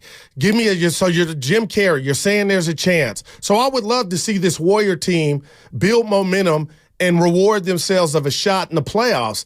And some could say, listening to me right now, like, damn, Goo, you've lowered the bar. But if you're all for, like Steiny, you're all about the X's and O's and the pocketbook or the wallet and the 2 aprons and all that jazz, then all you want to do is get up off a salary. Evan, I'm starting to see a spark. That game started, and it was kind of creepy for me. I'm going to share it with you and the listeners. When Clay wasn't around, I was like, oh, boy, because there had been some write-ups around locally about, the Warriors say they might be, inclined to listen to something in regard to a trade on Clay. And I was like, nah, that ain't how that would go. That wouldn't get out. But, again, call me naive, Evan. I think the likes of Siakam, the OG Ananobis, those guys are off the board. I don't see a guy that could come in and help. So I don't want to break this thing up. So I'm saying run it as is. Draymond missed a lot of time, okay? And in that, a lot of L's came. So, and see what you got. And then naturally, if you want to get off Clay, if you want to say night-night to Chris Paul. The end of the year, you say bye. But those guys, Chris Paul fitted with his little donkey rope. I saw him. But if those guys come back, Evan, I'm starting to think, if Wiggins could continue just to give us a pulse, the boss texted me last night like Wiggins is playing great. And I wanted to dive back and text back, you're right, but I'm not. That's to be expected, Evan. Where is that? So is he playing for his, tenure here in Golden State? We don't know, but I'm going to be proactive like skincare and say, leave everything alone and let's see what, I appreciate it. And let's see what we got. Like, I'm for real, this starting 5, Evan, I'm ready. Right now, the starting 5 we've only seen it for 2 games. Right. They had a 1-point loss to the Lakers. I thought they looked really good. And obviously, the starting 5 without Chris Paul coming off the bench. Pajensky last night in the starting lineup. Did a great job. He did do a great job. The bench is thin. So to me, if you're looking at the trade deadline, I think the second unit, which is weird to say because it's been so good the entire season, but that would be the unit right now that needs an upgrade. Okay. But I do wonder, Goo, how long this starting 5 with a front line of 6'7", 6'8" foot players at the back end can hold up. And I think Draymond Green looks really good right now because he's fresh, because he ain't played a lot of basketball. That's a good call. He's played 22 of the 44-ish games. Like, he's played half the games, basically, so he does look fresh. I wonder if he continues to play heavy minutes, can he be the 5 at all times for the regular season. Now, in a playoff series, it's different. Obviously, you're going to push your guys to the max, but you got to get to the playoffs. Again, to take your words, it's Operation Playoffs. Right now, I would go as far as to say it's Operation Play-In. Wow. That's what Steinyism right there. You're in 12th place right now. You got to climb a couple games. You got to jump Houston. You got to jump the Lakers. You got to jump the Jazz. There are teams that are in front of you right now that are playing up and down basketball just like you are. And so right now, I'm not Operation Playoffs yet. I'm Operation Play-In. Okay, I love that. And I'll say this because you did a phenomenal job, and I'm not just saying that because you're my dog. I was listening to you last night, pre and post. Thank you, man. Evan, Draymond Green did speak to the fact that the wear and tear, and he said, you know what? And I love him for it. You tell me what you think. He kind of alluded to, there's not going to be Embiids and Jokic every night that we're facing with me at the center position. Those guys are coming, and it'll be difficult. The Anthony Davises that he danced with Saturday night. But Evan, I'm not going to question Kerr. I do wonder where Looney's at. He looks a little thicker, so I don't know if that's slowing him down. But you got TJD, who Monty Pooh had the tweet of the night. I retweeted it. TJD, as much as I love him, you're learning in the NBA, big fella. You got to put some mustard behind. You got to go up with some oomph. Couple missed dunks. No doubt about it. But I guess what you say to me in regard to they're thin on the bench, what if that two-headed monster could be more time from TJD and Looney together? Wait, on the floor together? No, just like collectively to spare Dre. But they got to bring there's a reason Looney had 8 minutes last night. Like, I would never envision that. And again, TJD size has never been a problem. But what if you were to get more out of those two gentlemen to spell Dre? Then what are we to? Would that be what you might want to go trade for? Well, that's what you've been asking for from Wiggins, from Clay, speaking on it, from even Kuminga. More so about him getting more playing time, but also giving you more. And you're starting to see it from those guys. So I'm with you. If you could get more from Kevon Looney, that'd be great. But I think that one of the reasons why people are clamoring for TJD, and I think he's a solid player, but at the end of the day, he's a second-round rookie. Like, he's not supposed to be the guy right now. I just think people are clamoring for him because Looney, unfortunately, has not been very good this season. He wasn't good. He got played off the floor against the Lakers. Yeah. He looked a little bit slow last night, even against Embiid, who was limping up and down the floor. Kevon right now, and I don't know if it's because he's played, umpteen thousand consecutive games. Does he look a bit heavier to you? And that might be by design? I think he just looks older. Wow. I mean, this is his 9th, 10th year in the league. He's only 27. No doubt. He's an old 27. Yeah, he's an we old love 27. You. Come on, you're a warrior. We do, but you're a warrior. But I wonder if at the trade deadline, we're warriors. Thank you. If the Warriors try and identify a 5 or a big, not one that's offensive minded like people also want and seem to want. Who's waving the white flag though, Evan? What basketball Walmart are you going to? Because I'm hearing Kessler from Utah. Dude, they're holding. I would love Kessler, but he ain't coming. No doubt. Olynyk, he ain't coming. I love all those guys. Like who's giving you something? I mean, you're going to see a team on Saturday in Atlanta. Boy. Clint Capella has been on the trade block. C-double. On Monday, you're going to see a team in Brooklyn that's got Nick Claxton, who's been supposedly available. Like, there are 5s out there. The question is, how can you go get them? How can you pay for them? Because I do think some of these guys might be more expensive than people expect. Look, this is why I'm asking the question. If the Warriors and their stock is rising, just like the 49ers. I do want to talk about them in a little bit because we got guys in stocks that are moving up and up and up. But if the Warriors stock is rising, specifically Wiggins, Kuminga, maybe even Clay, but let's focus on the wings for right now. Okay. And I think Wiggins is primarily the guy. I like tradition. If someone like Wiggins' stock is rising, is it for the Golden State Warriors or is it for another team? 888-957-9570, because to me, he's the poster boy for this Goo.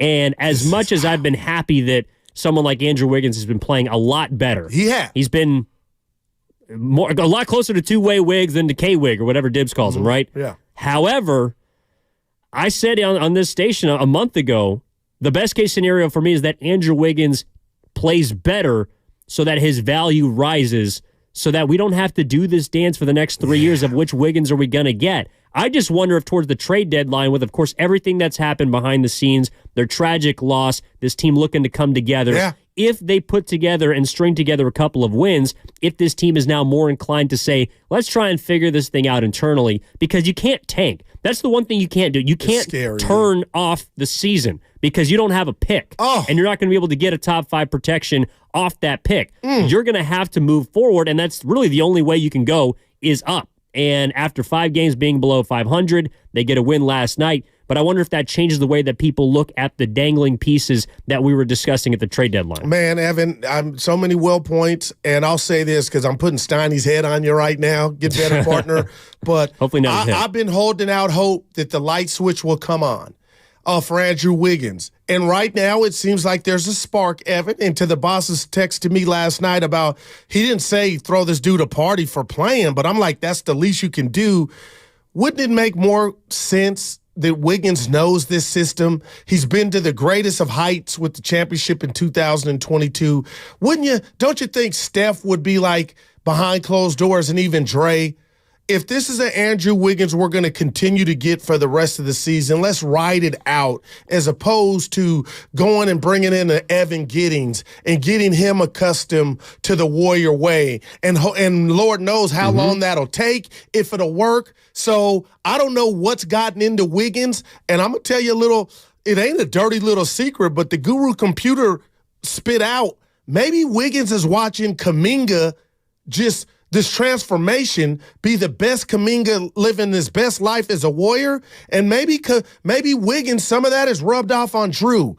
But without you giving me a name, Evan, and telling me what's not coming back for Wig, I've been Team Wig, and I'm gonna just hold on that we'll continue to get this and maybe the greater version, and that'll bode well for Operation, you're right, play in, which would then lead to the playoffs.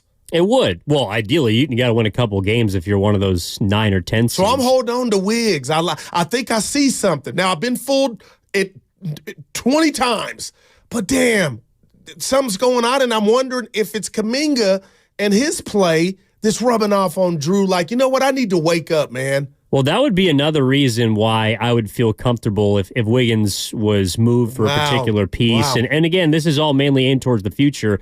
But the other big takeaway I had from last night, and really it's just been building over the last 2 weeks, even though I know they haven't been winning games, things have not been going their way, the 1-point losses and all the rest. Clutch time. Oddly enough, I'm sorry, I tweeted this out. Rich Paul was in attendance last night. No clutch time.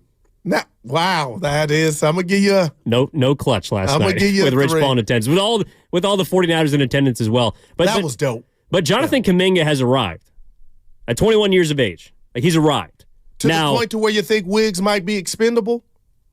I kind of want to see what Kuminga can do if he's given more minutes at the 3 in the future. If he's someone that could replace Wiggins as a two-way stopper. Yeah. I just look, and I know that Draymond Green is a big reason why they've been able to play well together. I'm loving that.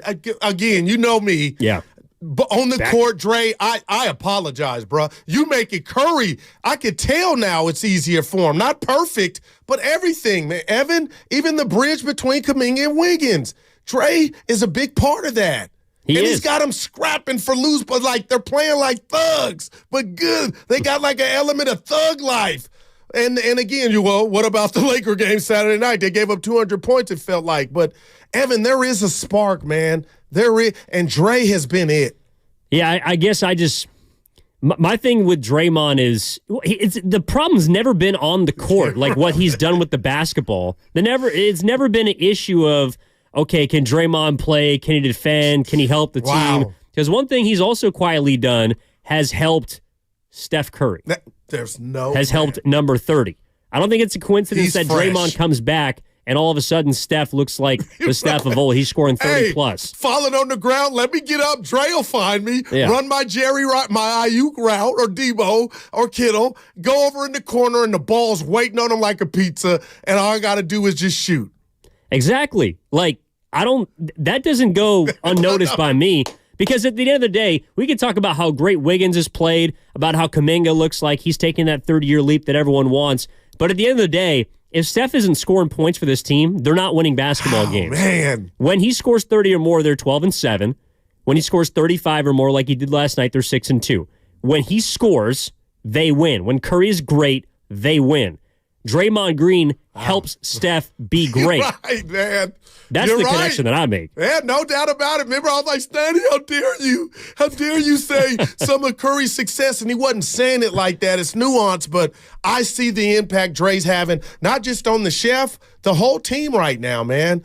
888-957-9570 is the number. If there's some stocks rising in Golden State, do you think it's more for the Warriors or potentially for other teams, as we're now 4 games essentially away from the deadline? I know the Warriors play that night, but by the time they tip off in Indiana, the trade deadline will be done. Wow. So they essentially got 4 games left, all of which on the road, to prove whether or not they want to keep this band together, whether they want to move off of a piece, whether they want to replace a piece. How are you feeling about them right now? 888-957-9570. We're also going to get to the San Francisco 49ers, of course, later on in the program. There's something about the city, man, that feels like, in addition to everything else coming back, the Niners have been at the forefront, I believe, of galvanizing this area in a way that I'm seeing on the corners, ways that I'm seeing in offices, people that we're talking to. It's a great sight to see. And, of course, we got a week and a half until the Super Bowl. But I do wonder just what the connection is right there. And I want to dig into that later on in the program. But for right now, let's get out to Antioch, bring in our first call of the day. Get us going, Cameron.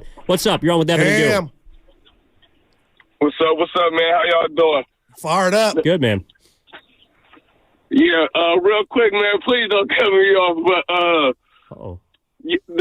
no matter how good we going, it's really, we got the one main problem. No matter how good we starting, Wiggins doing his thing, Kuminga coming along, Curry's going to do something to ruin it for us.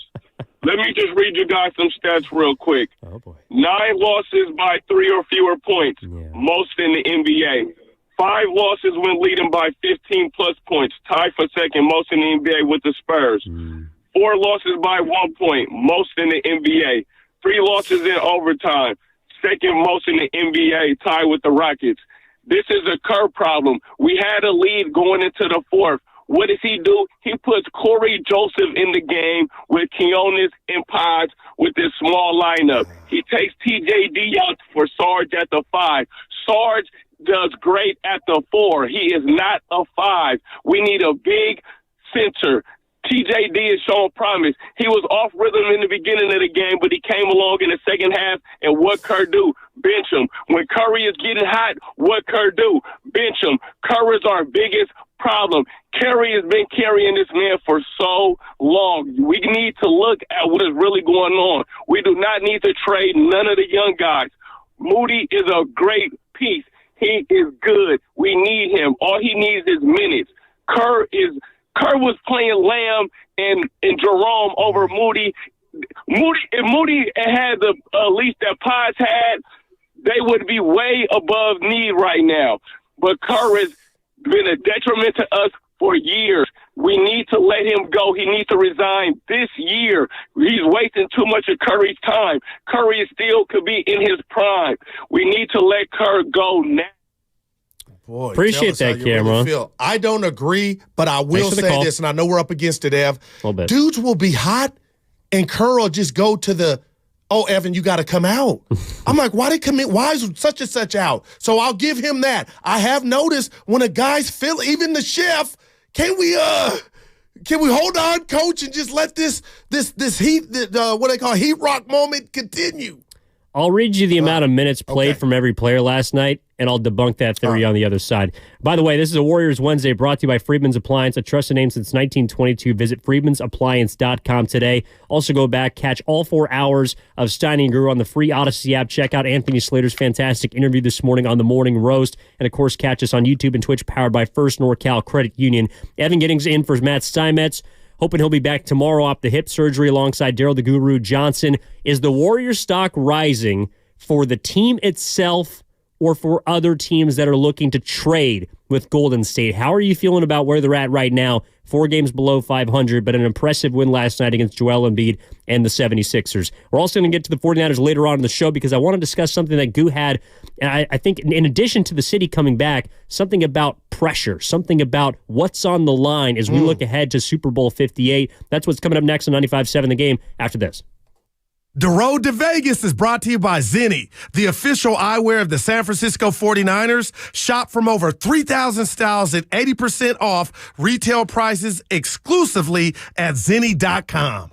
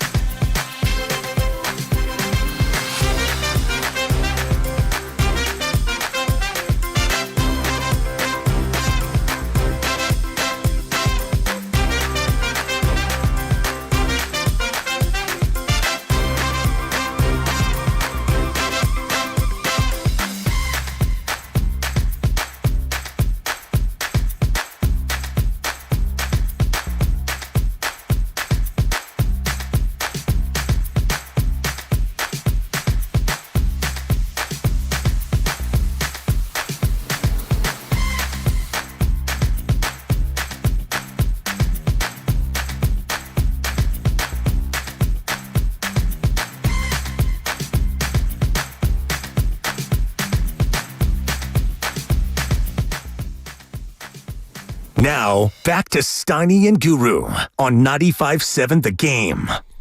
All right, Evan Giddings in for Matt Steinmetz, Daryl the Guru Johnson. Steiny! We're, 8-9 days away from the Super Bowl, Goo? Time to do some math on the spot. Of course, coming up. I can't wait, Evan. 11 days. 11 days. Oh, yeah, February. Danny 11th. White. Duh. Yeah. Klay Thompson. Brandon duh. Ayuk. Hey, there you go. Yeah. God, you're so good with those numbers. Like, I know random stats that mean nothing. I can just pull them out of my keister. But the number, like the jersey numbers always evaded me. You're on top of, like, okay, if I say number 19. Bernie Kosar. Where did that come from? Rain Man. Prime. All those prime numbers, bro. Oh, my goodness. But also what we're getting into right now is this idea that the Golden State Warriors, about 4 games before the trade deadline, have some decisions to make. Steve Kerr pregame, I thought yesterday, Goo, had kind of a telling quote about being committed to this starting lineup, a starting lineup that you're really into. Okay. And I think has shown dividends, or provided dividends, the first couple of games in which they've played. My thing, and a caller brought it up before the break about how you got to give this one. Yeah, Kerr has not essentially gotten out of the way of these players. Now, there are questions I have about when Chris Paul comes back, when Gary Payton II comes back. Moody, Klay Thompson. Basically, when he's got so many options to choose from, the quote-unquote 12 rotation players that he can't fit in, well, then what are the decisions? Wow. But right now... Don't mess with Kuminga, whatever you do. I don't think... And he hasn't. He has not. You look at the last 6 games. You brought up that stat about the point paint. And the guy called before break. Yes. About 25 points per game last 6. He's now scored 20-plus in the last 7 games. In my eyes, he has arrived. But I'm looking at this box score last night, Goo, and Trace Jackson-Davis, which has been a topic of conversation, played 12 minutes. Kevon Looney, less than that, 8 minutes. Man. I think that's about right. You know why? Because the starting lineup got, let me say this, 37 for Pajemski, 35 minutes for Steph Curry. Damn. 38 minutes for Andrew Wiggins. Damn. 39 minutes for Jonathan Kuminga off of 40-ish, 45-ish against the Lakers on Saturday. And then Draymond only played 29 minutes because he got 2 quick fouls in the first 2 minutes of the game. I don't think that Kerr is going away from these guys. If anything, my concern is that he's going to be running them into the ground if they don't get healthy enough in time. I don't want Kerr to be playing 36 minutes a game because that's the one thing that quietly has not happened this year, an injury to Steph Curry. And that's something that this team cannot afford. Jonathan Kuminga has now played, I think, an average of 34 minutes a night the last 6 games. He's getting run. So my question is, well, how are they going to continue to play at this load, to play at this minute? You got 3 and 4 nights coming up starting on Friday. Yeah. I don't think this team is going to be one that can play all their starters 35 to 40 minutes a game. Damn, Evan, and you got me thinking now, because they don't have the reinforcements that you just mentioned in regard to the guys being out. This is almost by default. Like he has to play these guys, and you're talking about the wear and tear, so it's interesting. But that day will come, Evan, and I don't know what's not going to happen by February 8th, the trading deadline. But now you got me thinking, let's just say everybody's healthy, and you talk about the terrific 12. Maybe they condense that and do go like that. Put together a package, maybe a 3-for-1 to alleviate, because can you imagine when those guys get back, Evan, the bullets that Kerr's going to, the second guessing that's going to come his way. Oh, yeah. Because he's got, why did you put Evan in when I hadn't even thought of it like that, but I guess right now they got to survive. You mentioned Steph Curry, who's playing great ball right now, Evan, and it's just funny that Draymond's back and this is taking place. But you just put the fire extinguisher to the caller's point about not playing the guys. And I didn't even know Pods nor Kuminga had played that many minutes last night. Well, and quietly, I think a huge reason that there are so many questions about who needs to play and in what spot in these rotations is because the starting lineup has not been overall this season all that great. I mean, we look up and down the box scores from the first 20, 30 games of the season. You're seeing the second unit in the plus category. You're not seeing all 5 starters in the positive category like we saw last night. Draymond plus 18, Curry plus 26, Wiggins plus 18, Kuminga plus 10, Pajemski plus 15. That's how it's supposed to be. Your starting 5 are supposed to be your best 5 players. Tone setters. And for the majority of the season, they have not always been your best 5 on the floor. So I think if in regards to the questions surrounding the rotations when they eventually do get their guys back, or whether they decide to move off of one of the deadline, maybe addition by subtraction, that kind of thing. To me, if this starting lineup is here to stay and the commitment is rewarded, well, then I do think that the questions that Kerr has had to answer about who needs to play and who doesn't are going to be much easier because your best 5 are out there for the majority of the game. No doubt about it. They're the ones that are going to win you games. Yeah, Evan, and that's how it should be. And, again, when things don't go right, you try to find a silver lining. And so much of this season has been about the second unit. But you are right. That's what you want. You want your starting 5 to set the tone. And, again, how can the starting 5 really be the best or maximize its full potential when Dre was out with the suspension? Mm-hmm. But even when he was in, there were some bad days and bad nights. But now all of a sudden, you got me looking at the standings, Evan, and this operation, you know what? We can't afford to lose 4 out of 5. Evan, they've kind of tricked that off to where now it's go time, man. And you are right. How dare I? And I didn't bypass the play in, but I was just assuming it was the playoffs, and I know, no, it's not. The last time they got into the play-in, they didn't make the playoffs. No doubt about it, Evan. You got Houston, the likes of the Utah in front of you, the Pelicans and the Lakers, so they can't afford any more hiccups. No, and they can't afford an extended slide because they've already been 5 games below 500. You hope that's the bottom of the barrel, and I think they got some winnable games coming up on the schedule. Also want to make sure we will get to the San Francisco 49ers and something that Vegas is telling us about them that I think has flown a little bit under the radar. But 888-957-9570 is the number. Evan Giddings in for Matt Steinmetz with Daryl the Guru Johnson. Let's get out to Rabbit in Oakland. Rabbit. I hope it ain't B-Rabbit. Nice. He went home with a loss. What's up, Rabbit? Hey, what's up? What's up, guys? Hey, man. I just want to say, the Warriors, we don't want to trade anybody on the roster. Why is it that we're expecting to get a really solid player like Lauri Markkanen?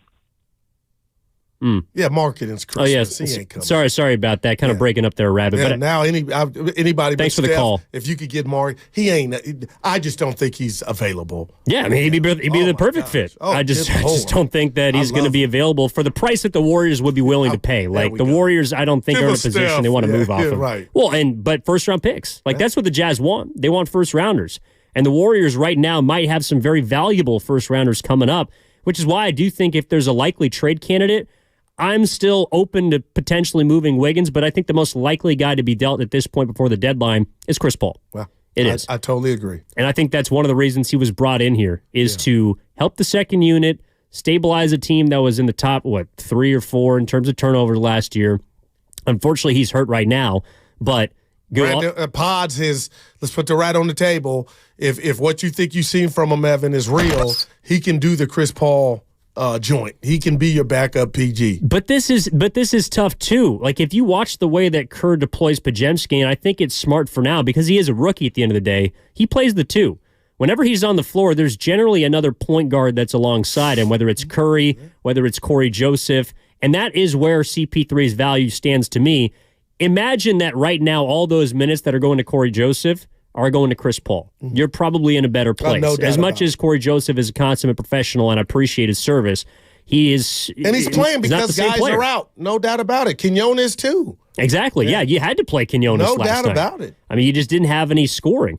You look up and down the roster, and this is another thing I think people kind of float around and dance around Klay like, the absence of evidence is not the evidence of absence. Just because Klay Thompson wasn't on the floor last night doesn't mean they're a better basketball team because they won 1 game without him. Did you hear any of that? Oh, a lot of it. That's just, man. Yeah. I mean, Pajemski's better for this spot, better for that spot. I think Klay, he's not the player he used to be, but he can shoot. He can still shoot it. And this is a modern game in which you need 3-point shooting. You need guys that can fill it up from deep.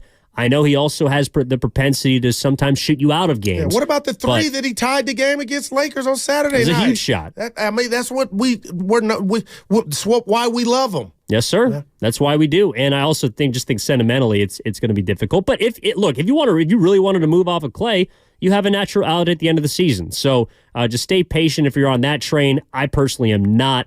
I think that Clay can come in and be a part of this starting five that is now looking like it potentially could turn the corner. And what's scaring me, Evan, about that is they're 44 games in. Yep. We're past the halfway mark. So, we were in the green room and I told you they got Memphis. And I did this a month ago when they played on MLK Day and Memphis won. Memphis is 5-16 at home.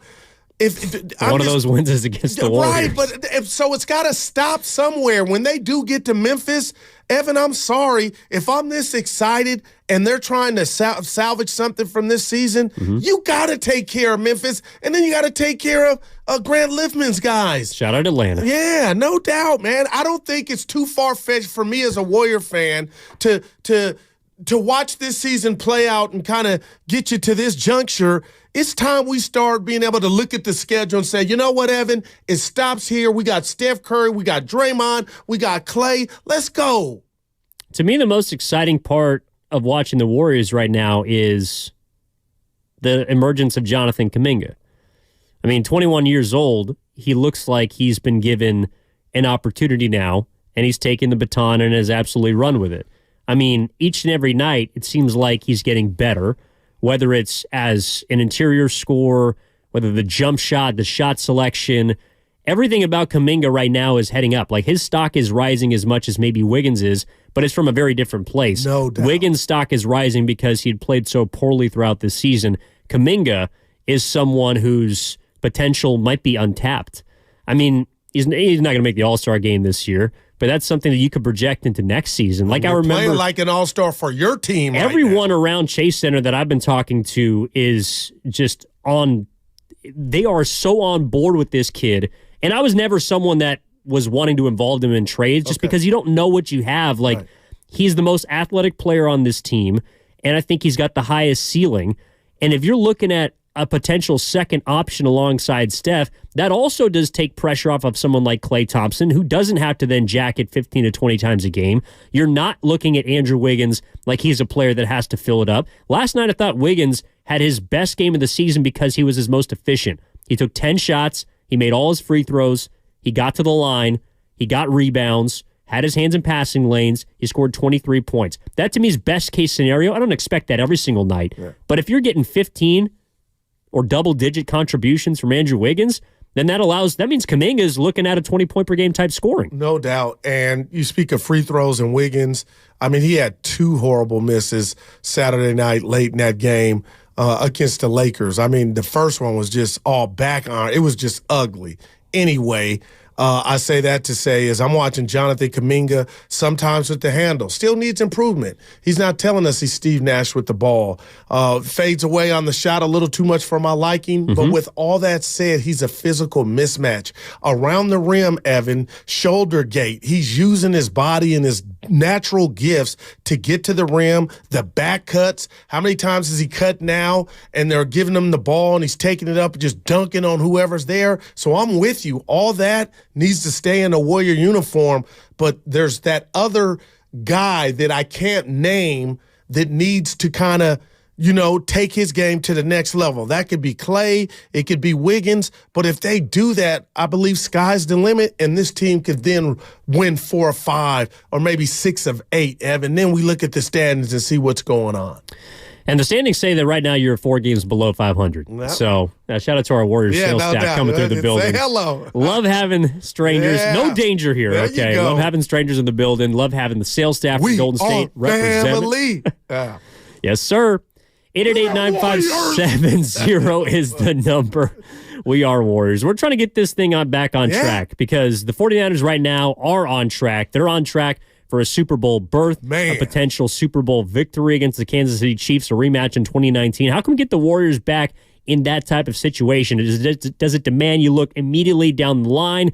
It's going to be something that can be salvaged this season.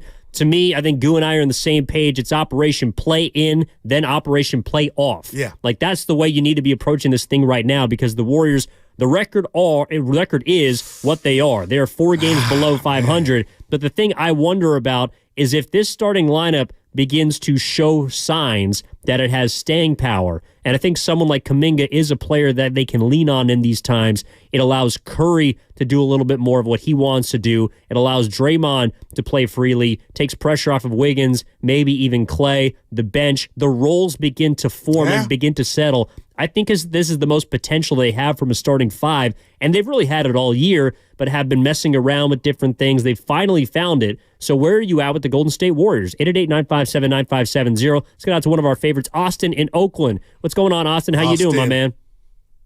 What's up, Goo and Evan? Listen, guys. I'm back on the wagon, Austin. Yeah, Before you start, I'm back on the wagon. Talk Go to ahead. him, Austin. Oh, you are? Okay, well, that's cool. Listen, this optimism is driving me crazy. I mean, we got one game, guys, where we've seen some promise, but if we're going to be totally honest with each other, the balance of the season has not been good. And I would argue that this team as a unit, and the connectivity hasn't been there. I think you got to play balance night after night. You can't go once every 4 games and say, oh, we got it back. I do think there's something in Klay not being there. I think that Klay Thompson is a guy that should have been coming off the bench a long time ago. And I think last night you could try to see where it's not a bad idea to have Klay coming off the bench. Klay has to accept that. And I think Klay's been a big problem, really. I think with attitude, you know, when he's not doing well, his body language is terrible, especially for a guy with his tenure. So I think there's a lot more to the Klay Thompson thing than we want to admit. So I'm okay with playing it out, but I do want to build towards next year, Goo. I don't want to assume that this year is going to be we're going to get to the promised land this year. We will not. We're not built for the play-in.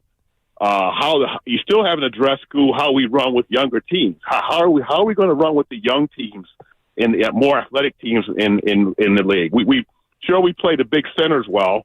What about the athletic team? No, that's a great call.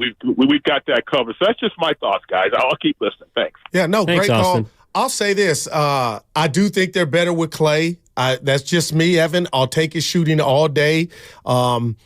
What are you talking about? 10 to 15 or 10 to 12 3-point attempts a game, it feels like. Like he's built for that. But as far as ass whoopings that the Pelicans came in here and put on the Warriors, who else came in right behind them after that? That was Toronto and then New Orleans. Like I can't forget that. But damn, Evan, I would just tell Austin, no excuses, but you got guys out. Can we reincorporate them into what we got and then see if the youth and the blend of experience, how that combust by April, by the time April comes. But I will not talk and say, Austin, you are wrong, because we've seen that. But what it's about, why I'm back at the bus stop, Evan, is now I see that there's a fire lit, that the furnace is on. And now it's about where can the starting five that's making his imprint and getting this team off to good starts, and Curry with Dre back, how far can that take us? Well, to Austin's point, we've seen the Warriors play quality basketball for a week, maybe 2 weeks. We have not yet seen them play quality basketball for a month. And I know the one coming up is a little bit longer than usual, but it's still 29 days. If the Warriors can play good basketball for a month, then I'll start to believe that this is a team that can make some noise. But they have not been a 500 basketball team for a month since October. And that month had 4 games in it. So I'm looking at 6-9 in November, 6-7 in December, and that includes a 5-game win streak, by the way. And then this month in January, they just finished 5-7. So what I would be optimistic about is that I think that this starting lineup is their best 5. So it could have staying power. No, that's how I feel. But they got to prove it. And it starts with the road trip coming up on Friday as they begin a new month. They try to turn a new leaf. They head to Memphis, Atlanta, Brooklyn. If you can win those basketball games. Back-to-back, right?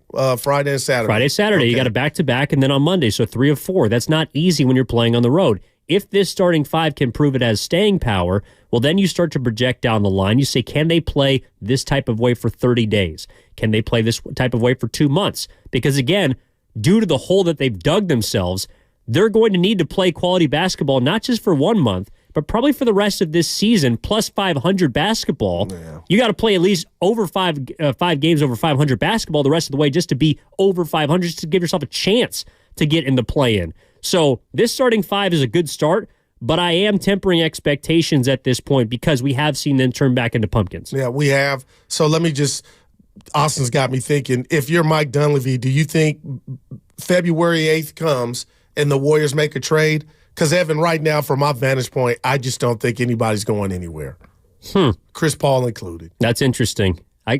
Give me a minute to think about that. I'll get you on the other side of the break. 888-957-9570 is the number. Chucky's out in Oakland. Chucky wants to talk about the emerging wings. What's going on, Chucky? How you doing, my man?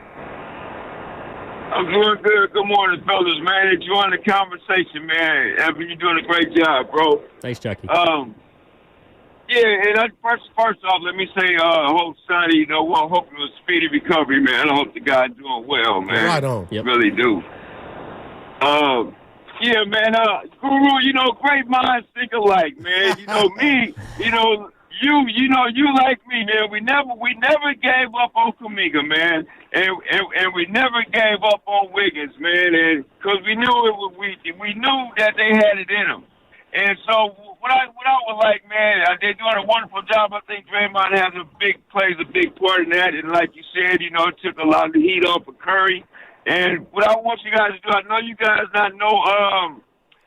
you guys not in Steiny's mind that you guys, you can't speak for him, but you guys are his partner, man. And I would like to hear your comment, because I like the narrative that you guys are speaking on Kuminga, but I know Steiny, he never liked Kuminga. So what would you guys think of what he would have to say about his turnaround so far? Appreciate the call. Thanks, Chuck. And I know where our partner would start is before we even got to said player, Evan, he'd be like, Evan, they're 20 and 24.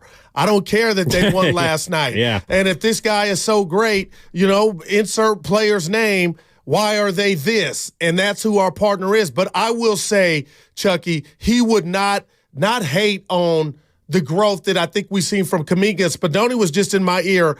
Evan, again, I've been knocked out by Mike Tyson, Clubber Lane, on the Andrew Wiggins, knock, knock, somebody's home. Because nobody's been home, right? Spinal. So, Chucky, as excited as I am for Wiggins, I hope I'm not sounding like a Amway salesman knocking at your door saying, oh, this is the Wiggins we're going to get for the rest of the season. I'm Operation from Bob's place. It's all hope. Okay, it is all hope right now that Andrew Wiggins can sustain this. I like you know that. what I'm saying? No, you're switching I'm not it up. telling you he's Chucky. And Steiny would be like, it's just a game or two. It's 3. That's what I believe Steiny would say. Well, and look, I understand you need wings. You need two-way players. And when Wiggins plays like he has the last 5 games, I think he helps the Warriors certainly more than he's hurt them. I guess I just don't have confidence yet. And maybe, look, he could prove me wrong the rest of the way, but I'm looking at 3 more years of this guy. And I guess part of me just doesn't want to do that dance of, well, is he going to be this player? Is he going to be that player? And I think that Kuminga and his emergence at the wing spot, I know they don't technically play the same position. Kuminga's more of a 4 right now. Wiggins plays, he's really the only true 3 on the roster, maybe Clay. But to me, I still would be open to moving Wiggins because I think that if there's a team that looks at him and says, oh, well, maybe we can extract this out of him, then you might be able to fetch a nice piece for him. You know what? You just had me think about my childhood. I know we're up against it. I had a best friend, Paul, lived next door. His dad had a problem with alcohol, and his mom and Paul, they had to worry every day what dad they were going to get when he came home. And Evan, you got me thinking, not making that example with Wiggins, but it is taxing, wondering, what person you're going to get. Like that does take a lot of out of the other people wondering which one you're going to get on a daily basis. It's tough. We go back and forth. We know what we're going to get for the San Francisco 49ers. It's a Super Bowl appearance. I do want to talk about them coming up in just a little bit, but we're taking your calls on the other side about the Warriors, where they're at the trade deadline. Does the win last night really move the needle for you? Do you need to see more? Do you need to see more from the starting lineup? Wiggins, Kuminga, is it all about Dre? Where are you at right now? 888-957-9570. Hang on, Tom, Sonny, Oscar through the break. We'll get to you on the other side. Evan Giddings in for Matt Steinmetz. A reminder, it's a Warriors Wednesday brought to you by Valley Heating, Cooling, Electrical, and Solar. Locally and family-owned and home of old-fashioned service for all of your home comfort needs since 1962. Check them out at valleyheating.com. That's, again, valleyheating.com. Evan Giddings in for Matt Steinmetz. Joe the Guru Johnson back after this, 95.7 The Game. Happy hump day, people. Happy hump day. When you wake up well-rested.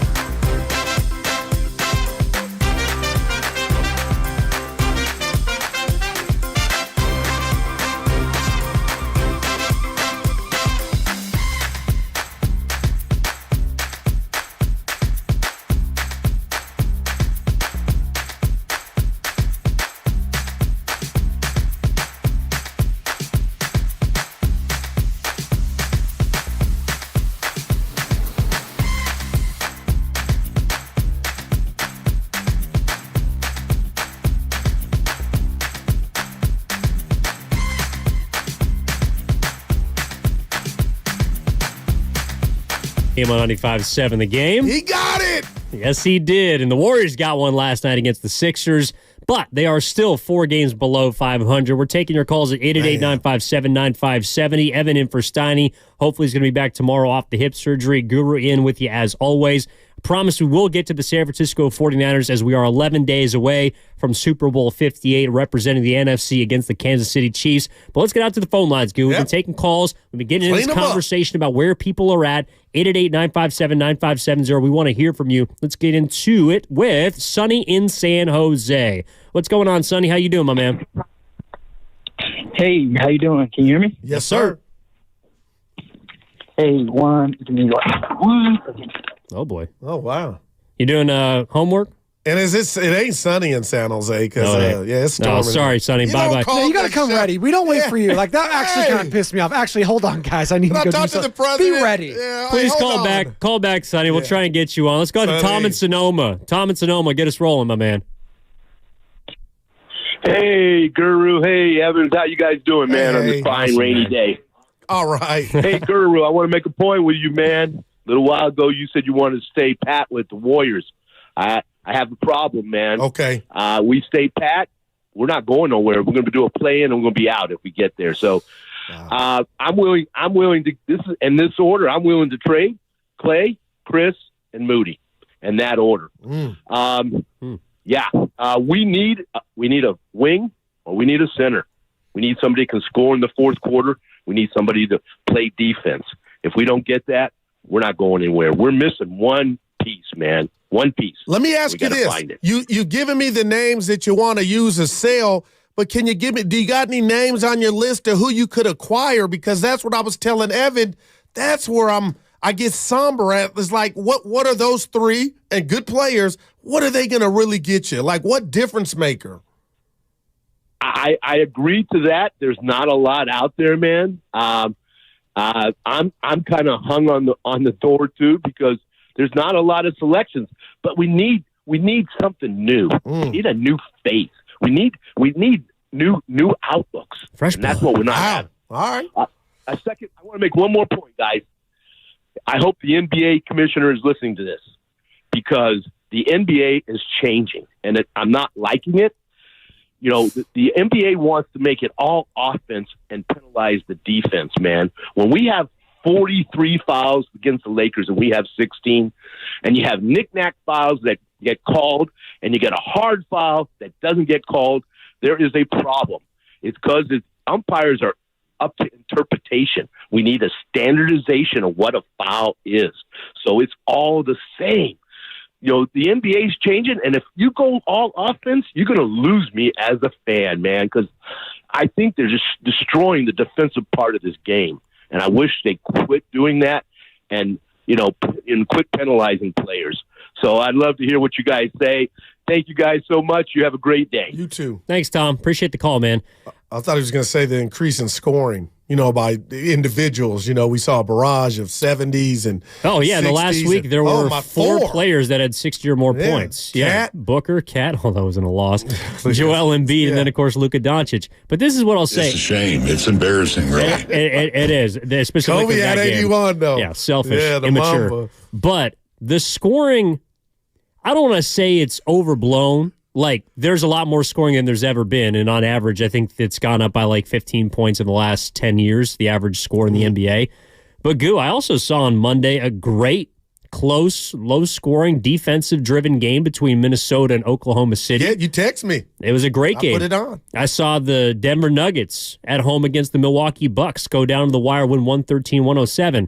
I think that when teams lock in, and this is my, I guess, bigger takeaway from the offensive rise in the NBA, I just think there's less effort. But when players do want to lock in, when they do want to defend, they can do it. There still is the ability to, but I just think there's less buy-in from that end of the court than there's ever been. Man, Evan, that's deep, and it sounds like you would tell Adam Silver if you're having some coffee or a beer with him at the old ship, you know what? You don't have a problem. Half of this scoring is guys got to come ready to play, and your point is, it sounds like, let me know if I'm wrong, Evan, when they want to, when they want to D up, it affects the game and will keep guys, great players like the Bookers or the Lukas in the world down from scoring. I don't think the refs are doing anything to where, hey, Evan, if you want to go out there and be Gary Payton 1 and 2, we're going to strip you of that and call some BS. It's not that. And you talk about it. What do we say? You can manipulate your way through an NBA season because guys know, and I think the Lakers are doing it right now, that they have the necessary size and players that when it's go time, Evan, they'll look different than they do maybe 5 days during a normal 7-day week where Laker fans are ready to jump off the bridge because they think they don't have enough. So it does, to me, have a lot to do with will and want. It's easier to manipulate the refs than ever before. I mean, the call on, I think it was Patrick Beverley last night on Steph, I thought was kind of iffy. I'll give you that. But there was a call that Draymond asked to be challenged later in the game in which he thought he went straight up, and on the replay he didn't. Like, I just think that the refs are in a position where the rules are easier than ever to score. I think there's more gifted scorers on every single team than there's ever been before, and there's a lack of buy-in defensively, from man 1 through 15, and that's why we're seeing more scoring than ever. The one thing that I thought he was going to get on the NBA for, which I'm completely in agreement with, is about this qualification you got to get in order to qualify for a league award or an All-NBA team. The 65 games? Joel Embiid should not have been on the floor last night. I love you for that. Joel that was Embiid bad for was Philly. less than 100%, was clearly He hurt. wasn't 70, Evan. And shame on, I talked about this last night, shame on the Denver Nuggets, shame on Mike Malone for accusing this guy of not wanting to smoke in a meaningless, stupid regular season game at Pepsi Arena in Denver. Nobody wants to see that. I missed that. He doesn't want to play because he's got the Jokic flu. No, he doesn't want to play because he's got a clear knee injury, you dope. And he's about a couple hours away from an MRI after Dre fell on him. Like, I'm mad at everybody involved with Philly. I wanted him to play, but when I saw him compromised and was just a glorified point guard shooting shots, you could tell he was compromised. Like, that's your money tick. That is all your hope. Evan, I think everybody with Philly nurse, and the doctors and nurses, they got it wrong. He shouldn't have been out there, man. Now he's an MRI away from maybe being gone from a week or two, but I'm with you. I don't like that 65 games played. Yeah, like if you're going to miss games because you're resting or there's load management, I get that. Although quietly, that rule has not stopped people from quote-unquote resting or taking games off. So it only applies to all-star caliber players. Everyone has been taking as much time as they need, no doubt. But it penalizes players for actual injuries. Now, if the MVP award, for example, Joel Embiid, if he plays like he did last year, I think he played 68 games, that was the fewest for an MVP as far as percentage of games played in a season. He's in jeopardy now, Walton. Evan, already. He is in jeopardy of not qualifying for an award that he deserves right now because he's the front runner. He's been the best team in basketball. By the way, thank you, Uncle Teddy. Kaminga fell on Embiid. Thank you. No matter. Neither here nor there. But my thing is, like, you shouldn't be penalized for missing games due to injury.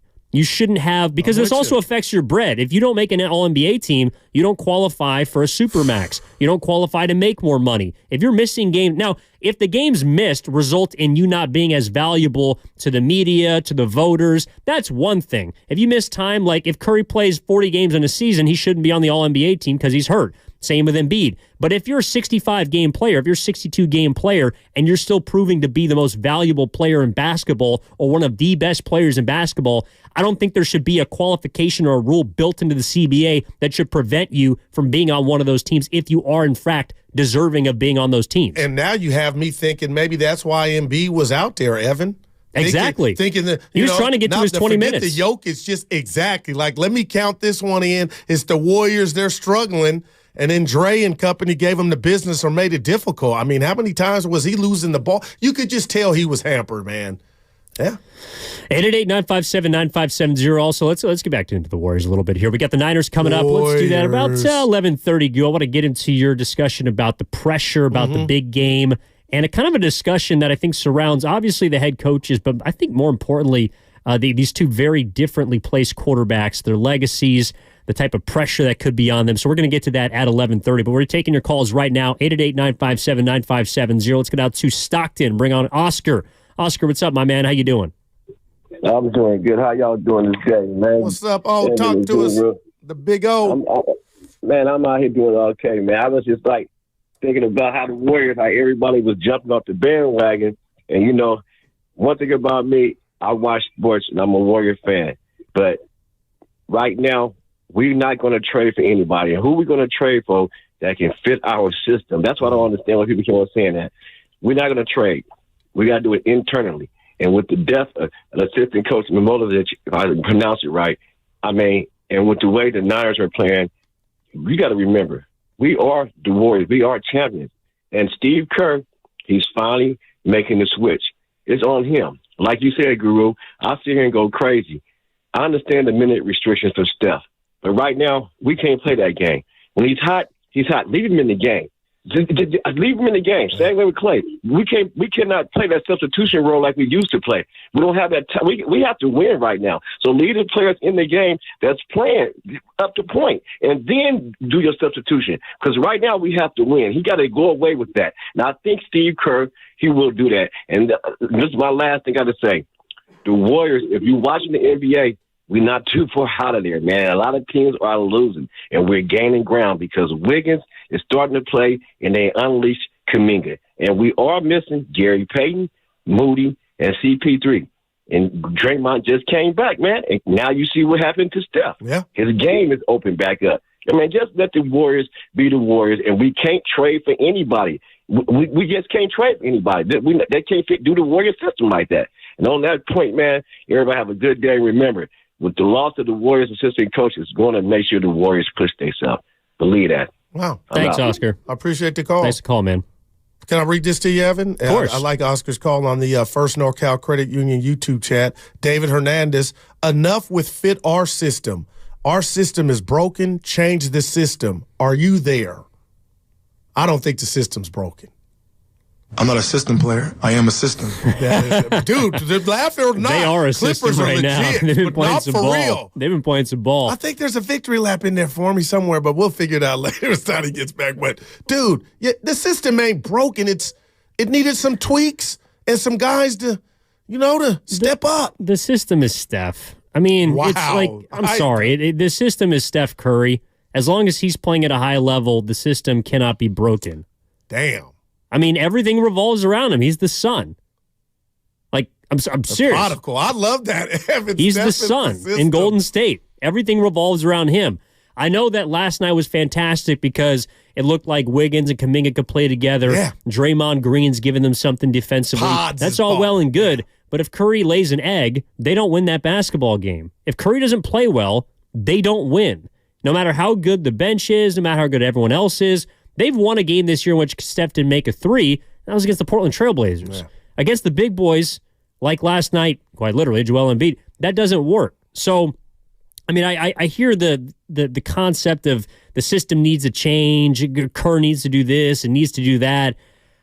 Right now, I think the system is geared to where it should be, which is number 30. Yeah, I love that. That was a home run. And Appreciate you're it. right. Let's get back to the calls. Mike's out in Oakland. Wants to chime in on the conversation. town. What's going on, my man, Mike? How are you? Wow. Good morning, gentlemen. The guy before me pretty much covered a lot of stuff, but I also agree with the Warriors stay pat. You got three major guys that are injured right now. Wiggins is healing from whatever it is that brought him down.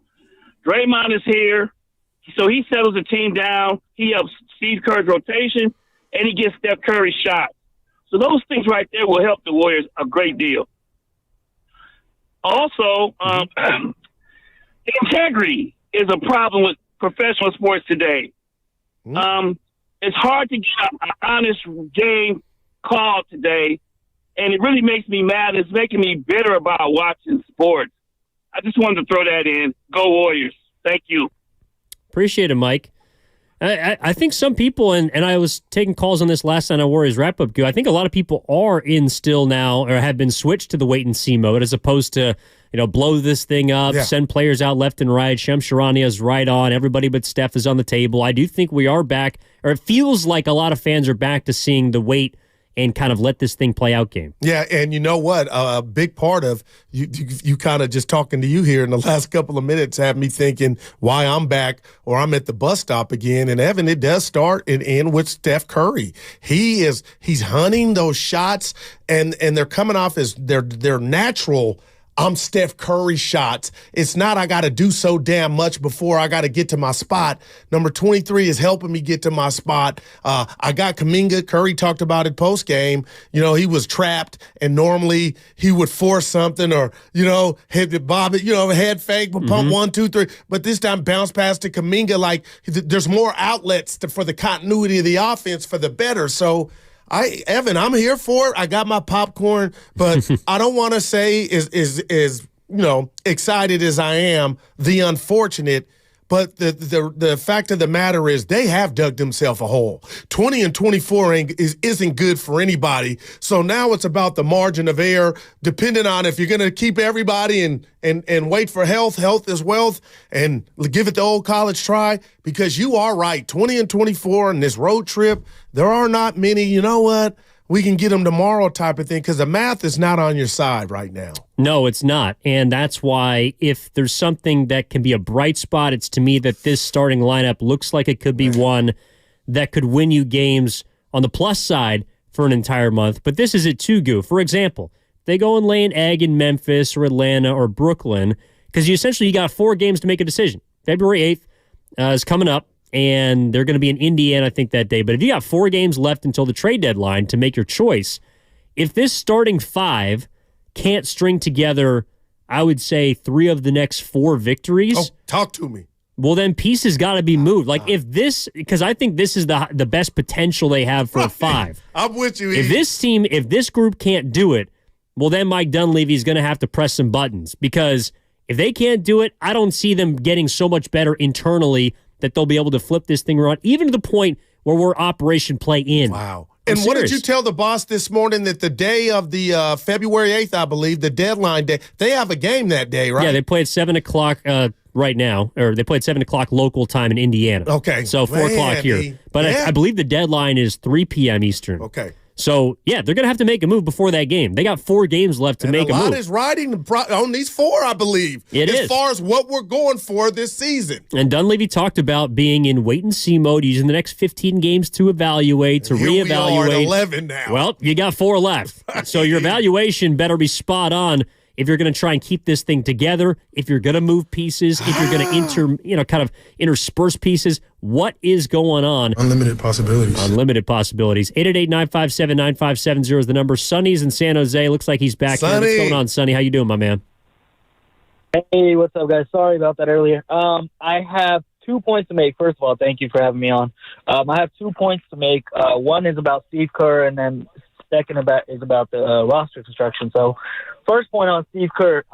Someone on a call mentioned earlier that Kerr is a big problem, and even though I'm kind of in the middle of the spectrum there, whether Kerr's the biggest problem or not a problem at all, we see it time and time again. One was on that LeBron drive where he subbed out Steph Curry. You think to get some more size, everyone knows the ball's going to LeBron James, right, for the last shot. He subbed in 6'2" Corey Joseph. And guess what LeBron does? Bully balls his way to the rim for a layup or free throws. It's those kind of decisions where everybody can see it. Second thing, playing Dario Saric at the 5. Dario Saric is not a 5. He's not defending anyone inside, and he's a stretch 4. And it's these kind of decisions where it makes you question, like, how is everyone else outside of Steve Kerr seeing this stuff? And it's so obvious.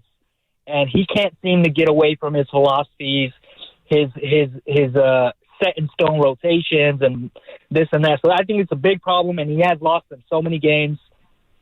I think that has been a big problem in them losing all these close games. Second point I want to make is the roster construction.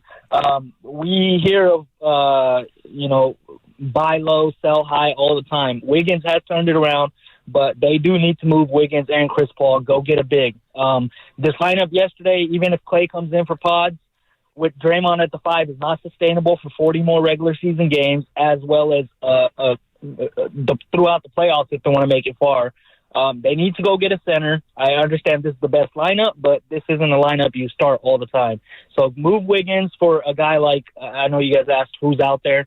You can go get a guy like Nick Claxton. You can go get Wendell Carter. I know Lauri Markkanen is a pipe dream, but there are guys out there where you need to just fill these margins, and these little moves will make the biggest difference. And you move Wiggins for a big, then you can go enter in Clay, start Kuminga, put Draymond at the 4, and then have a 5 that you can play. And then you got these rotational pieces. So there are moves out there, man. Appreciate the call, Sonny. Thanks, Sonny. Yeah, I think there's a couple of things there. Number one, you're seeing someone like Saric or Looney or TJD at the 5. You're not seeing them there very often. Again, Draymond played 30 minutes last night at the 5. Like when he plays, he is at the 5. Mm-hmm. The other part of it, too, is as much as I would love to go see the Warriors make a move for a big, you also do then run into kind of the same issue that they had in the Lakers series last year, Goo, which is you have 2 non-scorers at your 4 and 5 position. I think that's one of the reasons why Kerr has activated this particular starting lineup. Right. Go ahead. Let me stop. Because then you have more shooting, you have more spacing, and while you're smaller and defensively you might be compromised at times, I think it more affects the rebounding and second chance opportunities. But Draymond and Looney didn't play well together, even when Looney was playing well last season. If you go and bring in a traditional 5, a.k.a. a guy that's going to be down low on the block, that's going to be clogging the paint, I don't know if that helps someone like Kuminga, who when the floor is spaced, then he can attack the 10, then he can get downhill. So I don't think it's just as simple as, well, flip this guy for this guy, bring in a traditional 5, and all is solved. No doubt. And I'll say this to that, Evan. Teams naturally manipulated the Warriors and took advantage of the Warriors when it basically felt like on offense with Looney and Dre, you were playing 3-on-5. But I'm going to take a second. I've done it before, Evan. Dario Saric, I'm sorry, shooting 41% from 3, 10 points a game, 5 rebounds. He gives you everything he has, and he's not going to Kerr saying, put me in the 5, coach. But, Evan, I do think a lot gets lost. He's shooting 49% from the field on – okay, yeah, he gives up something. He's not the only one. But, Evan, if I had $1 for every time he hits a big basket when the game is kind of teetering or getting away from the Warriors when they do win games, I just can't pick up a phone and make that call and says what ails the Golden State Warriors is Saric. He's been more of a plus than a negative to me. Nobody can tell me different. I think he's been net neutral, but I think the Warriors got bigger reasons why they look like they might be able to turn a corner, and I think it has to do with this starting lineup. Also, we can talk about it coming up on the other side. Just heard that Steve Kerr is going to be joining the boys in the afternoon, Willard and Dibbs at 5 o'clock, so I'm sure he'll have some answers to some of those questions. Hang on through the break. Mike, Jan, Nick, I see you. We'll take your calls on the other side. 888-957-9570 is the number. It's also a Warriors Wednesday brought to you by Friedman's Appliance, a trusted name since 1922. Visit friedmansappliance.com today. Steiny hopefully is going to be back tomorrow off his hip surgery. Evan Giddings in for him alongside Daryl the Guru Johnson. We're back after this, 95.7 The Game. The Red and Gold hotline is up and running. Bang, bang, night of gang up in this thing. Let's go. Call it anytime. Get excited. Go crazy. Let's go, boy.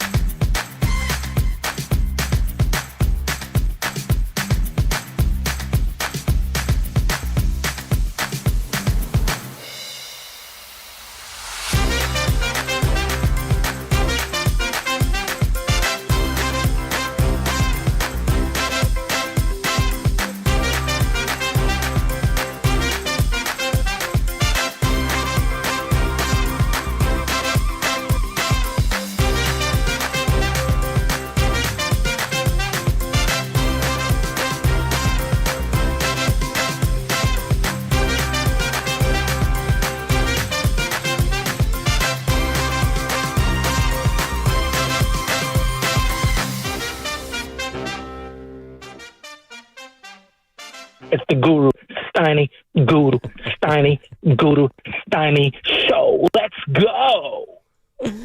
Guru's in the house. Steiny's going to be back hopefully tomorrow. Evan in for Steiny. What do you think he's doing? Listening to us? What up, Steiny? No, he's probably watching a documentary on the Arctic. We got to tell him about the four corners when we get back. Maybe with a couple suds. Oh, yes, we do. We've been playing the four corners offense against Steiny. Yeah, he's been active on the Vine. What are they talking about? I hope he's not listening. Probably going to confirm some suspicions he's had. Yeah, we love you, buddy. Yeah, hopefully he'll be back tomorrow, getting the okay off his hip surgery. So much love to Matt Steinmetz.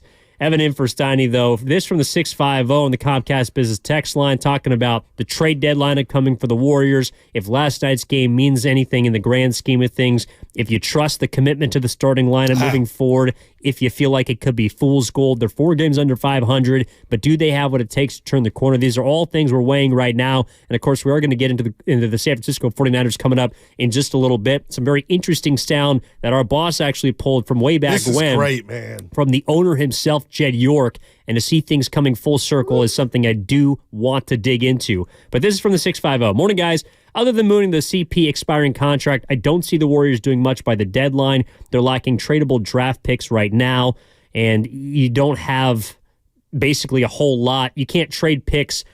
I think you can only do every other year. So right now they don't have their 2024. That means they have to trade 2026, 2028, and beyond. Those aren't a lot of assets that they can move. So the Dubs can only trade 2 once July kicks in. Yeah, I mean, I don't know if they're necessarily stuck, but I do feel a lot of apprehension from the fans, Goo, about whether you want to make a move because this new forward-focused starting lineup looks like it might have something. A little bit. A little bit. It's been 2 games, but they have looked a lot better. And I do want to hear from you at 888-957-9570. So let's get out to Nick in Ohio. Wants to talk about one of those forwards, Andrew Wiggins. What's going on, Nick? How you doing? Pretty good, fellas.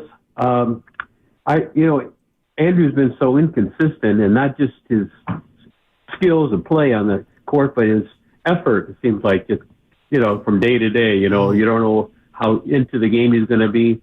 And I'm wondering if he's playing better, a little bit better now because he's been hearing the trade chatter, and he doesn't want to leave the situation he's got. So for now, he's doing okay. What do you think? Yeah, again, I'm still where I was at a month ago, which is the best case scenario for Andrew Wiggins is he increases his value, his stock rises, and you use that to move one of your long-term contracts. Now, he might be more valuable to the Golden State Warriors than he is to another team, but if he plays like this, it's always interesting to me, Gu, how we want to sell low on players, and this is just fantasy GM hat, but we always want to sell low on players. We never want to sell high on them, which is actually how it works. Like, you don't sell a low stock. You sell a high stock after if it's improved its price. Andrew Wiggins, I think, is improving his price right now and would be able to fetch you much more than he would a month ago, and yet we're starting to see people say, well, actually, no, now I want to keep him. Yeah. Well, that's interesting to me. I've been consistent with that, and you're right, Evan. But the rat's on the table when it comes to Wiggins, and just speaking of a team that wanted his services. Thank you. They wanted his services, Evan. They know what's on the label. This guy, when he plays, can be productive. Problem is, he can also be K-Wig and send your radio station out of business because he'll show up and looks like he does not want to play. But you said something that hit me, and this is me, and why this fuels my hope, Evan, is he is more valuable to you. He fits perfect in what you want to do right now and his skill set. And in 2022, you know what I'm saying? So we've seen it to where it was beautiful music. It's just about mindset. But I do wonder, Evan, now, if somebody at home, a friend, a family member, maybe just himself, looking himself in the mirror, if all this new refound energy is not what I was hoping it was for, he's watching Kuminga just grow, and maybe he doesn't want to leave Golden State, and he's thinking, okay, if I go out there and do what I should have been doing in regard to effort and passion, maybe they'll hold on to me, Evan. He's definitely been more engaged, and he was going for loose balls last. Yeah. How low is the bar if I'm saying that? Said player went for the ball. Like, he was really down there, like, going through like, trying to get the ball. And I'm like, that it wasn't just Draymond. I'm like, look at Wig. Well, when you haven't seen the effort for a long time and it shows up, I think it's going to be glaring. Wow. Like, I think that's also, the offense to defense. When the defense shows up, it's also because we've seen them been giving up 140 points a game, been giving up 70 in halves. So when Draymond Green shows up and the defense looks amazing or looks different, it does look more amazing than it actually is. They've been a middle of the road defensive team with Draymond Green, but without him, they've been absolutely horrible. So I think his impact is felt as well. And maybe Andrew Wiggins is someone that likes playing alongside Draymond Green and Jonathan Kuminga. I think, to me, more the emergence of Kuminga has extracted the best out of Wiggins, because in any competitor, you want to match what's going on beside you. And Wiggins has arrived, in my mind, not as a perennial all-star, but as a player that could be a number 2 option on a solid team, on a team that's trying to make the play-in. And he's played consistently now for about 2 months, and it looks like this is the guy who could take the mantle potentially in the future in a couple of years when and if Steph decides to hang him up. No doubt. And he's not deaf, talking about Wiggins or blind, so he's hearing all the good stuff that's coming Kuminga's way. Evan, I'm sure just from a pride standpoint, obviously you're older than Kuminga, but it's about the Golden State Warriors, and what people are saying about you and your brand, that, it's not about talent, it's just about lack of urgency. But Evan, for him to be averaging on the year, Andrew Wiggins, 12 points, that's just, I can't buy it. Warrior fans can't buy it. Hopefully that improves, but it looks like the guy for the last couple of games, like the light's on. And when you watch him drive and finish, Evan, it's like, where's this been? Well, he's the 4th highest paid player on the team. So if he's your 4th option, that's not the worst place to be. The issue is he hasn't been your 5th, 6th, or 7th option at times throughout the season. If Kuminga has emerged as a 20-point-per-game scorer, which it looks like he's stepping into that place, Well, then that does take pressure off of Clay and Wiggins, and maybe those guys are more in the 3 and 4 roles in their careers. Wiggins this is his 10th year. He's got a lot of mileage on his legs. Maybe he's a guy that prefers to be behind the 1 and 2. He's got the skill set of a 1, or he's got the athletic ability of a 1, skill set of a 2, but the mentality more of a 3 or a 4. So I wonder if that does affect the way that people look at him on the trade market. It's been floated, this idea of a trade player for player involving Andrew Wiggins. I would certainly be open to that. I know people are asking about who. To me, players that have lesser contracts, because, again, you don't have as much financial flexibility this offseason, and I would just like to be able to, ideally, clean the books in order to set yourself up to retool for a bigger run next year, because I don't think even if the Warriors do initiate and execute Operation Play-In or Playoffs, I don't know how far they actually go in the postseason, even if the starting 5 looks like it's the best team or best version of themselves. You know what? You booked Geltizer from Sirius XM NBA Radio. One of our friend of the show. Remember what he said about Andrew Wiggins? He said he didn't think he was in shape, and he talked about look at his arms and yada, yada, yada. But I'm wondering if BG was onto something, Evan, and let's just say it was not giving out passes, because I know a million people could ask, why would it even get to this point? But let's just say he's got his wind or feet underneath him, and maybe that's what's fueling what we see that is glaring, as you mentioned, in regard to Andrew Wiggins. Looks like he's invested. He is, for now. 888-957-9570 is the number. Jan's been hanging on in Mountain View. What's going on, Jan? How are you? I'm doing okay. How are you two guys doing? All right. Hey. Fantastic. Well, what I wanted to bring up was why can't the officials after, in the post game be questioned by the media as to how many fouls they're giving up throughout the game? $1 million question, young lady. I don't understand why the athletes and the coach, Evan, could be questioned, but the refs are off limits.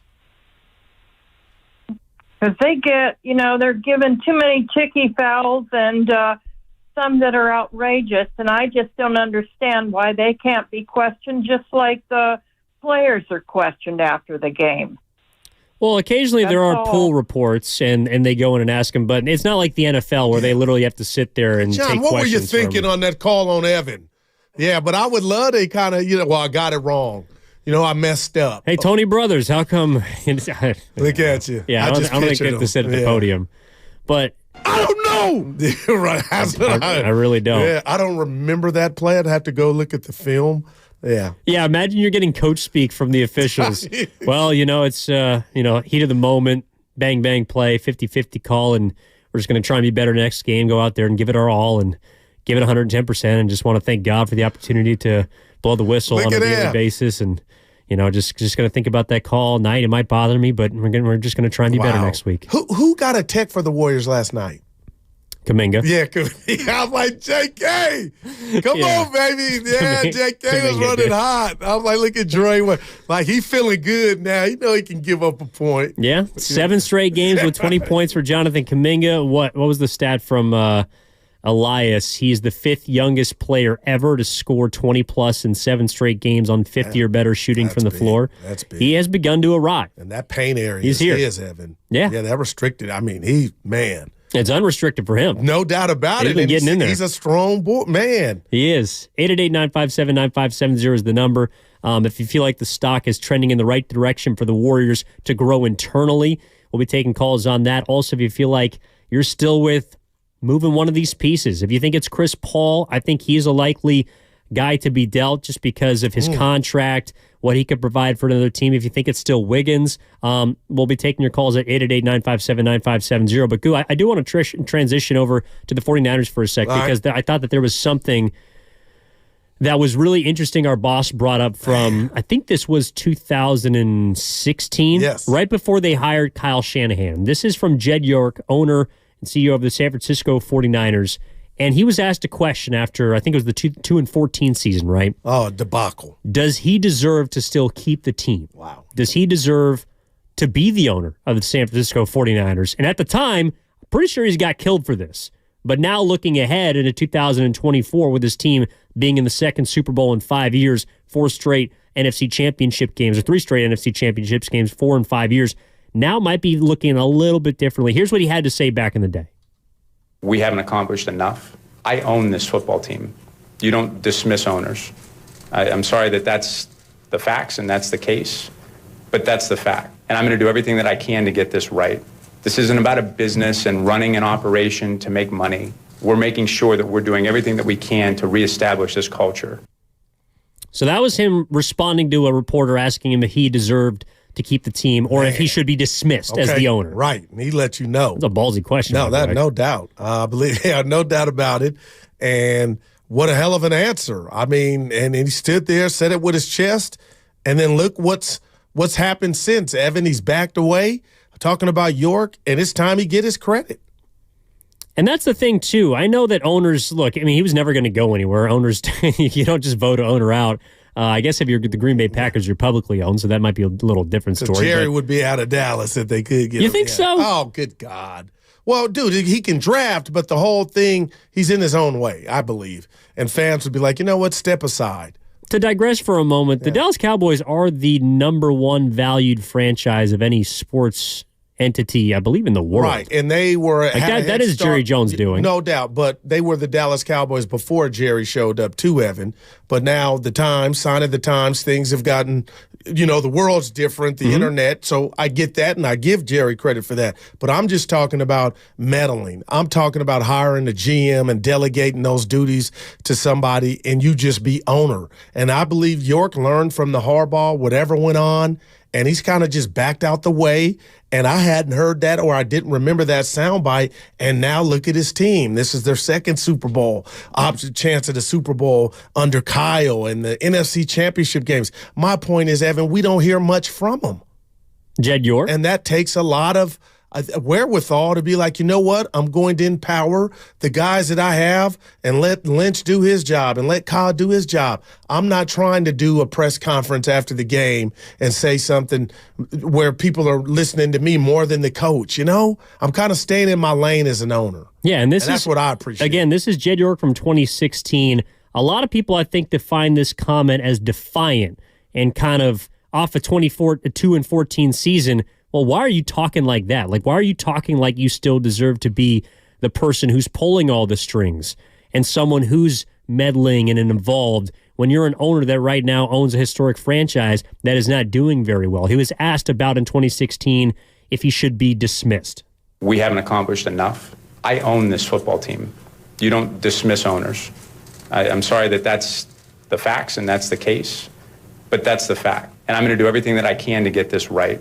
This isn't about a business and running an operation to make money. We're making sure that we're doing everything that we can to reestablish this culture.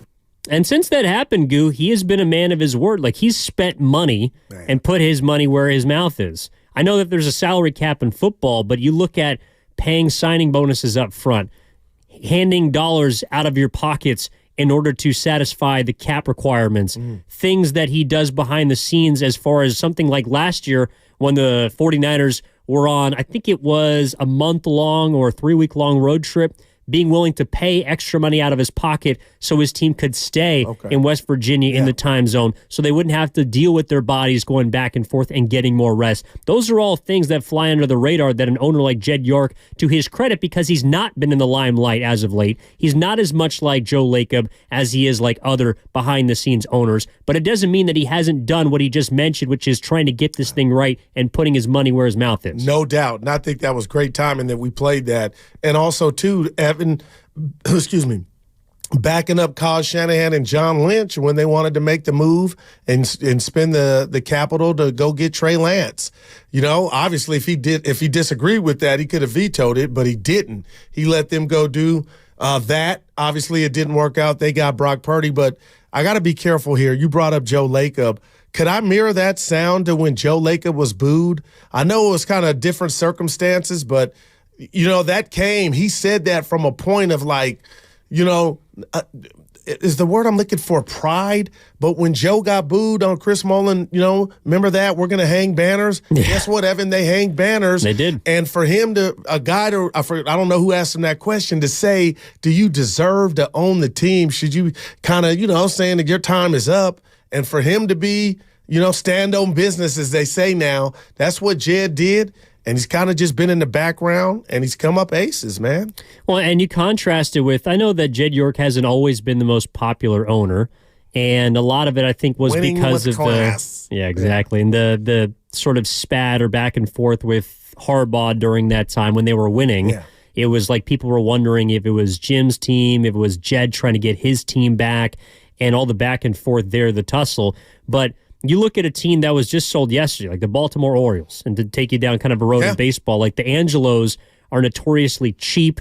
I know their patriarch just passed away. That's why they've sold the team for $2 billion to a different group. Damn. But that team is one that had and does have young star power. They just won 101 games. They made the playoffs for the first time in a long time. It looks like they were on the rise.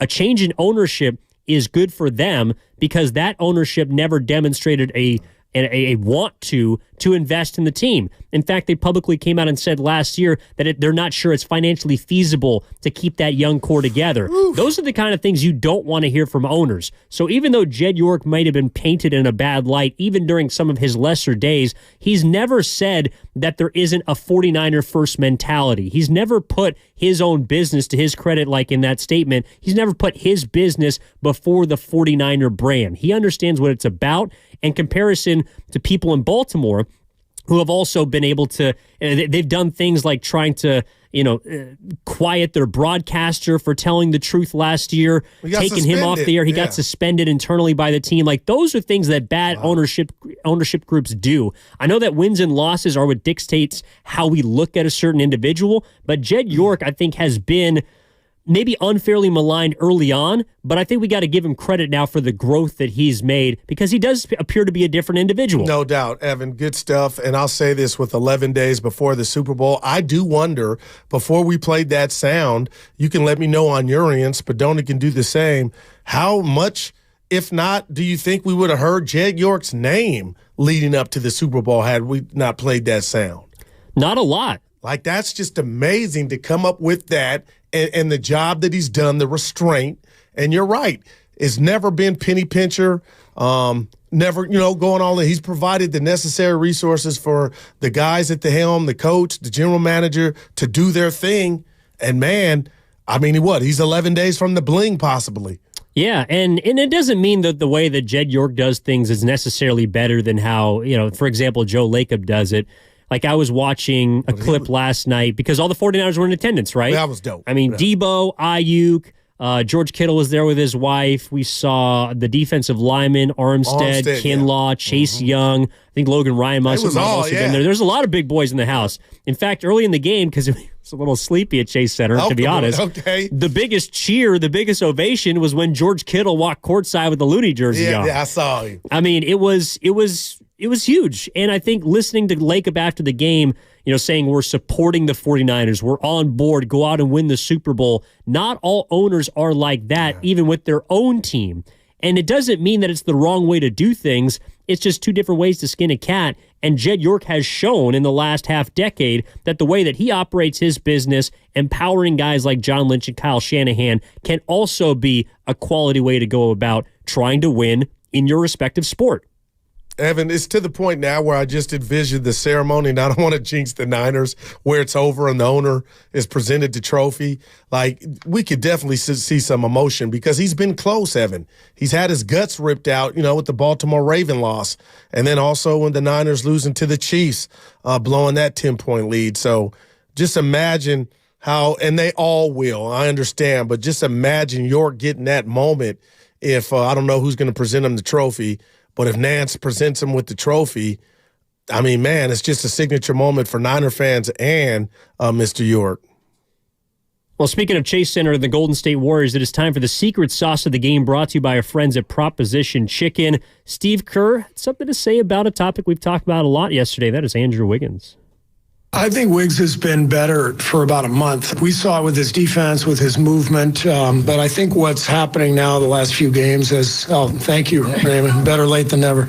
I just think Wiggs' defense has been good, like I said, for a month or so, but offensively, with the lineup change, there's a little more space. the way we're playing, and we're able to play a little bit faster. And you can see he's getting downhill, getting to the rim. He's doing some things that are very comfortable for him. So he's really starting to get into a good groove. 5 straight games with double digits for Andrew Wiggins, and that was the secret sauce from Steve Kerr of the game, presented by Proposition Chicken. Their chicken goes 3 ways: fried, flipped, and fake. Order now at propositionchicken.com. Also a reminder that segment was brought to you by In at the Tide's relaxing days, stunning sunsets. Winter is a magical time in Bodega Bay. Come experience it all at In at the Tide's. Winter midweek rates start at just $179 per night and also include breakfast and a bottle of wine.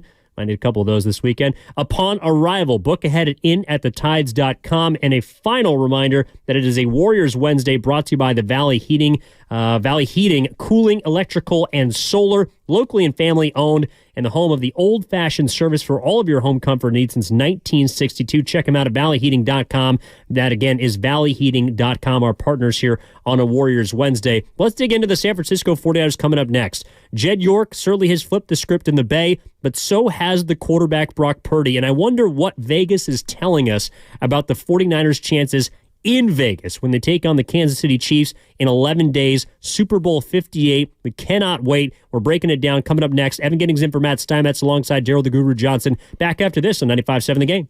From better poops to more energy, when you switch your dog's food to the farmer's dog.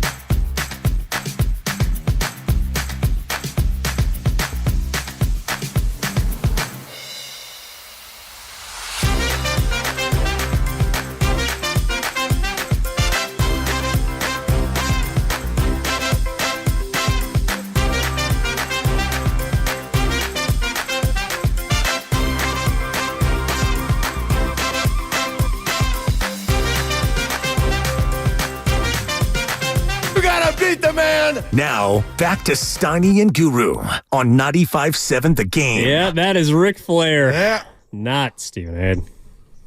By the way, our guy Fabby got honored yesterday at the Warriors game. I saw Steph give him a jersey. Yes, sir. Fabby. For this community involvement. He does so much let in us the know town. how it went. He does a lot, man. He does a lot in the town. Had a celebrity basketball game. I think it was at Oakland Tech Saturday night. The Bulldogs. I was hoping I got an invite. Well, you don't want to be in the game, right? What would the invite be, Evan? Just to come to the game and be part of the event. No, I want a ball. Are you kidding me? That's on my bucket list. Fabby, holla at me. But your knee goo. I mean, you're just earlier. No, I'm back now. I'm back. You're what? I got the tryouts for the Panthers coming up. I believe it's next weekend. Well, what about the MRI? Well, I'm getting that, but it's kind of worked itself out now. So what? PCL is inside, outside? Do you know what the ligaments? When I went in, he said it ain't your knee. You either got a partial torn hammy or a torn hammy. I lost. I'm out. I'm out. You don't want to be playing with a hammy. But I'm back now. I think it's nothing. I tore my hamstring in high school. Are you kidding me? I have never been in so much pain. You do not want to mess with that. I'm telling you. No, you don't want to do that. Like James Harden and dudes like that, Zion. You know, when they got a bunch of junk in the trunk. Yeah, you see them. You're too light. Grabbing their cheeks. That's because it's all in the hammy. You can't turn. You can't burn. You can't do nothing. Real quick, Evan. How about sleeping? Sleeping? Oh, that might be the best part. It's the only time you're not in pain. Oh my goodness. Yeah. No, torn hamstring, nothing to mess around with. So we'll see. Who would have known? You're like baby Dibs. You had the torn labrum? That was back in the day. Yeah, the torn labrum. Oh, yeah, look at it. I got like 17 good bullets left in me. I'm out. I got to save them. I am out. I am out. 888-957-9570 is the number. Evan Giddings in for Matt Steinmetz. Hopefully he'll be back tomorrow. We'll talk about injuries. He'll be back off hip surgery. And, of course, Daryl the Guru Johnson with you as always. Goo, you know, we always have this conversation. He brought it up today. I thought it's one I want to get into, this idea of the pressure, right? Yeah. And who has the most, whose shoulders are feeling the heaviest, whose backs are going to be burdened on Super Bowl Sunday come 11 days from now on February 11th. Where does your mind go when you hear the word pressure in Super Bowl? Because the Niners have come back twice. They've faced pressure already. Obviously, the Kansas City Chiefs have had to overcome pressure during their now, 4 straight Super Bowl trips. Mm-hmm. So when you hear pressure in this specific matchup coming off the NFC and AFC Championship game, where does your mind go? It goes a lot of places, but it anchors at the doorstep of the most important position in pro sports, and that's the quarterback. And I was at DNR Barbershop in Union City. Shout out to the fellas, Evan. And this naturally, organically came up about Kyle Shanahan. I've shared with you. You shared with me. We all think he's brilliant. Nobody's perfect. Some of his best work he didn't get credit for, I don't believe, and that's taking Jimmy Garoppolo to multiple NFC championship games and a Super Bowl, okay? We know what happened. They didn't get it done, but they got damn close, and they were, one of the best teams in the league. So here we go again. Years later, 4 years later, Kyle Shanahan has recovered from the debacle that was Trey Lance, insert Brock Purdy.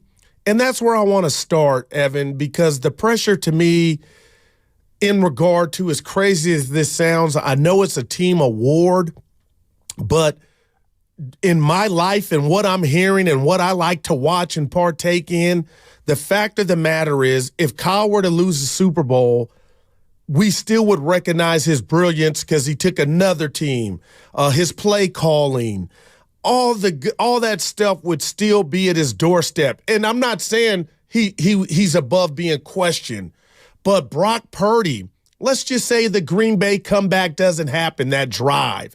Let's say the 24-7 deficit that they overcame just a few days ago at Levi's does not happen.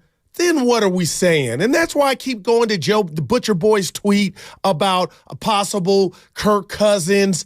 All that crap would have manifested to where, right or wrong, Evan, if you agree or disagree, we would have been talking about it. And I don't think Brock Purdy would have been able to operate from a position of equity like a Kyle Shanahan who has skins on the wall, although not a Super Bowl ring, but a Super Bowl visit with a different version of his team. So I say all that diarrhea of the mouth, Evan, to say, if Brock Purdy can get this done and quarterback his team, and it's not just him, it's the whole gang.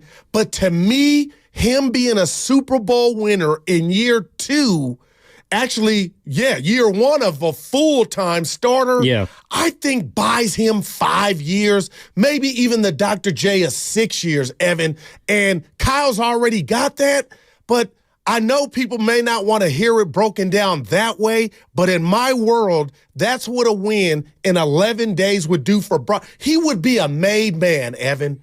I think he already is. Ooh. I mean, you're never a made man until you have everything, and I mean a Super Bowl. But if Kyle Shanahan's a made man, which he is, but that's because of the contract, right?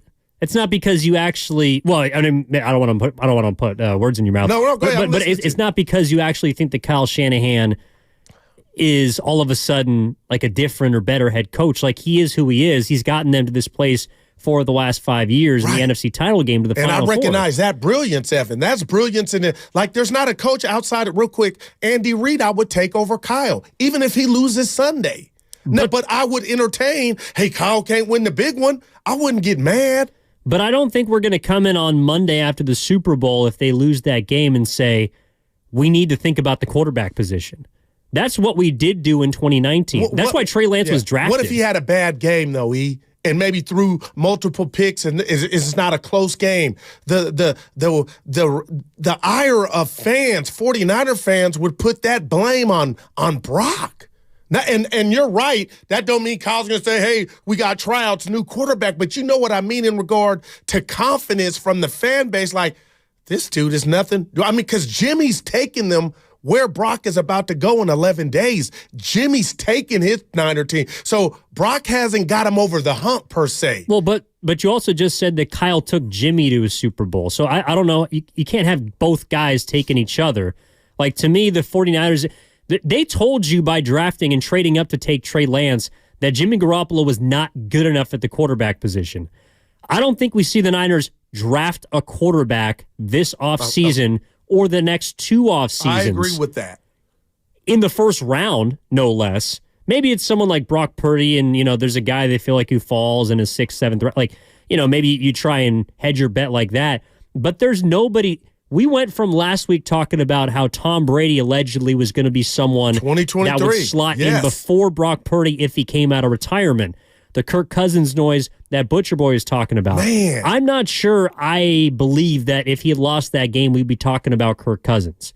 I think that Brock Purdy has earned, you're talking about equity, maybe not for 5, 6, 10 years, but with what he's done both in the regular season, the efficiency with which he's played, in addition to in the postseason being able to bring the team back or be a major part of the team coming back, not once but twice, I think he's bought himself at least a few years. I think he's bought himself at least a contract.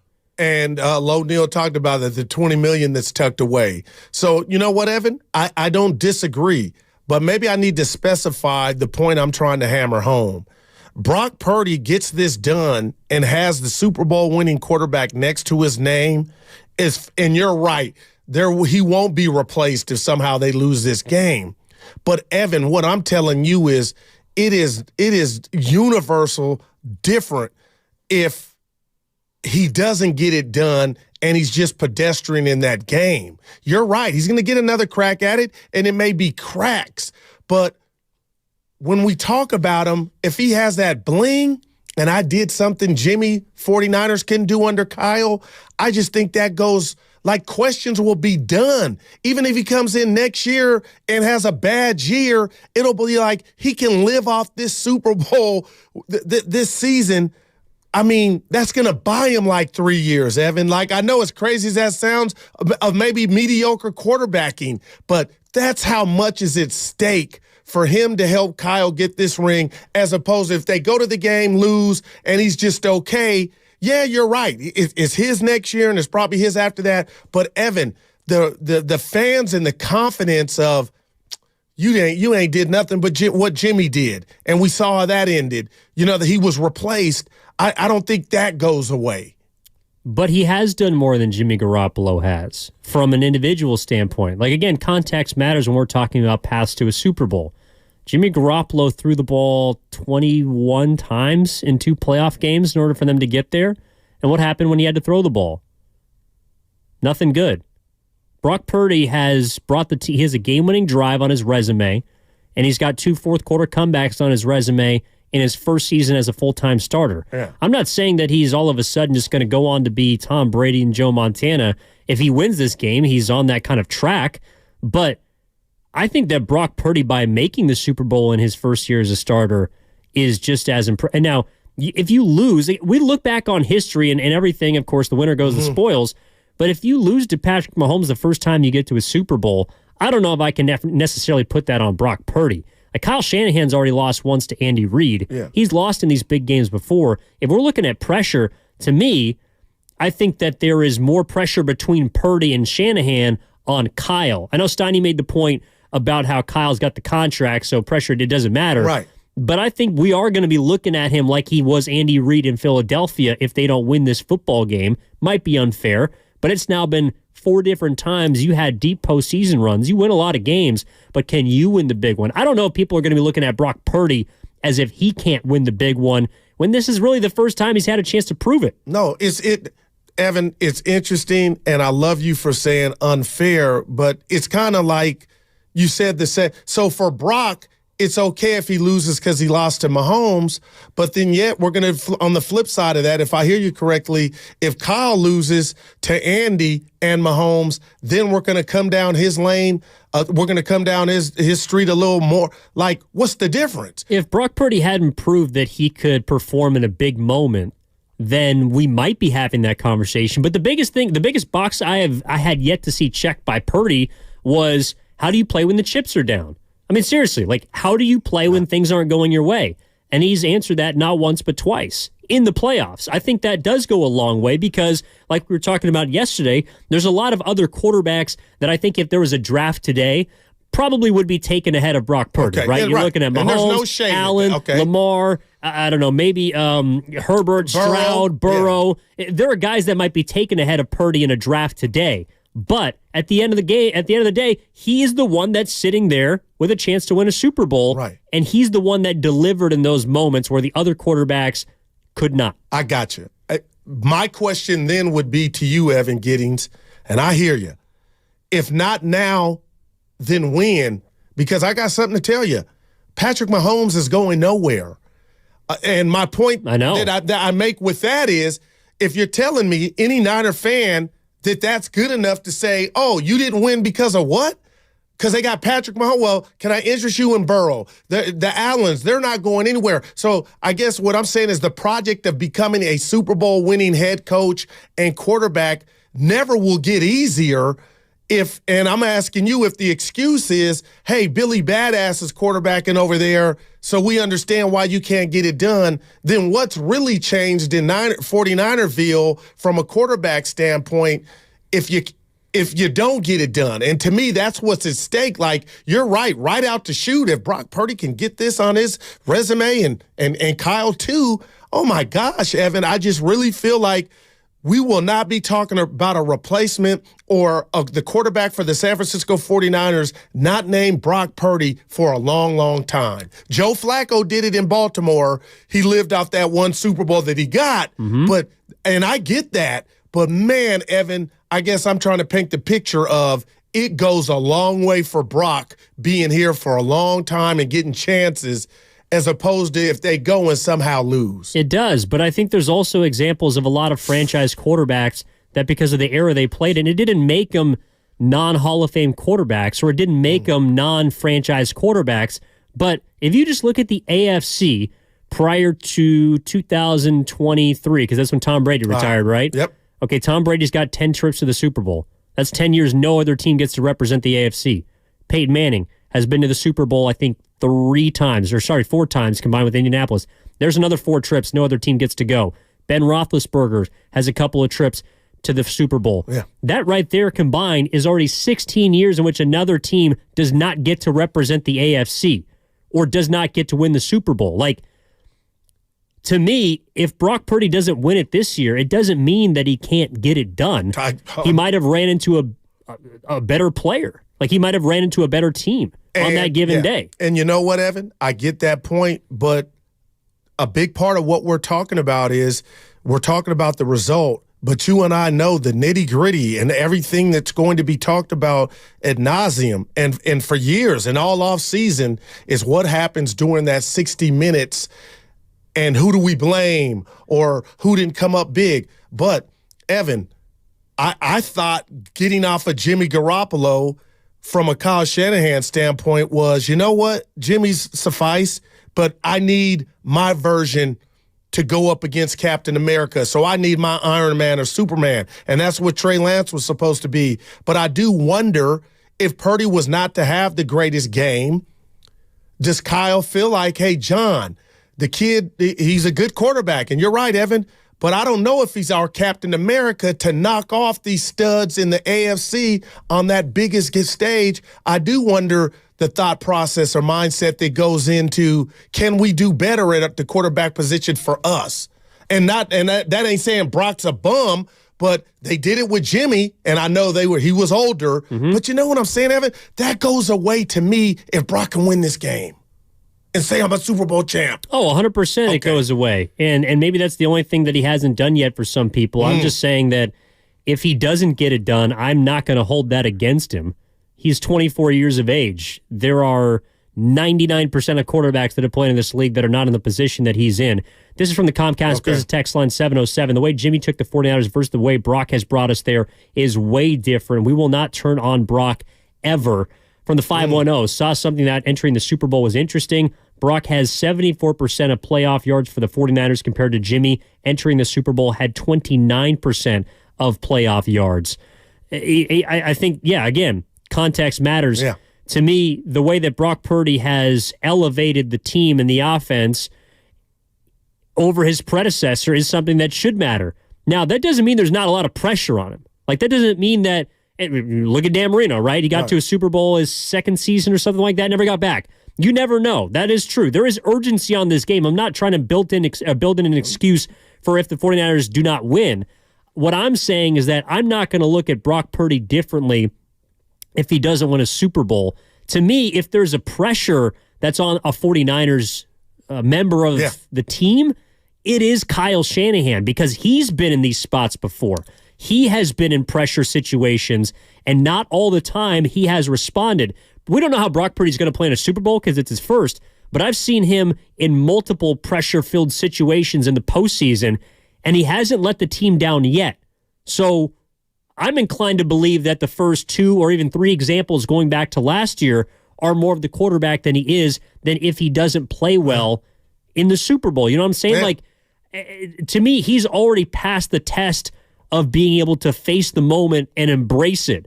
The Super Bowl is a different stage. You're playing in front of hundreds of millions of viewers. Exactly. But I've seen him pass the test thus far.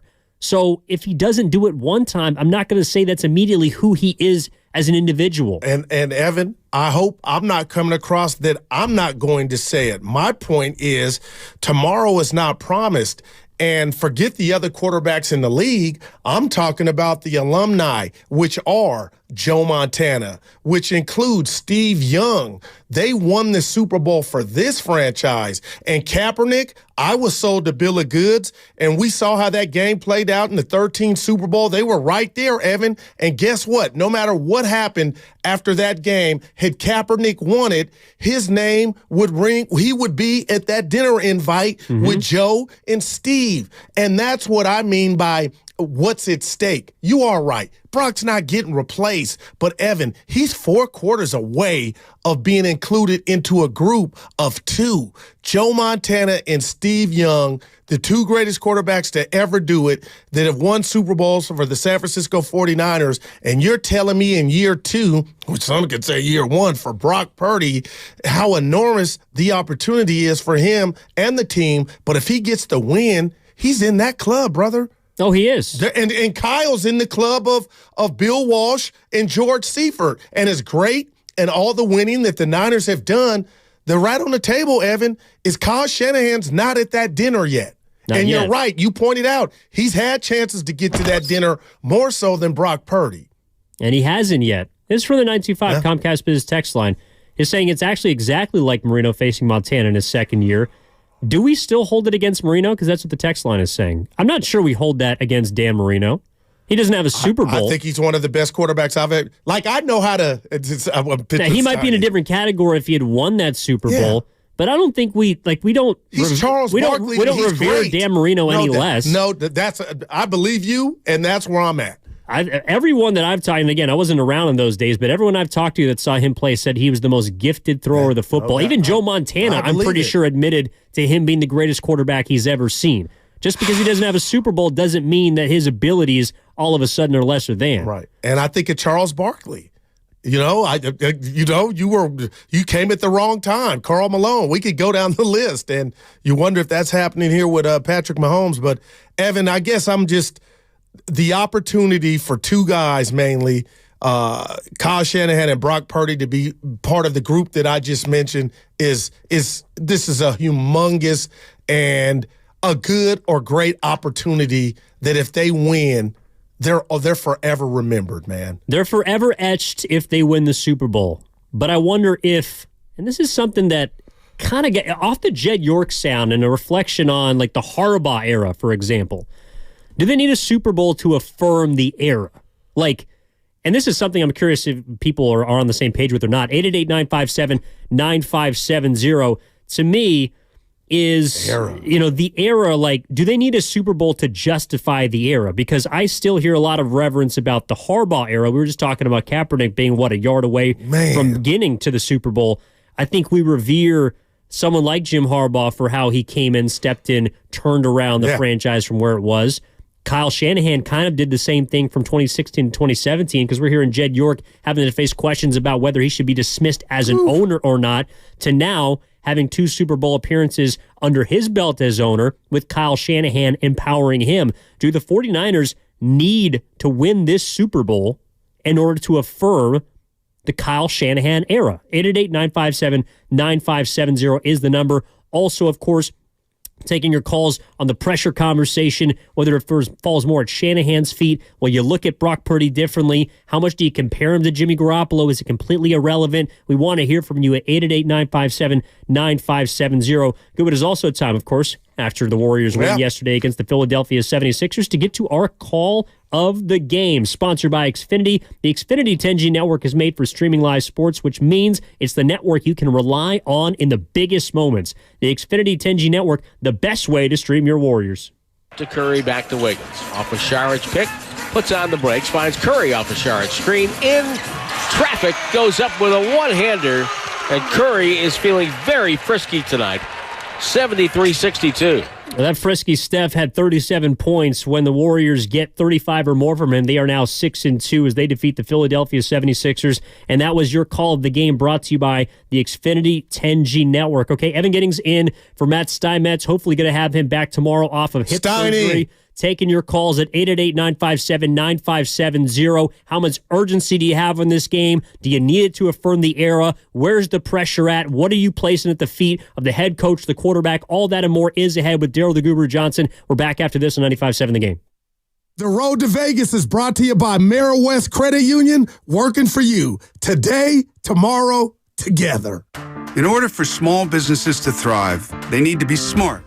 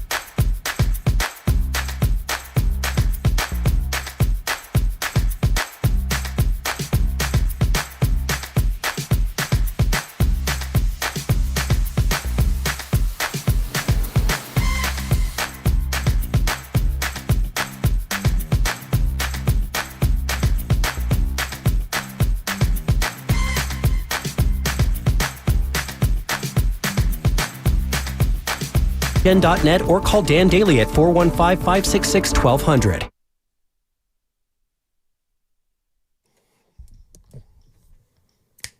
Now, back to Steiny and Guru on 95.7 The Game. Stay off of Twitter.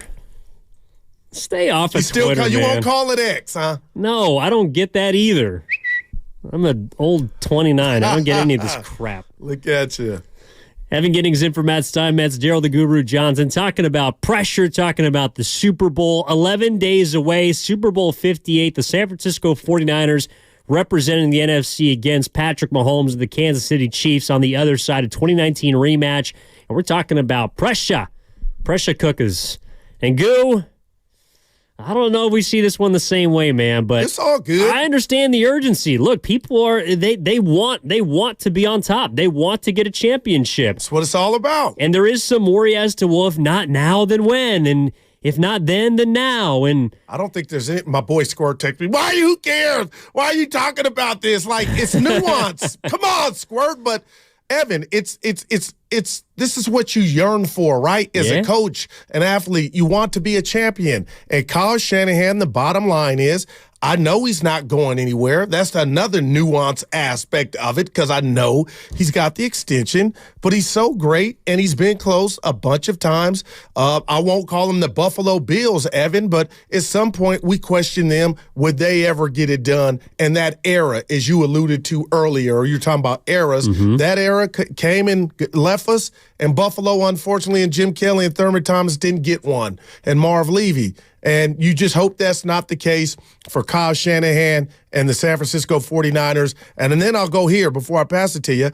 Hopefully it's not an Andy Reid who had multiple chances in Philly to get there and didn't, went to Kansas City, and now he's a Don. That's true. By the way, a reminder, you can catch all 4 hours of Steiny and Guru. Please rewind back to get to our segment. We talked about the Golden State Warriors, where they're at the trade deadline. Anthony Slater was on the Morning Roast discussing the emergence of Jonathan Kuminga. Go use that Rewind app feature on the free Odyssey app. Plus, check us out on YouTube and Twitch, powered by First NorCal Credit Union here on a Warriors Wednesday. Brought to you by Freedman's Appliance, a trusted name since 1922. Visit freedmansappliance.com today. Evan in for Steiny with Goo. Let's get out to the phone lines, Goo. 888-957-9570 is the number. Start us off in San Francisco. Robin wants to talk about the quarterback on the other side. Robin, how are you? Welcome to the program. I'm fine. Hi. How the both of you doing? Trying to stay away from the water, Robin. Be careful out there. Yeah, I got to get to work at 2. Here's what I want to say. It's kind of off the subject, but you know what? The next 2 weeks, I'm going to try to cut off social media because I can't fix stupid, and national media, I really can't fix stupid. The narratives are driving me nuts between Taylor Swift and Mahomes being the greatest.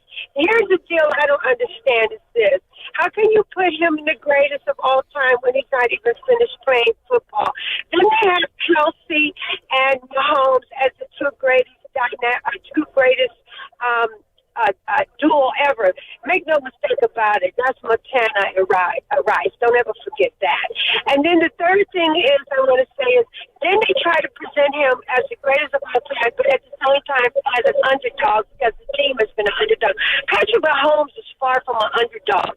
But what gets me is how people fall sheep to these narratives. Now, Patrick Mahomes, I don't want to take anything from him, even though I can't stand the way he talks. I can't stand his wife. I'm sick of his mother. I'm sick of everything about Kansas City. I'm sick of Walrus looking Andy Reid. All of it is driving me crazy, okay? But here's the deal. He is dynamic. He is good. He is athletic. That little flip spiral he has is great. But his career is not over yet. To measure him by his Super Bowls. Joe Montana, let's face it, the offense today is geared towards quarterbacks. Joe Montana, even Brady at the beginning of his career, did not start off playing in easy offenses. Joe Montana has been hit. And let's keep in mind, Joe Montana didn't have nobody speaking to him in his headset. So can we just pump the brakes on him being the greatest of all time? And that's all I got to say because I'm starting to get mad. Bye. Love you, Robin. Thanks, Robin. Appreciate the call. Robin's always fair. A little personal stuff in there about Mahomes and But I mean, what do you do? The dude is great. He can't. And I get her about somebody in your head to Evan. The green dot open in the flat. Throw it. Well, they're not in his ear during the play. I understand, but that's how some people act. Yeah. And again, we know what the rules are, Robin. But I'm sorry, man. I can't hate on what this kid has done since he's been a starter. He's not played in anything less than the AFC Championship game. And all I would tell a room full of Robins that wanted to have this Patrick Mahomes conversation, Evan, at the end of the day, he's won 2 out of 3, and he's been there 3 times, about to be his 4th. He's just, how about this? He's off to a good start, and it seems like he does his best work when they need him most. He's Brady-esque in the feeling that I have watching him. I don't think he's ever going to lose. And that like is the only biggest time that I feel like he's going to lose is when the clock strikes 0 and the opposing team has more points than him. I felt that way about Joe Montana. That's when it was over. That's when I was like, oh, the Niners lost, because I always had that fear of him. And he had passed that test. So, but you know what, Evan? He didn't pass every test, and Mahomes didn't. He lost to Brady. But he's lost to Burrow. I mean, how you can't be in awe of what he's doing. And that Super Bowl, and I know you're like, Goo, I don't think he was that hurt. It might not have been you, but no, it was me. Yeah, I watched the Super Bowl with you. He was on one wheel. He'd be running a 4.640 with a broken ankle. But he knows his job, Evan. He knows his job. And he's an extension of Andy Reid. They work well together. And maybe Niner fans are embarking on, you know what? Kyle's got his extension of him on the field in young Brock Purdy. No doubt. I wonder if 49ers fans feel like there's some sort of, inevitability in regards to winning with Brock Purdy. I mean, I don't know if there are fans out there that felt like in the Green Bay game, at halftime of the Detroit game, like because Brock Purdy was the quarterback, that they were going to win the game. I feel like when I watch Mahomes, the Chiefs are never out of it because of him. Right. I wonder if 49ers fans feel the same about their quarterback now that he's played better than Jimmy Garoppolo. He looks different. He's gotten them to the big game in just his first season as a starter. Maybe there's that kind of confidence that surrounds Brock Purdy. So 888-957-9570 is the number. Let's continue the conversation with Philmo Mike. What's going on, Philmo? How you doing, my man? Hey, what's up, man? I'm going to keep it real. Patrick Mahomes is a good player, but he got a lot of LeBron James in him, man. He kind of soft to me. He do a lot of complaining. He do a lot of trying to convince people to get him to call. Brady did the same thing, and that's one of the reasons why I didn't really like Brady like that. But anyway, it's interesting conversation y'all having. It's kind of piggyback on what Bonte was talking about earlier, but see, I'm 39. I'll tell my age. Hey, Guru, I'm trying to become a life insurance agent, too. If you got any suggestions for me, let me know. But how anyway, do you go from the party and DJ to life insurance? I'm not hating, but how do you do that? I'm going to do both. There you go. Can party and have fun. Sell life. He's a two-way player. There you go. Go ahead, baby. No, but look, though, millennials got an ill disposition. Our vantage point is ill. So we ain't never seen the catch. Wow. We heard about the catch. The big people in our family used to tell us, when you start seeing, ESPN, you start understanding, okay, the catch. I'm from I got, legendary people you knew about Jerry Rice when you was in 94, but I'm only 8, 9, 10 years old. Wow. So, you can only do so much. So millennials, we won a Super Bowl, man. We couldn't drink. I didn't know how to make. The way I cook now, man, I have a mean Super Bowl party, man, with the ribs and the chicken and all that stuff. I had a Hennessy cracking, black Hennessy, white Hennessy, what you want. You know what I'm saying? So we want to experience what the people before us got to experience, and that's just what we got to experience with the Warriors. We got to experience that with the Giants. And most importantly, man, we got a lot of great players in the Bay Area that ain't got a ring. I don't want this generation or this era of player to not have a ring. Trent Williams, Deebo Samuel, George Kittle, a lot of great, meaningful, non-loser attitude players, man, like Patrick Willis and Frank Gore. I would love to see them, but they don't got one. Wow. So, a lot of people that's a millennial, I'm only speaking for people that's 35 to 41, we want to see it and experience for ourselves. And we have Mike, beautiful call. Thanks, Did you Philmo. and the boss and I have that same conversation about how all depending on what was the cutoff? Was Mike was it? It was about 40 years old, right? Because you would be 30 years ago, you'd be 10 years old. Yeah, so like Mike said, he couldn't be off just the coming Henny. into understanding of what it is. He couldn't enjoy it as a grown-up, Evan. And that's, the ones that have seen the catch and the things like that, they're fed. But the ones like Mike, I feel that, have not experienced that. So Michael had a Henny, the Belvy. That's my poison. Is it? Oh, I love the dark. Wow. I love the dark. Yeah, as you get older, you go clear. Yeah, not yet. His liver's still got a little bit of life in it. This is from the 669, the Comcast Business text line. My grandma was at Candlestick and witnessed the catch in person. Granny. My brother and I were at Levi's for the comeback. Full circle moment, bang, bang. But that's the thing. You weren't around to see the catch, and I'm glad that your family's been able to experience that as a collective. But there's a lot of people, to Mike's point, that are out there that are saying, dude, I didn't get to experience. Well, people keep telling me how great Joe Montana is, and I believe him. Yeah. He's got 4 Super Bowls. He's Captain Comeback. He's Joe Cool. I didn't get to see that.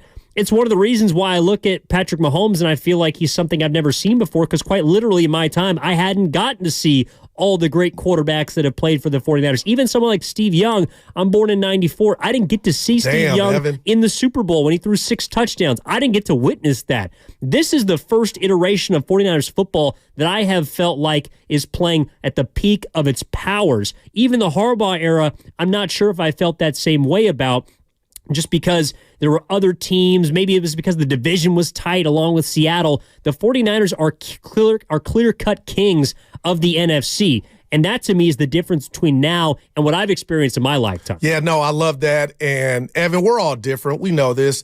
All the men and women, we have different perspectives. Some like sports, some don't. Some overdo it. I'm one of them. But at the end of the day, you mentioned the 94 Super Bowl. And in that Super Bowl, in the celebration, Steve Young, I don't know if you've seen it on YouTube, Evan, but he took the monkey. He's got this. But I appreciated Steve giving the monkey credence, like admitting he knew what was out there, regardless if it was right and wrong. And I know Steiny or anybody out there could be like, you could have a good career just like Jim Kelly did. But, Evan, there's nothing like it. We pointed out all the guys and gals that have come close to winning it, but there's nothing like winning it. And when Steve Young took that monkey off his back that the Jordans and even Peyton Manning had to face I appreciate that realness. And that's all. I'm not telling you Brock Purdy is on his 9th life. That would be ludicrous. He's not. I just marvel at Evan if he comes in here year 2 again and gets that title. Guess what? No matter what happens the rest of his career, wherever he ends up, if it's not in SF, he'll always have that. He'll be a Super Bowl winning champion. And to me, I can't look you in the eyes right now as you wear your All-Star game hat and say, he's going to get 10 chances. He's going to get 6. We don't know. He doesn't know. So if they cash in, him and Kyle, and Fillmore Mike's point, I mean, if I'm a Niner fan, your heart hurts for Patrick Willis, the Cowboy, Aldon Smith before the Frank Gore, a Harbaugh. Like, what would have been different had they won that game? It's not promised, and that's why I just would love to see them cash it in and not be like, you know what? Well, we've been close a bunch of times, and the Bills were close, never got it done. But it was an era of a lot of winning, but not that chip. And if you're at what we'll call the Philmo Mike cutoff, right? There you go. 39, 40 years old, if you're at that age or below, I want to hear from you about the sense of urgency you have for this game. 888-957-9570, because I'm looking at the Comcast Business text line. I'm seeing the 650 saying, this caller, you're talking about Mike, is speaking truth. I'm from the era where we go to Super Bowls and didn't lose. Now my kids know going to Super Bowls and losing. That's not something that used to be the talk of the town in San Francisco, is when you get in, we win, right? 5 for 5. 5 for the first 5. Well, they're 0 for the last 2. And again, in my lifetime, I haven't seen the 49ers win a Super Bowl, or at least I was like 6 months old or whatever when they did. Oh, God. So, but this would be the first in our lifetimes. I mean, Mark Grady's in the same situation. He actually wasn't alive in 1994, so he has not seen them win a Super Bowl. Mark, do you associate the 49ers with being the team that wins with it then when they get in, or are they the team that, I don't know. How do you feel about them when you hear the word Super Bowl? In my lifetime, the 49ers have either been entirely irrelevant and terrible, or they've been the team that loses on the biggest stage. Man, that's all I know the 49ers to be. That's his truth. I know them in the golden age through my dad and through my parents, but that's it. I haven't seen it personally. That's amazing. 888-957-9570. Go ahead, Evan. That could change Sunday. That's what's at stake. Like, Grandy will be able to say, check the box. I saw the red and gold, the scarlet red. They'll be in their whites. Get it done. Yeah. I mean, look, nothing wrong with just saying what it is. It kind of erases all the heartbreak. Well, I don't know about all the heartbreak, but it definitely softens the blow of 2012. It softens the blow of 2019. I think more the 2019 one. The 2012 one is from a different era, and that's why I'm curious, like, if we look at that era, and there's a lot of great players, the all-time Niners that you're talking about, Patrick Willis, Frank Gore, many others, Harbaugh, who's revered and is now back in the NFL. But, like, we look at that time as an era.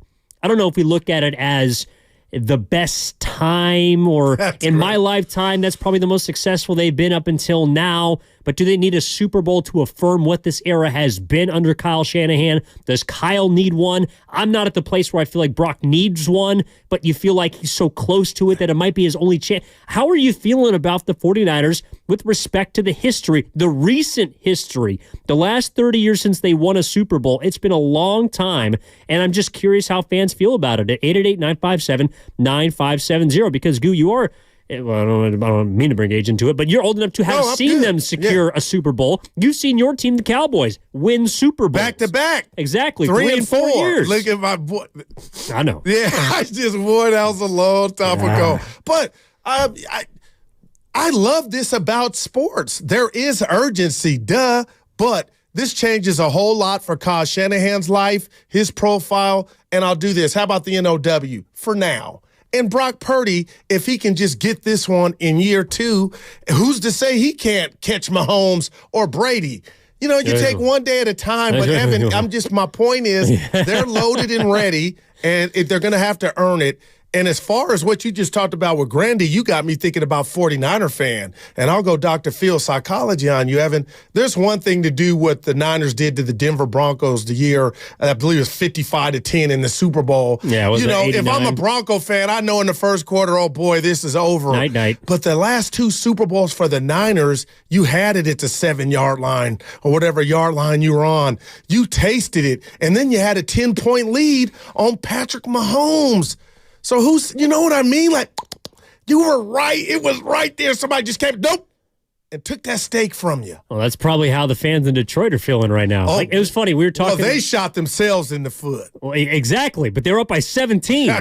I mean, I was talking to a member of our sales staff here, and he is, he represents Odyssey all over the country. So, he's just talking about how the feeling that he's got, and he's from the area, he's a 49ers fan, but the feeling that he's got is how much a Super Bowl trip or a win like they had in the NFC Championship can bring a city together because he doesn't feel that type of fandom in Boston as much as they used to when they had the Patriots rolling. The city of Detroit right now, he was saying, is down in the dumps. They're despondent. They don't want to go to work in the morning because of what happened for the Lions. The 49ers are euphoric right now, but of course that all changes if the thing doesn't go their way next Sunday in the Super Bowl, if it doesn't go their way. So right now, we're feeling on top of the world. There's some apprehension. There's some anxiety, but it's an opportunity for them to, you're so right, Goo, to etch their name in history.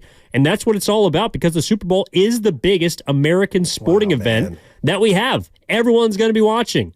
People around the world are going to be watching, and they're going to see whether Brock Purdy and the 49ers can be a team that takes the step that we've all hoped that they can. And this is where, beautiful, Evan, and this is where household names are made. Yeah. You talk about all the new eyes and maybe not hardcore fans, but hey, where'd you watch that? That Brock Purdy is sure something else, or that George Kittle. That's what makes it all that and some, Evan, is you got a chance to, you go down in history, and who's going to Disneyland with the MVP trophy. Imagine if that's Brock Purdy. And again, it could be Debo, it could be Bosa, but I mean, young Brock Purdy year 2, after the debacle that was Trey Lance, Mr. Irrelevant, the movie, I'm trying to find somebody grandy that could play Brock, but we'll get to Tom that. Holland. Man, Yeah, Tom Holland. Tom Holland. Man, He's it's incredible. I'm excited. 888-957-9570 is the number. Evan Giddings in for Matt Steinmetz. Hopefully going to be back tomorrow off of hip surgery alongside the great Daryl the Guru Johnson. Clayton's out in Union City. You're in Union City. Hey, baby. What's up, Clayton? How you feeling, my man?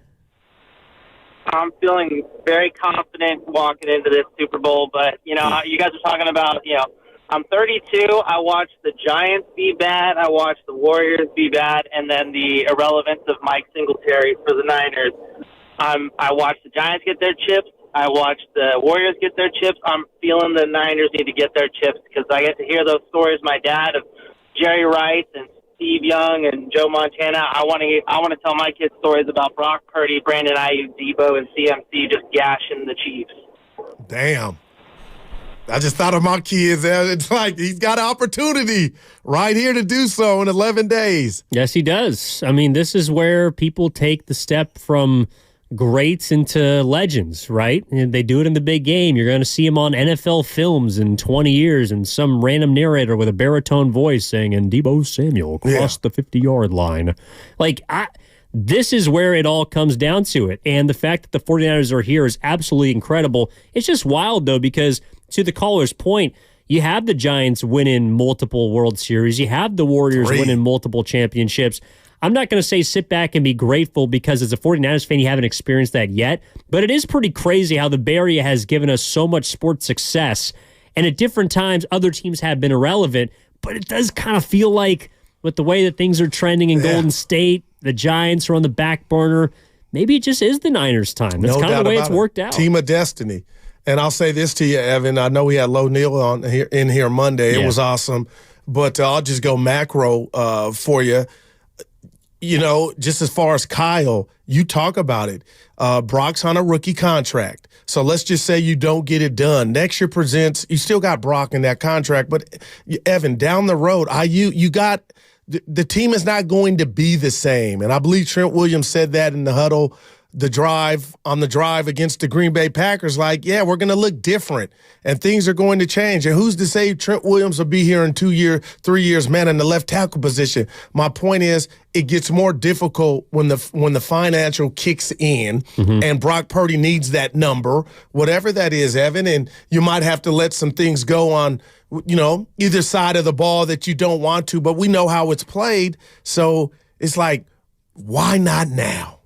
By the way, Trent Williams was at Chase Center last night, with all the rest of the guys. Looking humongous. Dude, he is the largest human. Him and Eric Armstead, because I think Armstead's 6'7". Those are some of the most massive human beings I have ever stood next to. It makes me feel insignificant. That is wow. And teeny tiny, like the two cartoon characters on my sweatshirt. It's like those guys are so incredible. They're just the athlete and the specimens that they are, especially like Trent Williams. Like that dude can get up and probably outrace me right now at 320 pounds. And probably dunk a basketball. Probably. Yeah, Armstead can hoop. Yeah. They gave him a jersey. Yeah, look at you. The Warriors could have used him. Warriors need a Not 5. Last night. Yeah, Warriors need a 5, Goo. MB was awful. They need a center. He shouldn't have played. I'm with you. I played. appreciate you saying that. Yes, sir.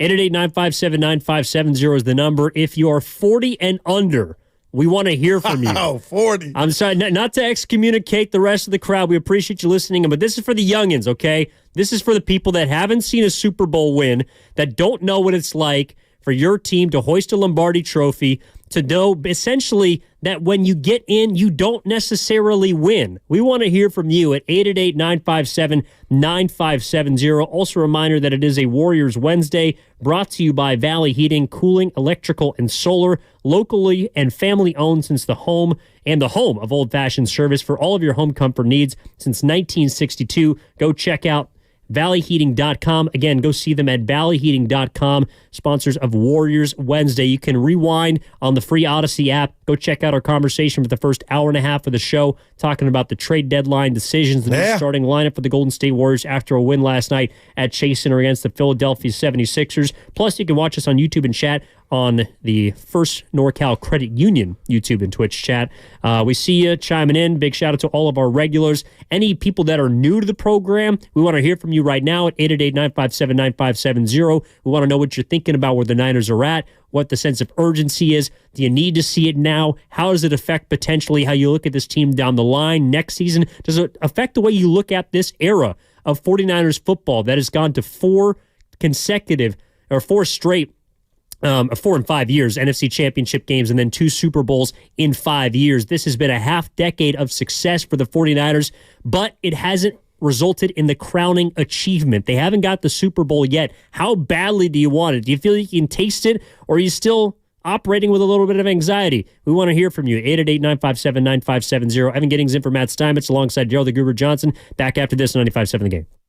Made to Shine. Love stories from Shane Company customers. My girlfriend and I survived a long-distance relationship, and now she's back. So this Valentine's...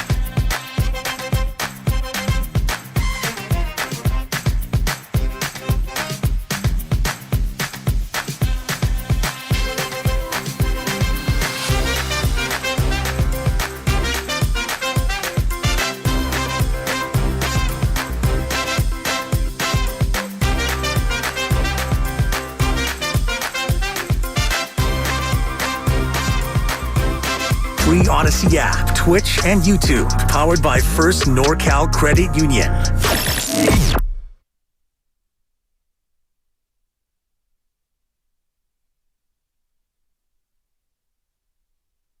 Now, back to Steiny and Guru on 95.7 The Game.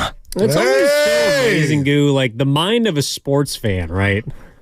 Just where people go with their fandom. They flip, they flop, they're in, they're out.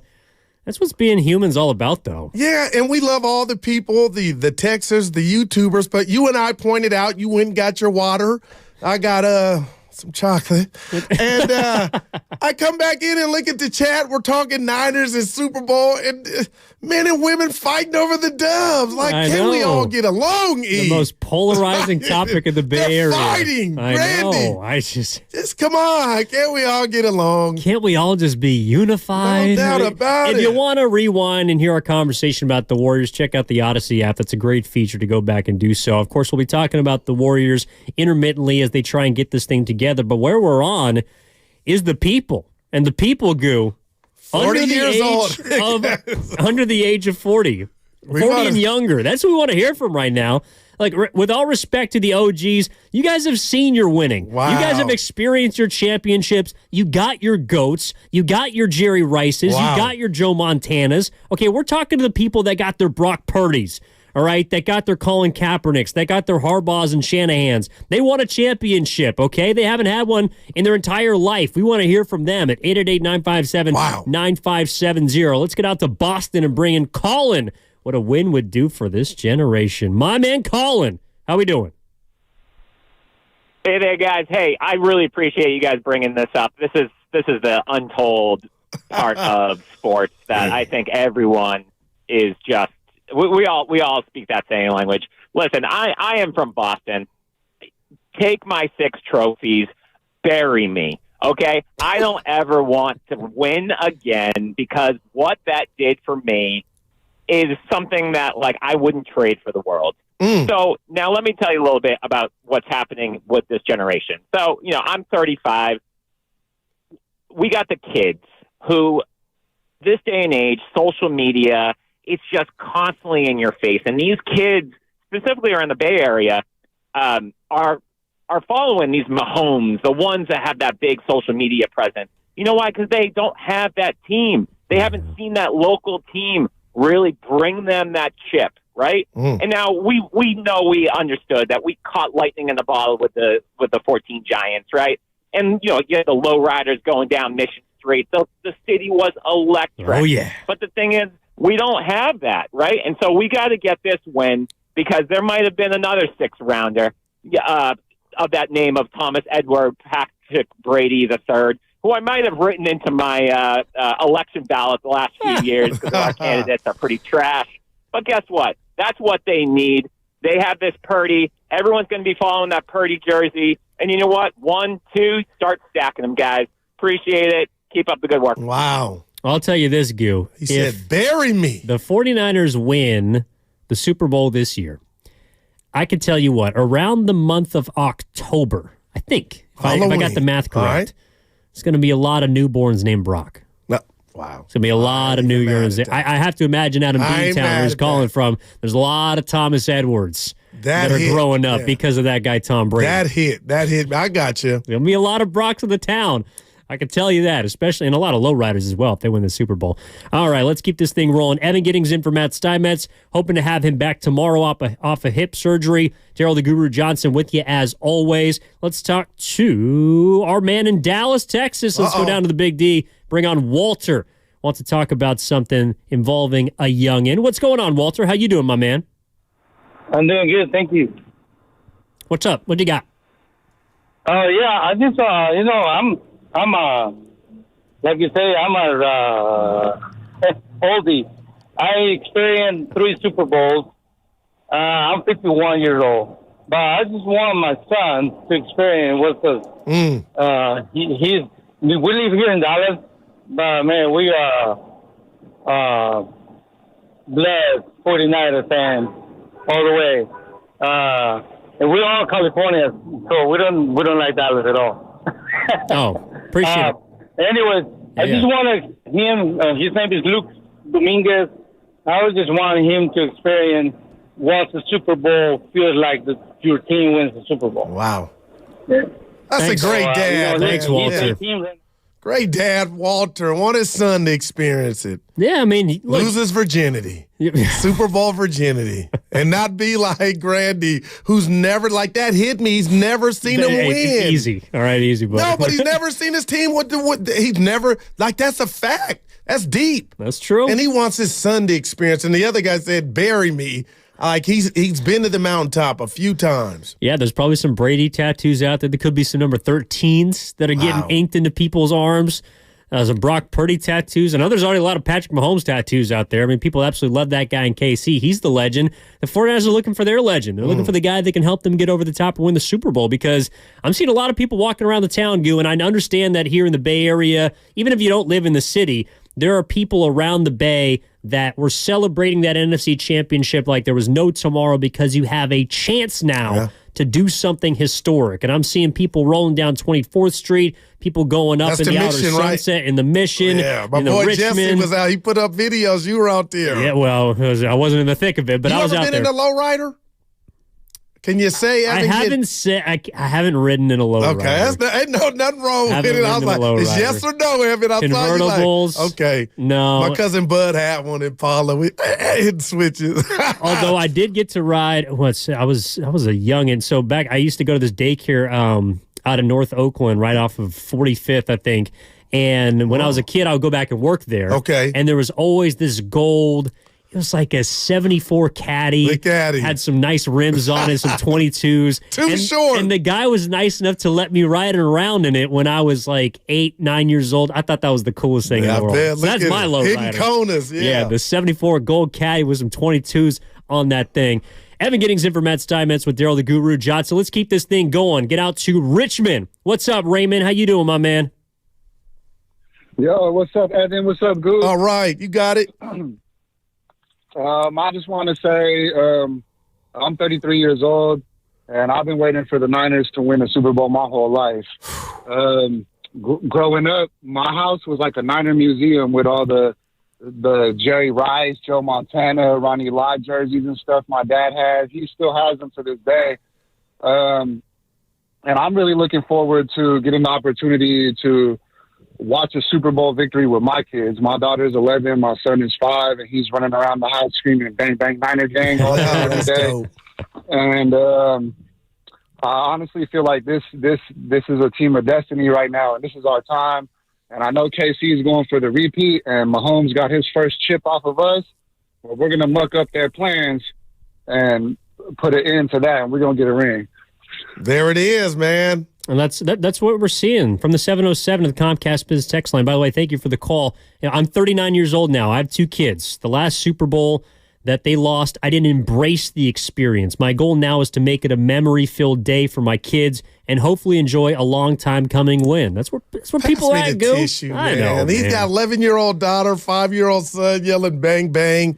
And that's what a good parent does. They want their kids to experience the euphoria of winning. And Evan, it's too funny. I'm looking around like, man, we got 11 days. What do we talk about? And we're going to do it all. And on the sports leader on the bottom, how concerning are Kyle Shanahan's 2 blown leads in the Super Bowl? Like, okay, one he was offensive, he was offensive coordinator, and the other they were up 10. But that's where this thing is headed. Worldwide leader. Right? There you go. The worldwide leader, ESPN, is what we're talking about. Like, oh boy, what would 2 Super Bowl losses do for Kyle? I mean, yeah, just come on. I mean, that's why I think there's more pressure on him than Brock Purdy from that standpoint of legacy. Yeah. Although, what would you give me for this? And I do want to keep the call squirrel in just a minute, but what would you give me for this? Because we've talked about how the Chiefs have 2. Patrick Mahomes has been to now 4 straight Super Bowls.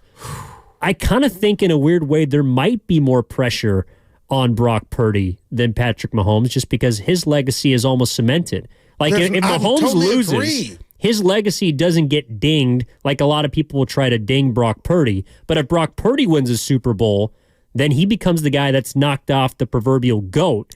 And I think there's a lot of pressure in that. No doubt, Evan. I wholeheartedly agree. And then the pressure of, like, we saw Brady lose multiple Super Bowls. But, Evan, what about the how do you feel? Like, is Brock going to say, okay, I lost and we'll be right back? I feel that way with Mahomes. No matter what pops off, I don't know who's going to represent the AFC next year in the Super Bowl in New Orleans. But, Evan, I'm like, I got a pretty good idea that your boy will be close, and that's one Patrick Mahomes. Oh, thank you, Pierce Evans. Sorry, 4 of 5. It's ridiculous because the only time that Mahomes has lost in the playoffs, I believe it's been in overtime, right?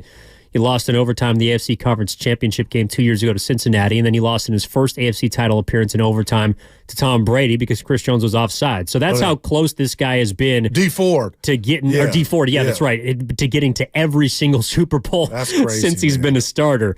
Jonathan's out in Hayward. Wants to talk about the experience he's had so far with Super Bowls. I'm sorry, my man. But Jonathan, what's going on? How are you? Hi, guys. Yeah, I'm great. So I'm 35, and while I was born in the Bay Area, I spent most of my childhood in South Florida. I caught the very tail end of Dan Marino's career and grew up a diehard Dolphins fan. Talk about real suffering. But, I also rooted for the Bay Area team, so I saw the Raiders lost to Tampa Bay. I saw Kaepernick losing, to the Ravens. And I saw, of course, Jimmy Garoppolo lose to Mahomes and the Chiefs in Miami, in the stadium that I grew up going to so many Florida Marlins baseball games, not Dolphins games, but Marlins baseball. And so I'm 0-3 in the Super Bowl as far as I'm concerned. I've never won it. And I'm beginning to wonder if it's ever going to happen.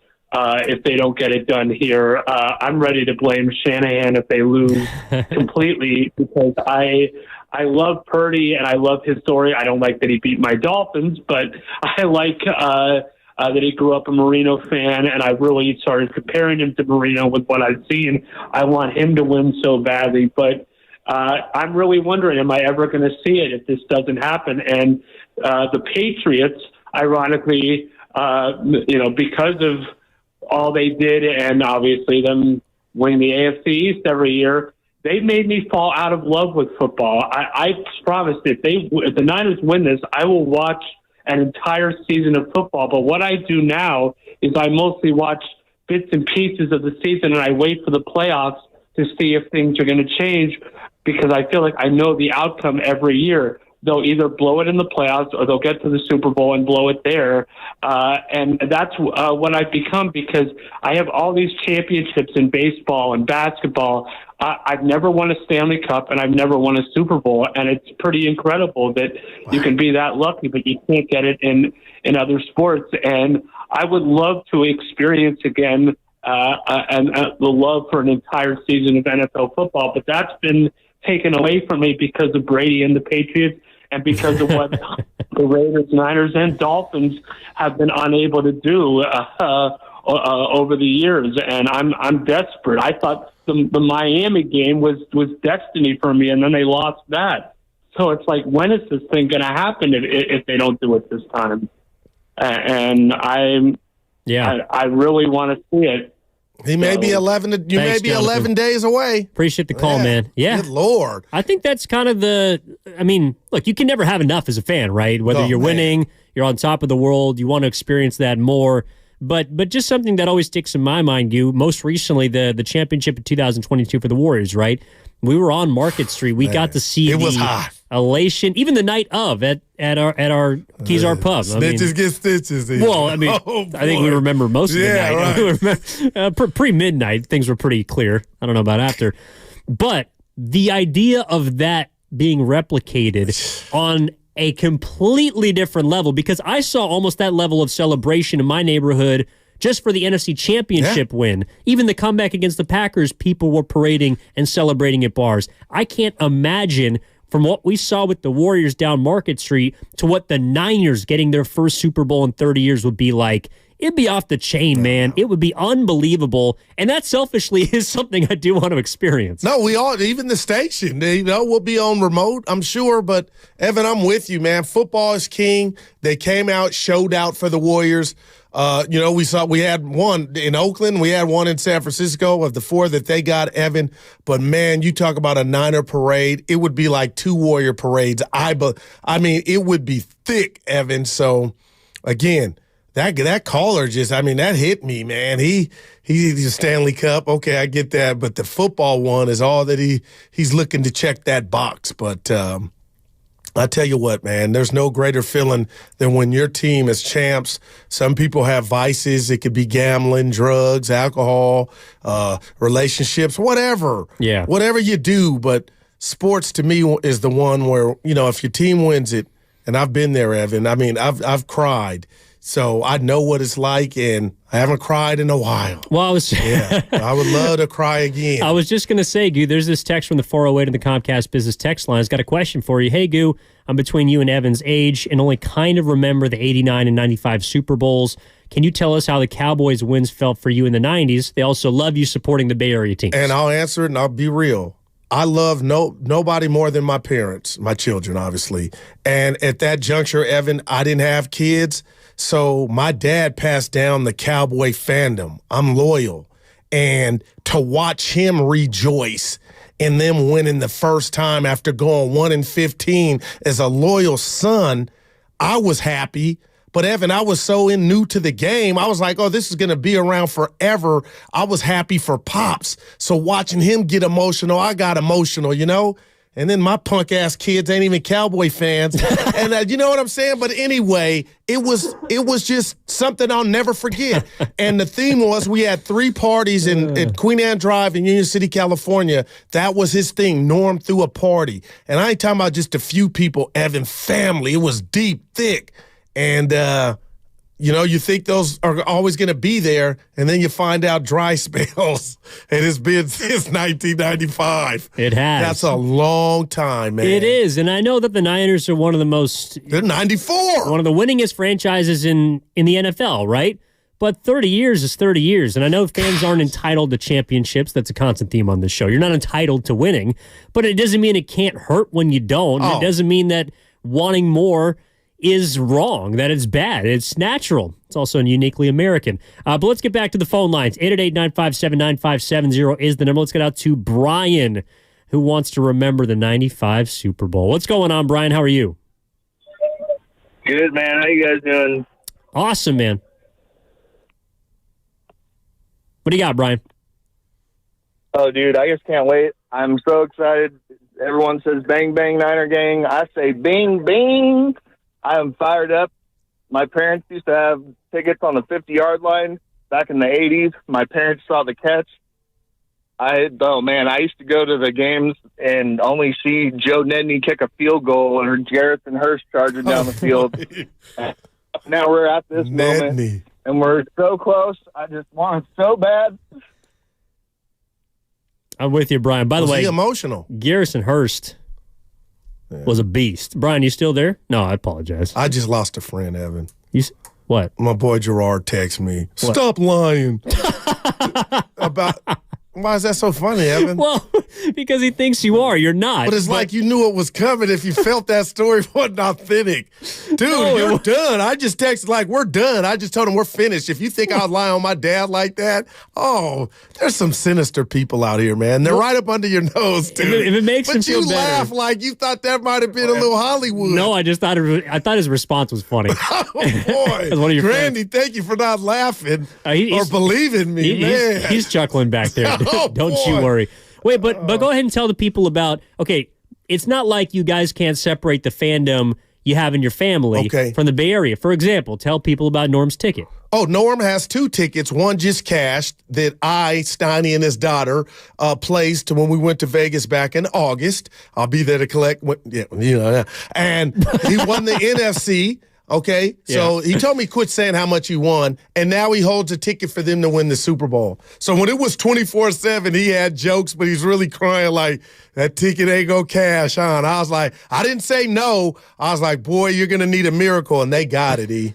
Well, people in the YouTube chat powered by First NorCal Credit Union are coming in talking about the bing, bing. Oh, that was nice. I prefer a ring. How about that? I'm going to give you a 4. That's what the Niners are looking for in the Super Bowl. Let's keep this thing going. Chris is in Modesto. What's up, Chris? How you doing, my man? Hey, how's it going? Hey, Guru, that touched my heart right there, what you were sharing. Man. I'm a 49er fan, but I can appreciate that. Let me tell you why. Hey, talk to me. I know the day I became a 49er fan.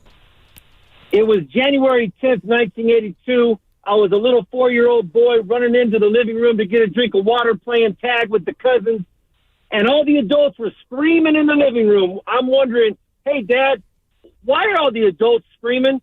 And that was the catch. Wow. And that's the day I was like, oh, I want to watch this. I want to be a 49er fan. Well, that was, I'm 46 years old now anyway. So I say that because the premise is I'm definitely going for the Niners. Obviously, my heart's involved. But let me tell you something about the pressure.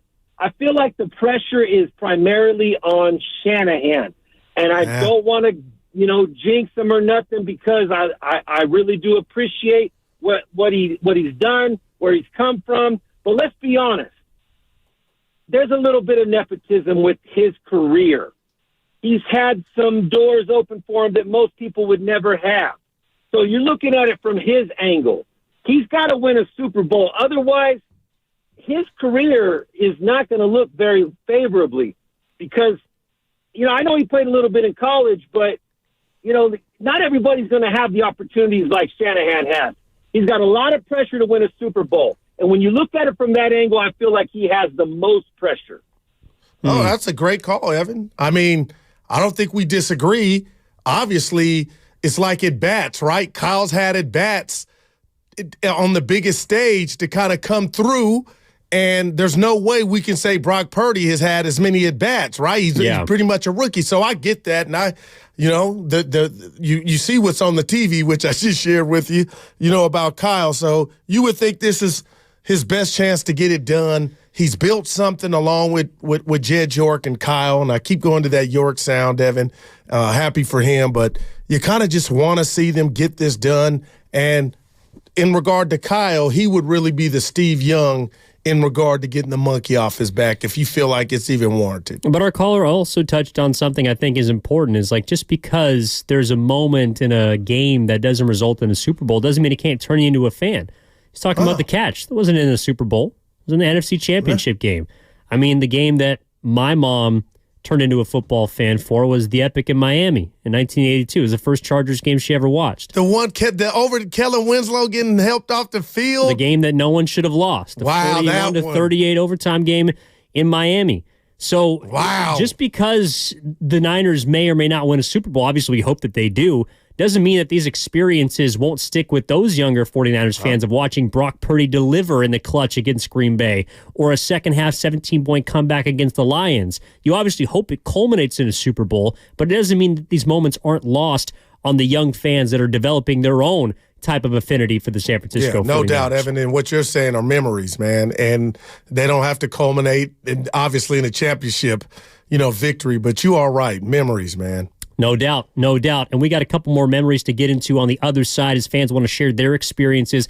888-957-9570 is the number. That's what's coming up on the game, brought to you by Fremont Bank. Full-service banking, no compromises here on a Warriors Wednesday, brought to you by Friedman's Appliance. A trusted name since 1922. Visit friedmansappliance.com today. One last chance to get your calls in. 888-957-9570. Evan Giddings in for Matt Steinmetz with Gerald Gruber Johnson. We're back after this on 95.7 The Game. The Red and Gold hotline is up and running. This is freaking incredible. Call it.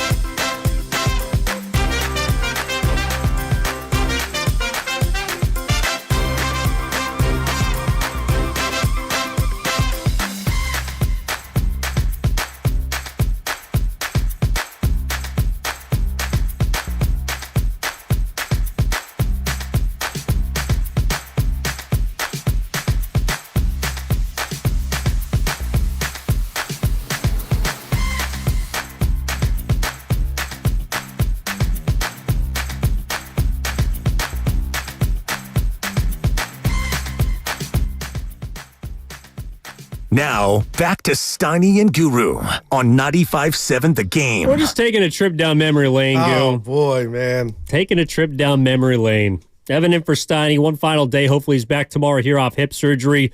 Your man, Goo, taking your calls up until the crossover in about 15 minutes. So let's get right to it. Let's get out to San Jose and bring on Richard. Wants to talk about his own experience with the San Francisco 49ers in Super Bowls. What's going on, Richard? How are you? Hey, Evan. Hey, Guru. How you guys doing? All right. Awesome, man. Doing great, too. I was actually the one who texted earlier saying how my grandmother was able to witness the catch. Wow. So, I grew up hearing all these stories about, Montana, Rice, just all of them. And just, I've been through all the heartbreak. But, this whole season, since preseason, I just had this great feeling. And I was there for both the Packer game and the Lions game. And even when we were behind, I was keeping up all that energy, telling everybody, it's not how you start, it's how you finish. And we came back. So I'm just excited for it. My family got to see Montana, and me and my brothers, we're here to see Brock Purdy. And I think we're going to get it done. It's crazy, but we got to have a great feeling about this. Bang, bang. You guys take care. Thanks, Richard. That's all you want, Evan, is confidence, right? No doubt. Yep. You feel like Brock Purdy could be the dude. He could be the guy to get you over the hump. He could be the one to get Kyle Shanahan over the hump. That's what we're all waiting to see 11 days from now in Super Bowl 58. Don's out in San Francisco. What's going on, Don? How are you? Okay. So what I remember way back in the 49ers days, I'm 69 years old, and I remember back in the 70s, they were really terrible. When they got to the 81 playoff against the Dallas Cowboys, when Montana got that catch, oh, man, that was very exciting to me. Oh, I was so jumping into the house and yelling and all that. There you go. Really having a great time. I was having a great time. I think, do it. And when they won the Super Bowl the first time out here, it was real crazy. San Francisco was real crazy, Over the Bengals. I remember that. I'm with you, Don. Yeah, I'm with you. Look, people are chiming in from Estimate Diaz on YouTube, powered by First NorCal Credit Union. Dwight Howard was a god in San Francisco after that catch. There's going to be a lot of gods in San Francisco if they win this football game in Las Vegas next week. Yeah, a lot of people want to hear about you and the Cadillac. Oh, no. Evan, they were like, did mom and dad know? It's like, Dude, Okay. our PR fans are the best. I just pictured you on MacArthur Boulevard. I didn't know the strip, Foothill Strip. Estimated eyes. Sorry about that. I apologize. No, you're right. My dad did text me during the break. He's like, No, he didn't. Yeah, no, he said, oh, well, I appreciate it's a really heartfelt story and your mom loved it. But wait a minute, you were in a Cadillac in North Oakland? Oh, boy. Yeah, I was. On the loose. That's right, Pop. Man, I was. That's good stuff. Getting a ride on my favorite kind of car, 74 Caddy. Come on. Look at him. Oh, boy. Rich, save us. He's on Fremont. What's going on, man? How are you? What's up, guys? Thanks for taking my call. How you feeling, Rich? Man? How you feeling? That's what it's about. Man, I'm telling you, I'm feeling great. And I tell you something, it really, really kind of, I understand Detroit Lions fans right now. And the reason why I say that is because I remember the days when the Niners would just, the Dallas, your team would just come in, clean our clock, and go home. I go back that far. I remember the catch vividly. I remember the catch too. I remember watching my good friend Dennis Brown, who was an offensive tackle for the Niners, and I remember when they won their Super Bowl. And I just want to see if this generation of Niners can get it done for this generation. And by the way, shout out to the Sharks goalie last night. 32 straight shots, 32 straight catches. Wow. Gotta love him. Thanks, guys. Dang. Well, look at with the hockey knowledge. Shout out the Great Whites. No doubt.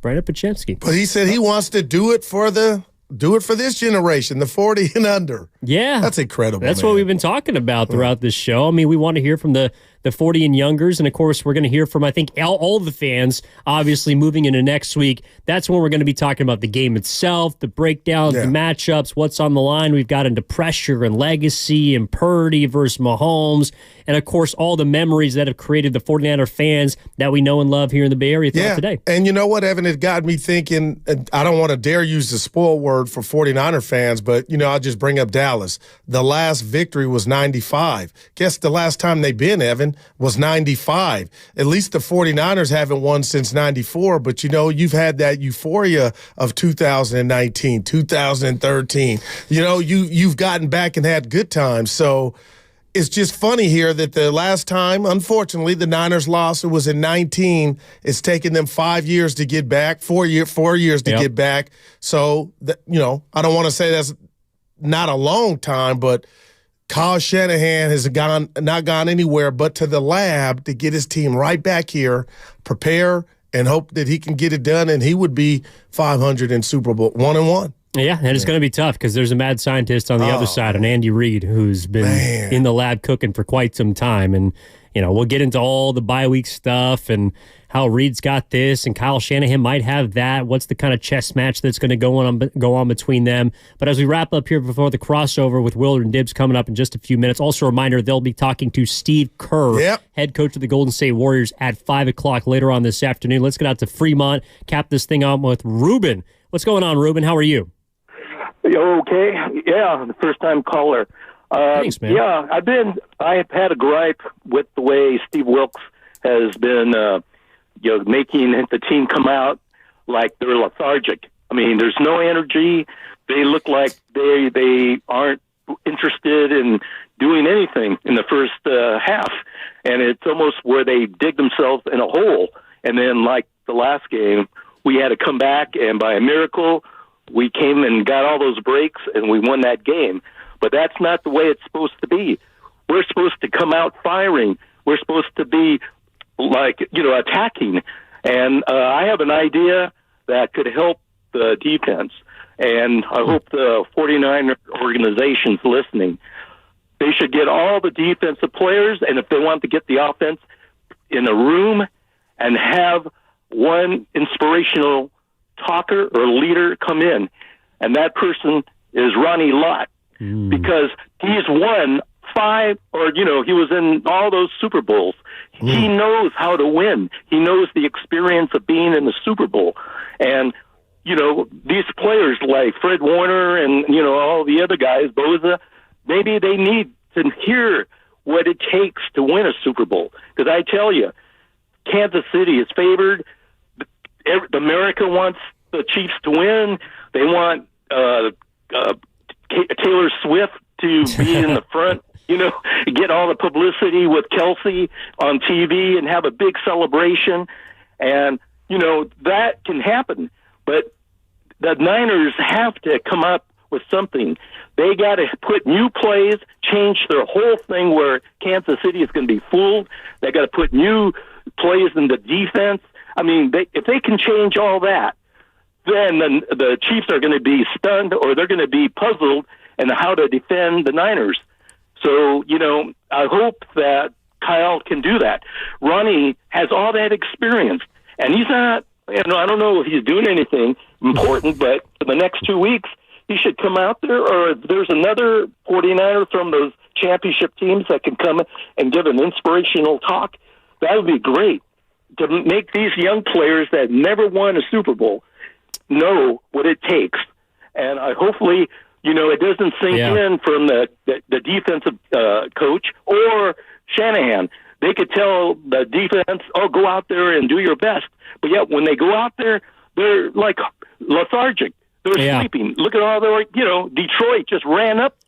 No doubt, Ruben. Thanks for the call. I think we kind of get the idea. Yeah. No. Well, there's also a general manager that currently is employed by the 49ers that's won a Super Bowl. Maybe he's the one that gives the speech. I'm talking about John Lynch. And I'll just say real quick, Baldy said it wasn't the coaches, it was on the players. Remember, he told the guys in the morning that. Maybe we can ask the guys next on the crossover. Mark Willard, Dan Dibley going to be in here on a Warriors Wednesday. Of course, brought to you by Valley Heating, Cooling, Electrical, and Solar. Locally and family-owned and home of the old-fashioned service for all of your home comfort needs since 1962. Check them out at valleyheating.com. Again, that's valleyheating.com. Also a reminder, go check out all 4 hours of Steiny and Guru. You can rewind to the morning roast. Check out their conversation. Some great interviews with Warriors insider Anthony Slater. Also, NFL National insider Benjamin Albright talking about the big game coming up in 11 days between the Niners as well as the Kansas City Chiefs. But coming up next, we got the crossover with Mark Willard, Dan Dibley, Evan Giddings in for Matt Steinmetz alongside Gerald the Guru Johnson. We're back after this, and that segment was brought to you by Safeway. Save on snacking staples at Whole Foods Market. Prime members, buy 3 bags of Kettle and Late July chips, get 1 free through February 6th. Don't miss out on the delicious crunch of your favorite flavors. While supplies last, shop in-store or online. Terms apply. If you're hiring, it can feel like you're trying to find a needle in a haystack.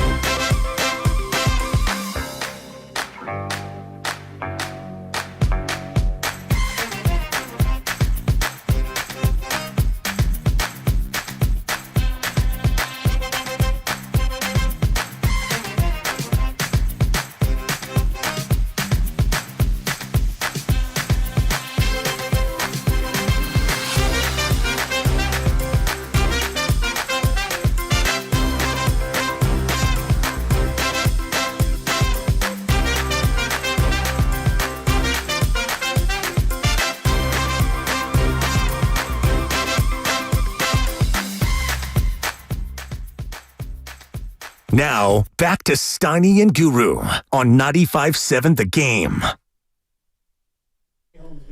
Alrighty, this is the crossover. Mark Willard, Dan Dibley, Evan in for Steiny with Daryl the Guru Johnson. What's up, gents? Staying dry out there, I hope. My guys. That's a negative on the drive. Boy. Willard comes in with water on the umbrella. There's water on the umbrella, and we gave up on the umbrella halfway through because, as you detailed, I turned into Mary Poppins where the umbrella was starting to take people the wrong route. Why do they I'm do like, that? I need to go this way, and my umbrella wants to go that way. So we switched to a hood halfway through, and we made it. There you go. Everybody stay safe out there because it's wild, and it's I about think to it's pop about off. to get worse. Can I just weigh in on umbrellas course you can. in terms of like Please. where What's we bugging are you, Dibs? from the dawn of the umbrella Society. to where we are now?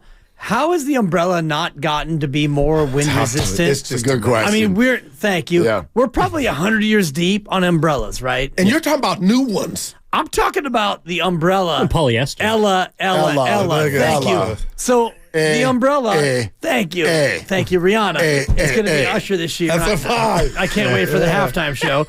And odds are the halftime performer will not be pregnant, but we're going to have to wait for that one. TBD. Never know. Exactly. I mean, you never Plus know. one. But how could the umbrella itself not have gotten better over the course of 100 years to where, because now you get out there and it's 20-mile-an-hour winds and you pull it up and it's just whoosh. It's over. No. One whoosh. It is amazing. And it's like, night-night. in the palm of our hand is every single digital imprint we could ever imagine. Right. But we can't figure out how to put a straw in a cup of coffee that won't disintegrate and also is good to the environment. True. Like, same thing with the umbrella. Like, you're absolutely, like, how come somebody hadn't come up with something? You're right. Something so that I didn't end up over on Post Street when I'm trying to be on Kearney. Like, what? And it's the worst feeling. Oh my God! You're telling me when you're fighting, like, you've never looked more ridiculous in And your you life. try to act cool. You're like, fighting it's an not umbrella. happening. It's pouring. The guy next to you, his thing, like, I mean, the thing Inverted. is backwards. Seriously, Inverted. I mean, You can have a vehicle that is driverless, and you can navigate the city all you want. It'll park God, for I you. hate 'em. It'll I parallel can't park stand for it. you. Dude, trust me. I took one on this ride too, and I almost paid for it. Yeah. It's so funny. Yeah, that was a little. Mark knows that I am Captain Road Rage, and a couple of weeks Be ago. careful out of your deals. on road or off. I'm not afraid. I actually Yeah, got out of off the my road. car a couple weeks ago. Oh, dear. And, don't do it. I know. The guy in front of me got out of his car first. This guy will wag his finger at people for taking a scooter Those somewhere. days are over. Yeah, Will. Kyrie Irving, but he just giving finds a- it And safe look to at get him out of his smiling like, car. yeah. Get out of his car. You have no idea who's waiting for you. Right. Oh, yeah. Like, you father Damn. figure so many people, and This then you ain't do the that. 90s, bro. I'm like Sugar Ray Robinson. Oh, I'm undefeated. Lock your Oh, door. boy. Until you're not. Yeah. So Until you're a not. couple weeks ago, the guy in front of me cuts me off, and I give him a full horn here in the city, not in the East Bay, here in the city, And he gets out of the car, and I do a quick scouting report. I'm like, you know what? I'm getting out too. Dude, this what are you doing? Because I like my chances. 3 seconds in the key. He got out, I got out, and then he got back in. I said, yeah, you did. But boxing has died. Like, you get out now, forget the tell of the tape. It's the Wild Wild West. We were still working on fisticuffs. I have a pair of scissors that I keep in my car. And so, great. Dude, scissors to a gunfight. Dude, I mean, if he goes gun and I got scissors, I'm taking an L. We care about you, that's all. It's all right. Yeah. It's all right. I'm old enough now to where if I'm going to go, I'm going to go. And if I go out that way, I'm going to go out that way. But my point is, driverless car, a couple weeks ago, somebody is driving too slow, and I hit the horn, and I pull up next to him, driverless car. And I'm like, okay, all right. Did he flip you off? No, there was no one in there. That's actually a funnier version. Like, I've learned through the years not to lay on the horn when someone's going too slow. Because it can cost you your life, man. Not only Depends on where you are. It can embarrass you, though, too. Like, have you ever done, and this is sort of an example, and I'm not saying this is exactly what happened to me, but think about it. Somebody's going too slow, residential, and you just sit, like you turn around and you sit on your horn. You're like, I've got fingers flying out of every window in my car. I'm so livid. And you pull up next to this person, and let's say like it's a mom dealing with a crying baby in the back seat.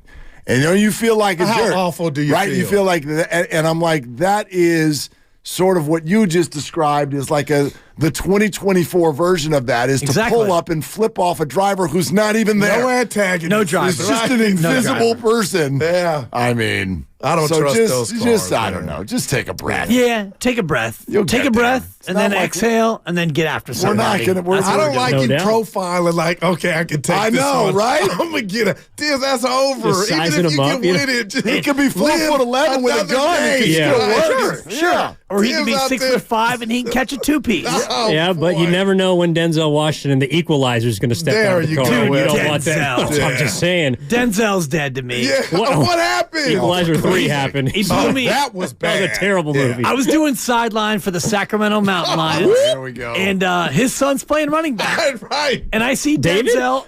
I see Denzel in the crowd. And he's great. Early third, I go, hey, Denzel's here. And the producer's like, see if you can get him for an interview.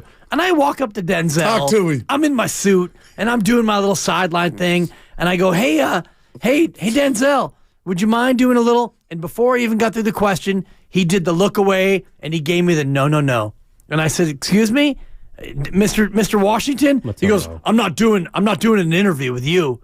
I go, okay. All right, Denzel. Maybe he didn't want to overshadow his son. I'm going to bury you. Oh. I'll bury you, Denzel. You'll never work again in this town. Did he say it like that? Completely. I'm not doing an interview with you. Dude, Campbell? Like he would have done an interview with somebody else? First of all, he gave me the no look. Yeah. He gave me the Magic Johnson. He's watching his followed son. by... He was not watching his son. It was during a media timeout. He gave me That's not the point. He gave me the Magic, followed by the Dikembe. He gave me the Magic, the no look, and then the Dikembe, the no. And I said, you know what, Washington? You'll never work in this town. Yeah.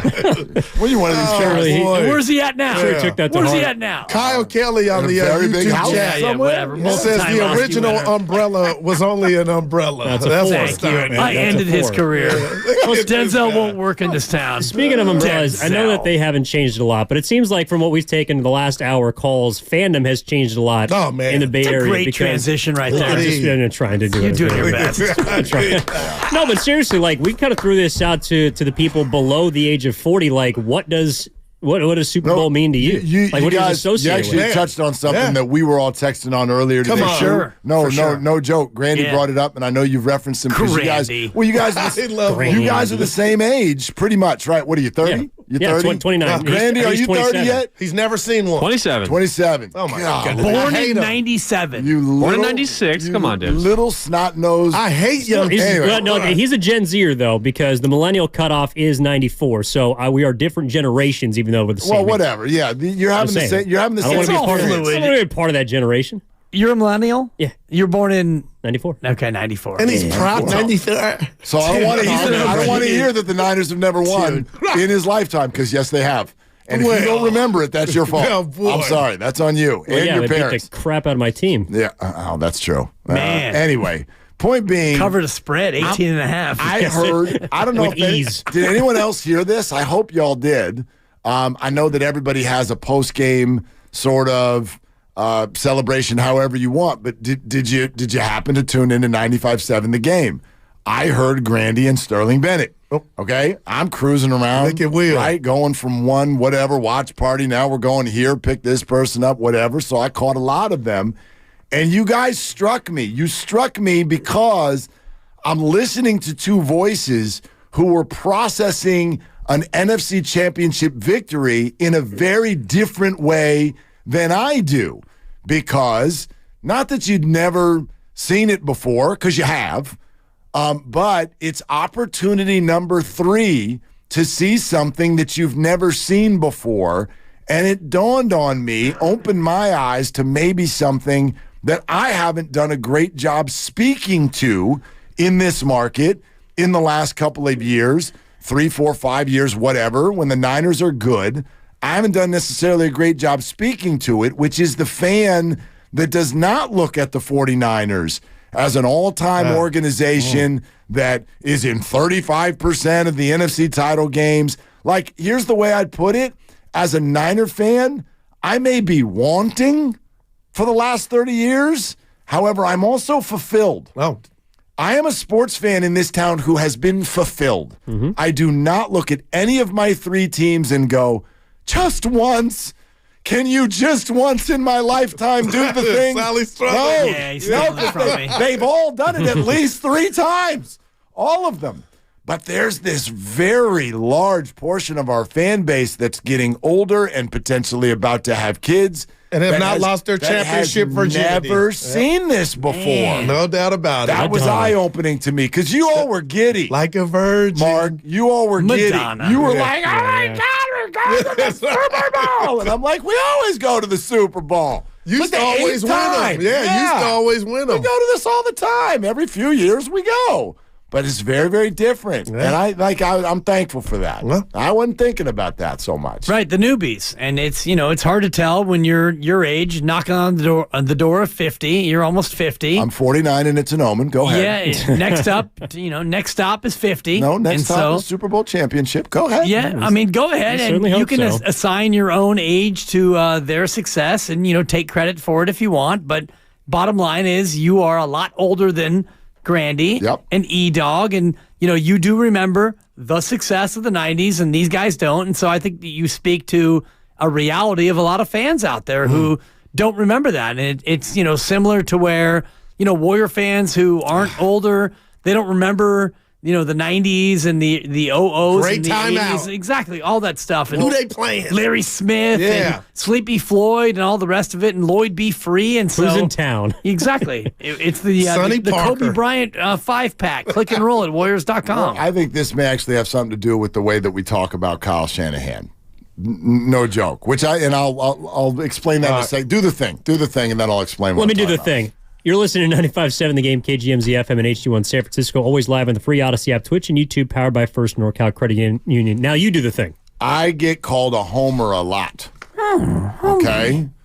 But I wonder if this dynamic that we're talking about has something to do with the way Kyle Shanahan in particular, because no one is hanging the recent losses in the playoffs around the neck of Brock Purdy, obviously. He's never lost a playoff game that he's finished.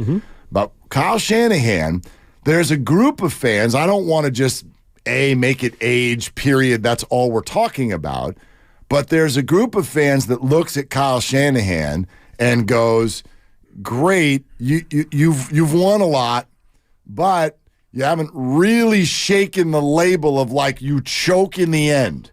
And maybe that's actually because a lot of those fans have never tasted the other side. So there's an inordinate amount of blame that goes to somebody who actually dances in the end almost every year. Conversely, I'm over here going, hey, like, this guy's great. He's really legitimately great. He has brought something to this organization that's never really like his predecessors, he's the most successful coach outside of Bill Walsh, period. And there's no questioning that. But maybe my view of him is softer because of that baseline fulfillment that I already have as a fan. I've tasted it, so I'm not like freaking the flip out that he's never won the last game, even though he wins most of the games. Yeah. I wonder. I got to say something to you, Willard. I love that, but George Seifert on line 1. I mean, he won 2, so wouldn't we say that's greater than what Kyle's done? Well, I mean, because we're talking about 2 chips. Okay, here's what I would say to that, though. First of all, they're inherited? George Seifert inherited. Oh, no. George Seifert has got a little Barry Switzer in it. Got a little bit. Doesn't That's mean so wrong. Wow. Doesn't mean I hear you. And he didn't build it. And it was such a short. It was a shorter, right? It was a shorter window. So I love the bossa nova. Yeah, and I will never blame anything the shades on the bossa nova. Yeah. But in terms of the consistency and what I really credit is building it. Right? Bill Walsh built it. Kyle Shanahan built it. Yeah. I give extra points to that. That's fair. I mean, it was just interesting listening to some of the people call in. Like, there's this dude from Boston who basically said, like, dude, bury me right now. I got 6 with the Patriots. Like, I wouldn't trade the thing for the world. And I feel the same way in the sense of, like, if the Warriors never win another championship, I'll be disappointed. But at the same time, I came of age during the middle of the greatest run in franchise history. And to see the way that they just captured basketball nirvana in front of our very eyes, like, I could die a happy fan. And the Niners fans have not, at least for my age group, been able to experience that yet, or at least don't know what it's like. And even I would say, if you were a kid, you know, we talked to Phil Mo Mike, who's about 39 years, and he said he doesn't, you know, truly, like, he wasn't old enough to really know what was happening at that time. So I do think this would be special to so many people, but I also don't think it takes away from the memories that you build along the way, because someone else called in and was saying, I became a football fan when I saw The Catch. And The Catch wasn't in the Super Bowl. I know they went on to win it, but that was the time in which they developed their fandom. I think there's a lot of 49ers fans that are young that are developing their memories and their fandom due to what Brock Purdy's done in the divisional round, what he did and the Niners did coming back down 17 in the NFC Championship game. Not that losing the Super Bowl automatically, or winning the Super Bowl, makes you forget those things, but that is a part of the journey as well. And so, to your point, Willard, even though you've seen it and done it, I do think there are members of the fan base that would also say, well, I am going to look back at those games and be like, damn, I remember where I was when Brock had his game-winning drive. Mm-hmm. Yes, but I think you'll remember it more if it culminates in a championship. Yeah. And it's funny you say what you said, because I was 16. I was actually 14 when the Niners won their first Super Bowl. And so I came of age when the Niners were great. And now here we are 30 to 40 years later. I love the young people. See, I'm with you, Dib. That one hurt him a little bit. No, it hurt me. I don't like that do it every day. That was the first one that went into his soul. Yeah, I don't. That one went into his DNA. Oh, God, I hate it. You better hope you're not. You better hope you're not driving in front of Dibs later, Grandy. Oh, right. No, go ahead, Dibs. Nah, Speak to it. Let's hear it. No, the moment's lost. What moment? What moment? The moment where I was going to educate Mark Grandy and Evan Giddings about what they will feel in 30 years. You can still educate me. Nah, it's all right. Well, but we don't know what they're going to feel in 30 years. I know what they're going to feel. The Niners may still be looking for their first win in 50 years by Niner then. fans don't want to hear that. Hey, but it's possible. To his point about the Warriors, what you'll feel in 30 years is never mind. What? Oh. Yeah, Grandy stole the moment. So you can ask Dibs, come on. You can ask Grandy Willard, in 30 years how he'll feel. I hate Mark Grandy. I've never hated him more. The point is, in 30 years, you're going to have a hunger. Let's say the Warriors don't win again, another title. Oh. And when you get to be, maybe it's 20 years till you get to be my age, 25 years, and they still haven't won, you're not going to think, well, when I was 28 and they had the dynasty, that was great. I don't feel that same hunger as a fan. You're going to feel it again. And that's what I feel as a Niner fan now, 31, 32 years since they won their last one. Yeah. You don't feel like, well, I remember when I was 23 or 24 and they won their last Super Bowl. That's enough for me. You're going to get that hunger. It's going to all come back to you over a certain amount of time. And it's going to be the same thing with the Giants in 2040 or 2045. When we get there, all the fans who experienced it when they were 18, 20, you'll get to be 45, 50, and you're not going to be satisfied after a certain amount of time. I don't disagree, but I'll also say it's just like kids. There's nothing like your first. There's nothing like your first. In 2010 with the Giants, I cried. To the People point, are going to say you're lying because I said I cried when Dallas won, and they said I was lying. I believe you cried. My 17-year-old son, who was 3, will back me up. He walked up to me and said, "Daddy, what's wrong?" Right? He's 3 years old. What's wrong? Because he's 3. Like, I always teased him because I'm like, dude, you've been here for 4 seconds and we've got 7 rings in this town. You know what I mean? But he is also, when it comes to the 49ers, like Evan and Grandy, that's the one he's never seen. He's never seen it. So he's got a thirst there that's different than the other teams. And I do think that's something that every fan goes through, where as you get older, you're like, just once. I remember I used to say that about the Giants and the Warriors. One. Just give me one. And then you get greedy. Yeah. Once you get one, you want more, but there's nothing like the first. So even if, let's say the Niners win in a week and a half, and then, God, I hope not, but then they go 25 more years without another one, sure, your hunger, just like it has. But you'll never forget that. For us, it's rebooted. Like the Niners haven't won since '94. Like, okay, it's been a minute. I'm kind of done here with the whole not winning thing. But I would argue that if they win in a week and a half, that's going to be different for you two than it is for us. For him. For Grandy, for Sterling, it's going to be different for them than it is for us because we've been in the mountaintop. Yeah, I mean, but also to Dib's point, and I kind of want to ask you, Laura, because I think this applies more. Like the Giants winning the tiers, then they win 3. We are kind of at the point now. This will be the 10th anniversary coming up, the 2024 season.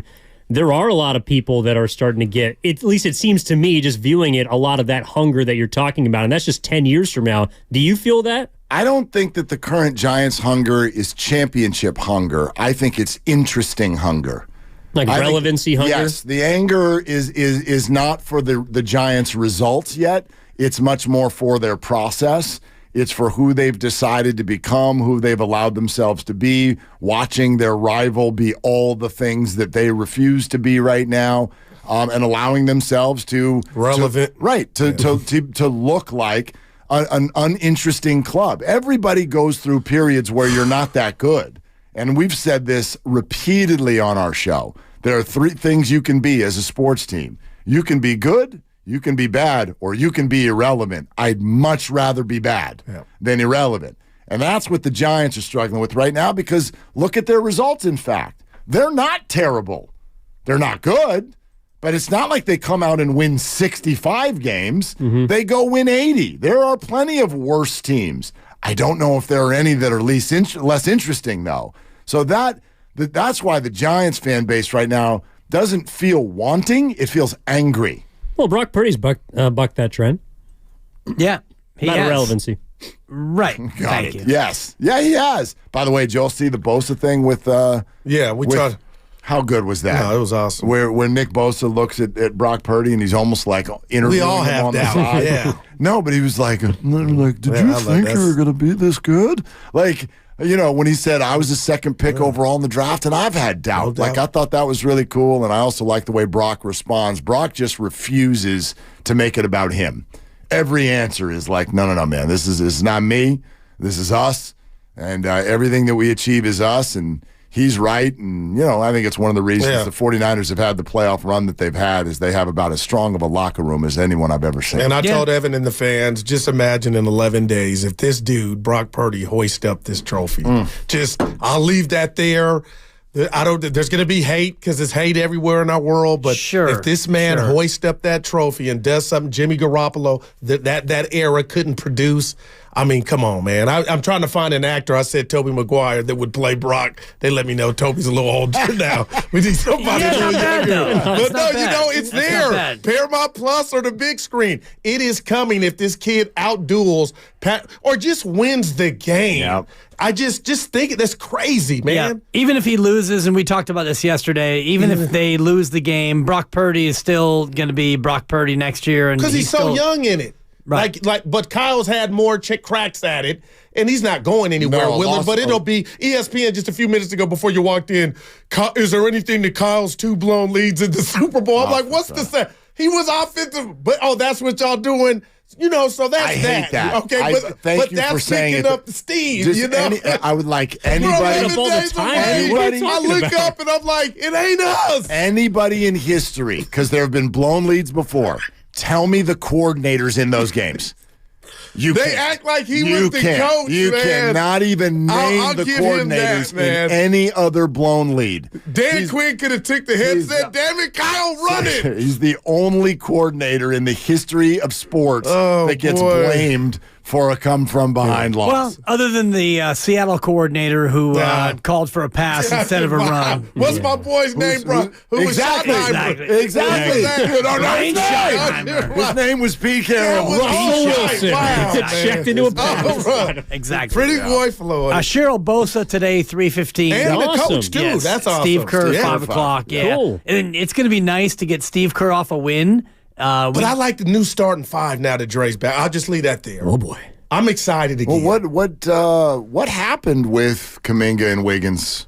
Where now they can Draymond Green. I asked Steve Kerr that last week. What did he say? I think you were gone. I was actually, it was maybe the week before. The hell out. About but Dre, I'm Draymond giving him Green love for that. unlocking the Wiggins-Kuminga combo. Man. And I do think that that's a big thing. And, and I also think that it's going to be Andrew Wiggins still here a week from tomorrow. I don't think he's going anywhere. Play like he's playing right now. I'd like him to Looking at Kuminga like, let me step up. You get Paul back and you get GP2 back. There's no reason why this team, in their mind, can't still make a run. What was it? Operation Play Off or no? Let's go. Wait.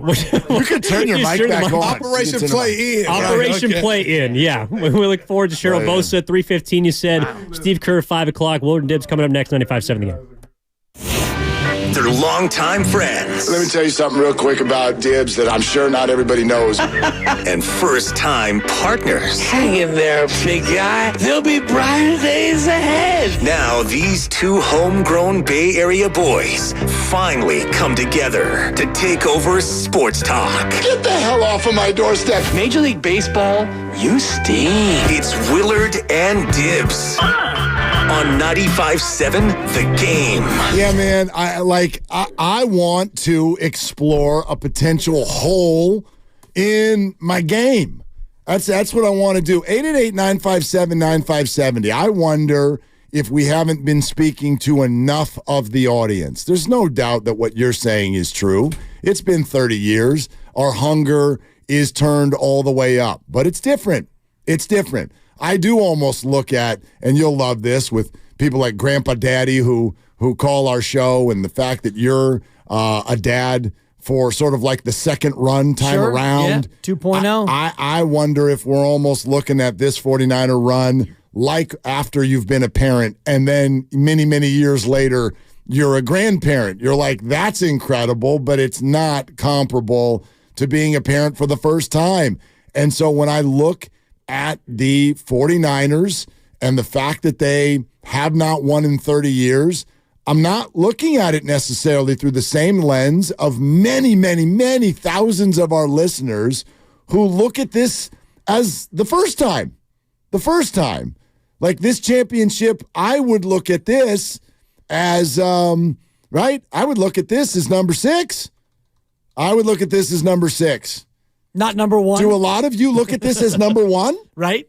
That's interesting to me. Yeah, it's something that you and I mean, we should think about, but we don't think about it because we look at these things through our own prism, and everybody does. You look at it through your own experience, and it's a good analogy in terms of being a parent for the second time, because when my first son was born, Quest, I was 32, almost 33. And I had a baby at 33, and it's like, wow, I'm 33, and I got a baby. And then I had another baby when I was 35. I didn't have it, but my wife did. And then now my new wife, my new family, we had a baby when I was 54. So when that baby was born, she had no idea when she was born that I had already had a kid who was 20, 21, and a kid who was 19. And for me, yeah, I experienced both. But in terms of the new audience, they had no idea about that same thing. So you think about the Niners last winning a Super Bowl, and I'm looking at it right now, and you go back to, it was January 20th. We go back to, Was it 1994? 1995. 1995. January 29, 1995. So 29 years and 2 days ago. So 29 years and 2 days ago. So if you are 37, you were 8 years old at that time. So really your sports memories start when you're about somewhere in there, 6 to 10. Let's say you were 8. If you were 8, then you were born 8 years before that. I told you, my 7th birthday was the 26-21 win for the Niners over the Bengals, Super Bowl 16. Jan 24. That's 82. pretty much my first memory of football. Okay. The catch was right before that, a couple weeks before it. Right. And January 24th, 1982, 49ers 26, Bengals 21. Niners were the underdog. And you turned 7? 7 years old that day. Okay. And we had a party at the house. It was a Super Bowl / birthday party. And football for me started. So therefore, I want to lay down my arms to our audience today and go, that's my perspective. I arrived at football. And the Niners were like, champs. Yeah. And then every year till I was in college, the Niners were either the champs or damn close every year. That's my foundation as a 49er fan. It just got me thinking with our conversation today, do some of you look at 49ers and your fandom the same way Lions fans were watching that game last week? Is that your 49er experience? We're like, sometimes good, but we always find a way to blow it. That's so foreign to me. Colin Kaepernick against the Ravens was the first time I ever watched the 49ers go to the Super Bowl and not win it when they got there. That was the first time. But I'm starting to think about this through the prism of somebody who might only be 30 or 35 years old. Right. And you're thinking, gosh, you've danced in the neighborhood of this a whole lot and come away with not just frustration, but a pretty high level of it. Yeah. Right? Beyonce sang and you came back and Crabtree got held and it didn't get called. And a 10-point lead with 6 minutes to go against Mahomes, and that dissipated. And a Jaquaski Tart in his lap, and Brock Purdy's arm is dangling from his shoulder. This is your experience, and it feels completely foreign to me. Yeah, because we went through the first run of, 5 Super Bowls and no losses. It's not like you went to 7 and you won 3 and there were some heartbreaks. And think about the 35-year-old Niner fan now, because you mentioned being 7. Well, if you were 7 years old the last time the Niners won the Super Bowl, you're 36 right now. Yep. And if you're 7 and you remember that, you also remember the loss to Baltimore, the loss to Kansas City, the loss to the Rams in the championship game, Brock Purdy's arm falling off and the rest of it. So you do have a little bit more of a Buffalo Bills vibe than you do the vibe that you and I have of, I was 14 when they won the Super Bowl. And I remember coming to the city for the parade and getting lost on the way home, going back to Marin, thinking that 19th Street and 19th Avenue were the same thing. So we were, it's a fact.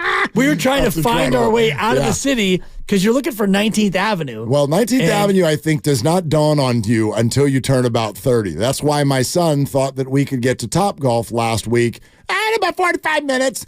I'm like, you don't understand. Dude, no, you have no idea. 19th Avenue on a Saturday. Abe, will you trust your dad? Oh, Dad, always worried. Ma'am. Okay. All right, we'll just be late. Let's just be late. And guess what? I'm getting text messages. Late. Yeah. Where are you? We're going to give your bay away in about 6 minutes. Oh, God. So anyway, it's just funny brutal. That you brought that up. It's because we got to the city and we saw the parade, and then we were heading back home, and we were on 19th Street, and we thought we were on 19th Avenue, and then you try to find 19th Avenue, and you get to 25th Avenue, but then at that point, it's Park Presidio. It's actually not 19th Avenue, so you get to 20th, you get to 21st, 20th, and it's like, where the hell's 19th? Yeah. And pretty soon you're driving around, and you can't go left, and that was the whole deal. But I was 14, and we were at a parade here in the city. I think we would love to hear some of your experiences with all of this today. 888-957-9570, because I'll share something else on this that I think is again, to me, this is eye-opening. I'm admitting, like, I haven't always thought about it this way. Go back to Kaepernick against the Ravens. The Niners were on the road in the NFC Championship game. They were in Atlanta. Do you remember the game? Atlanta got off to a really big start, and the 49ers needed to come back. And I'll never forget the feeling of watching the 49ers trail in the NFC Championship game, because my experience, I have such an attitude about 49er football because of how I grew up. I'm looking at these guys trailing in the NFC title game like, what the hell are you doing? You don't get to this game and trail. You don't get to this game and struggle. You get to this game and you exert dominance. Yep. You get to this game and you embarrass someone. I'm telling you, Chicago Bears 28-3. I'm telling you, you get to that game and you squash the opponent like a damn bug. And I remember the game because I'm like, it was like a shock to my system. It was like there was a short in my robotic insides. I'm like, does not compute. What the hell's going on? Why are you losing in the NFC title game? 17-0. This is wrong. Like this, it felt like someone had messed up the script. That's what it felt like to me, and I'm realizing that's because of my upbringing.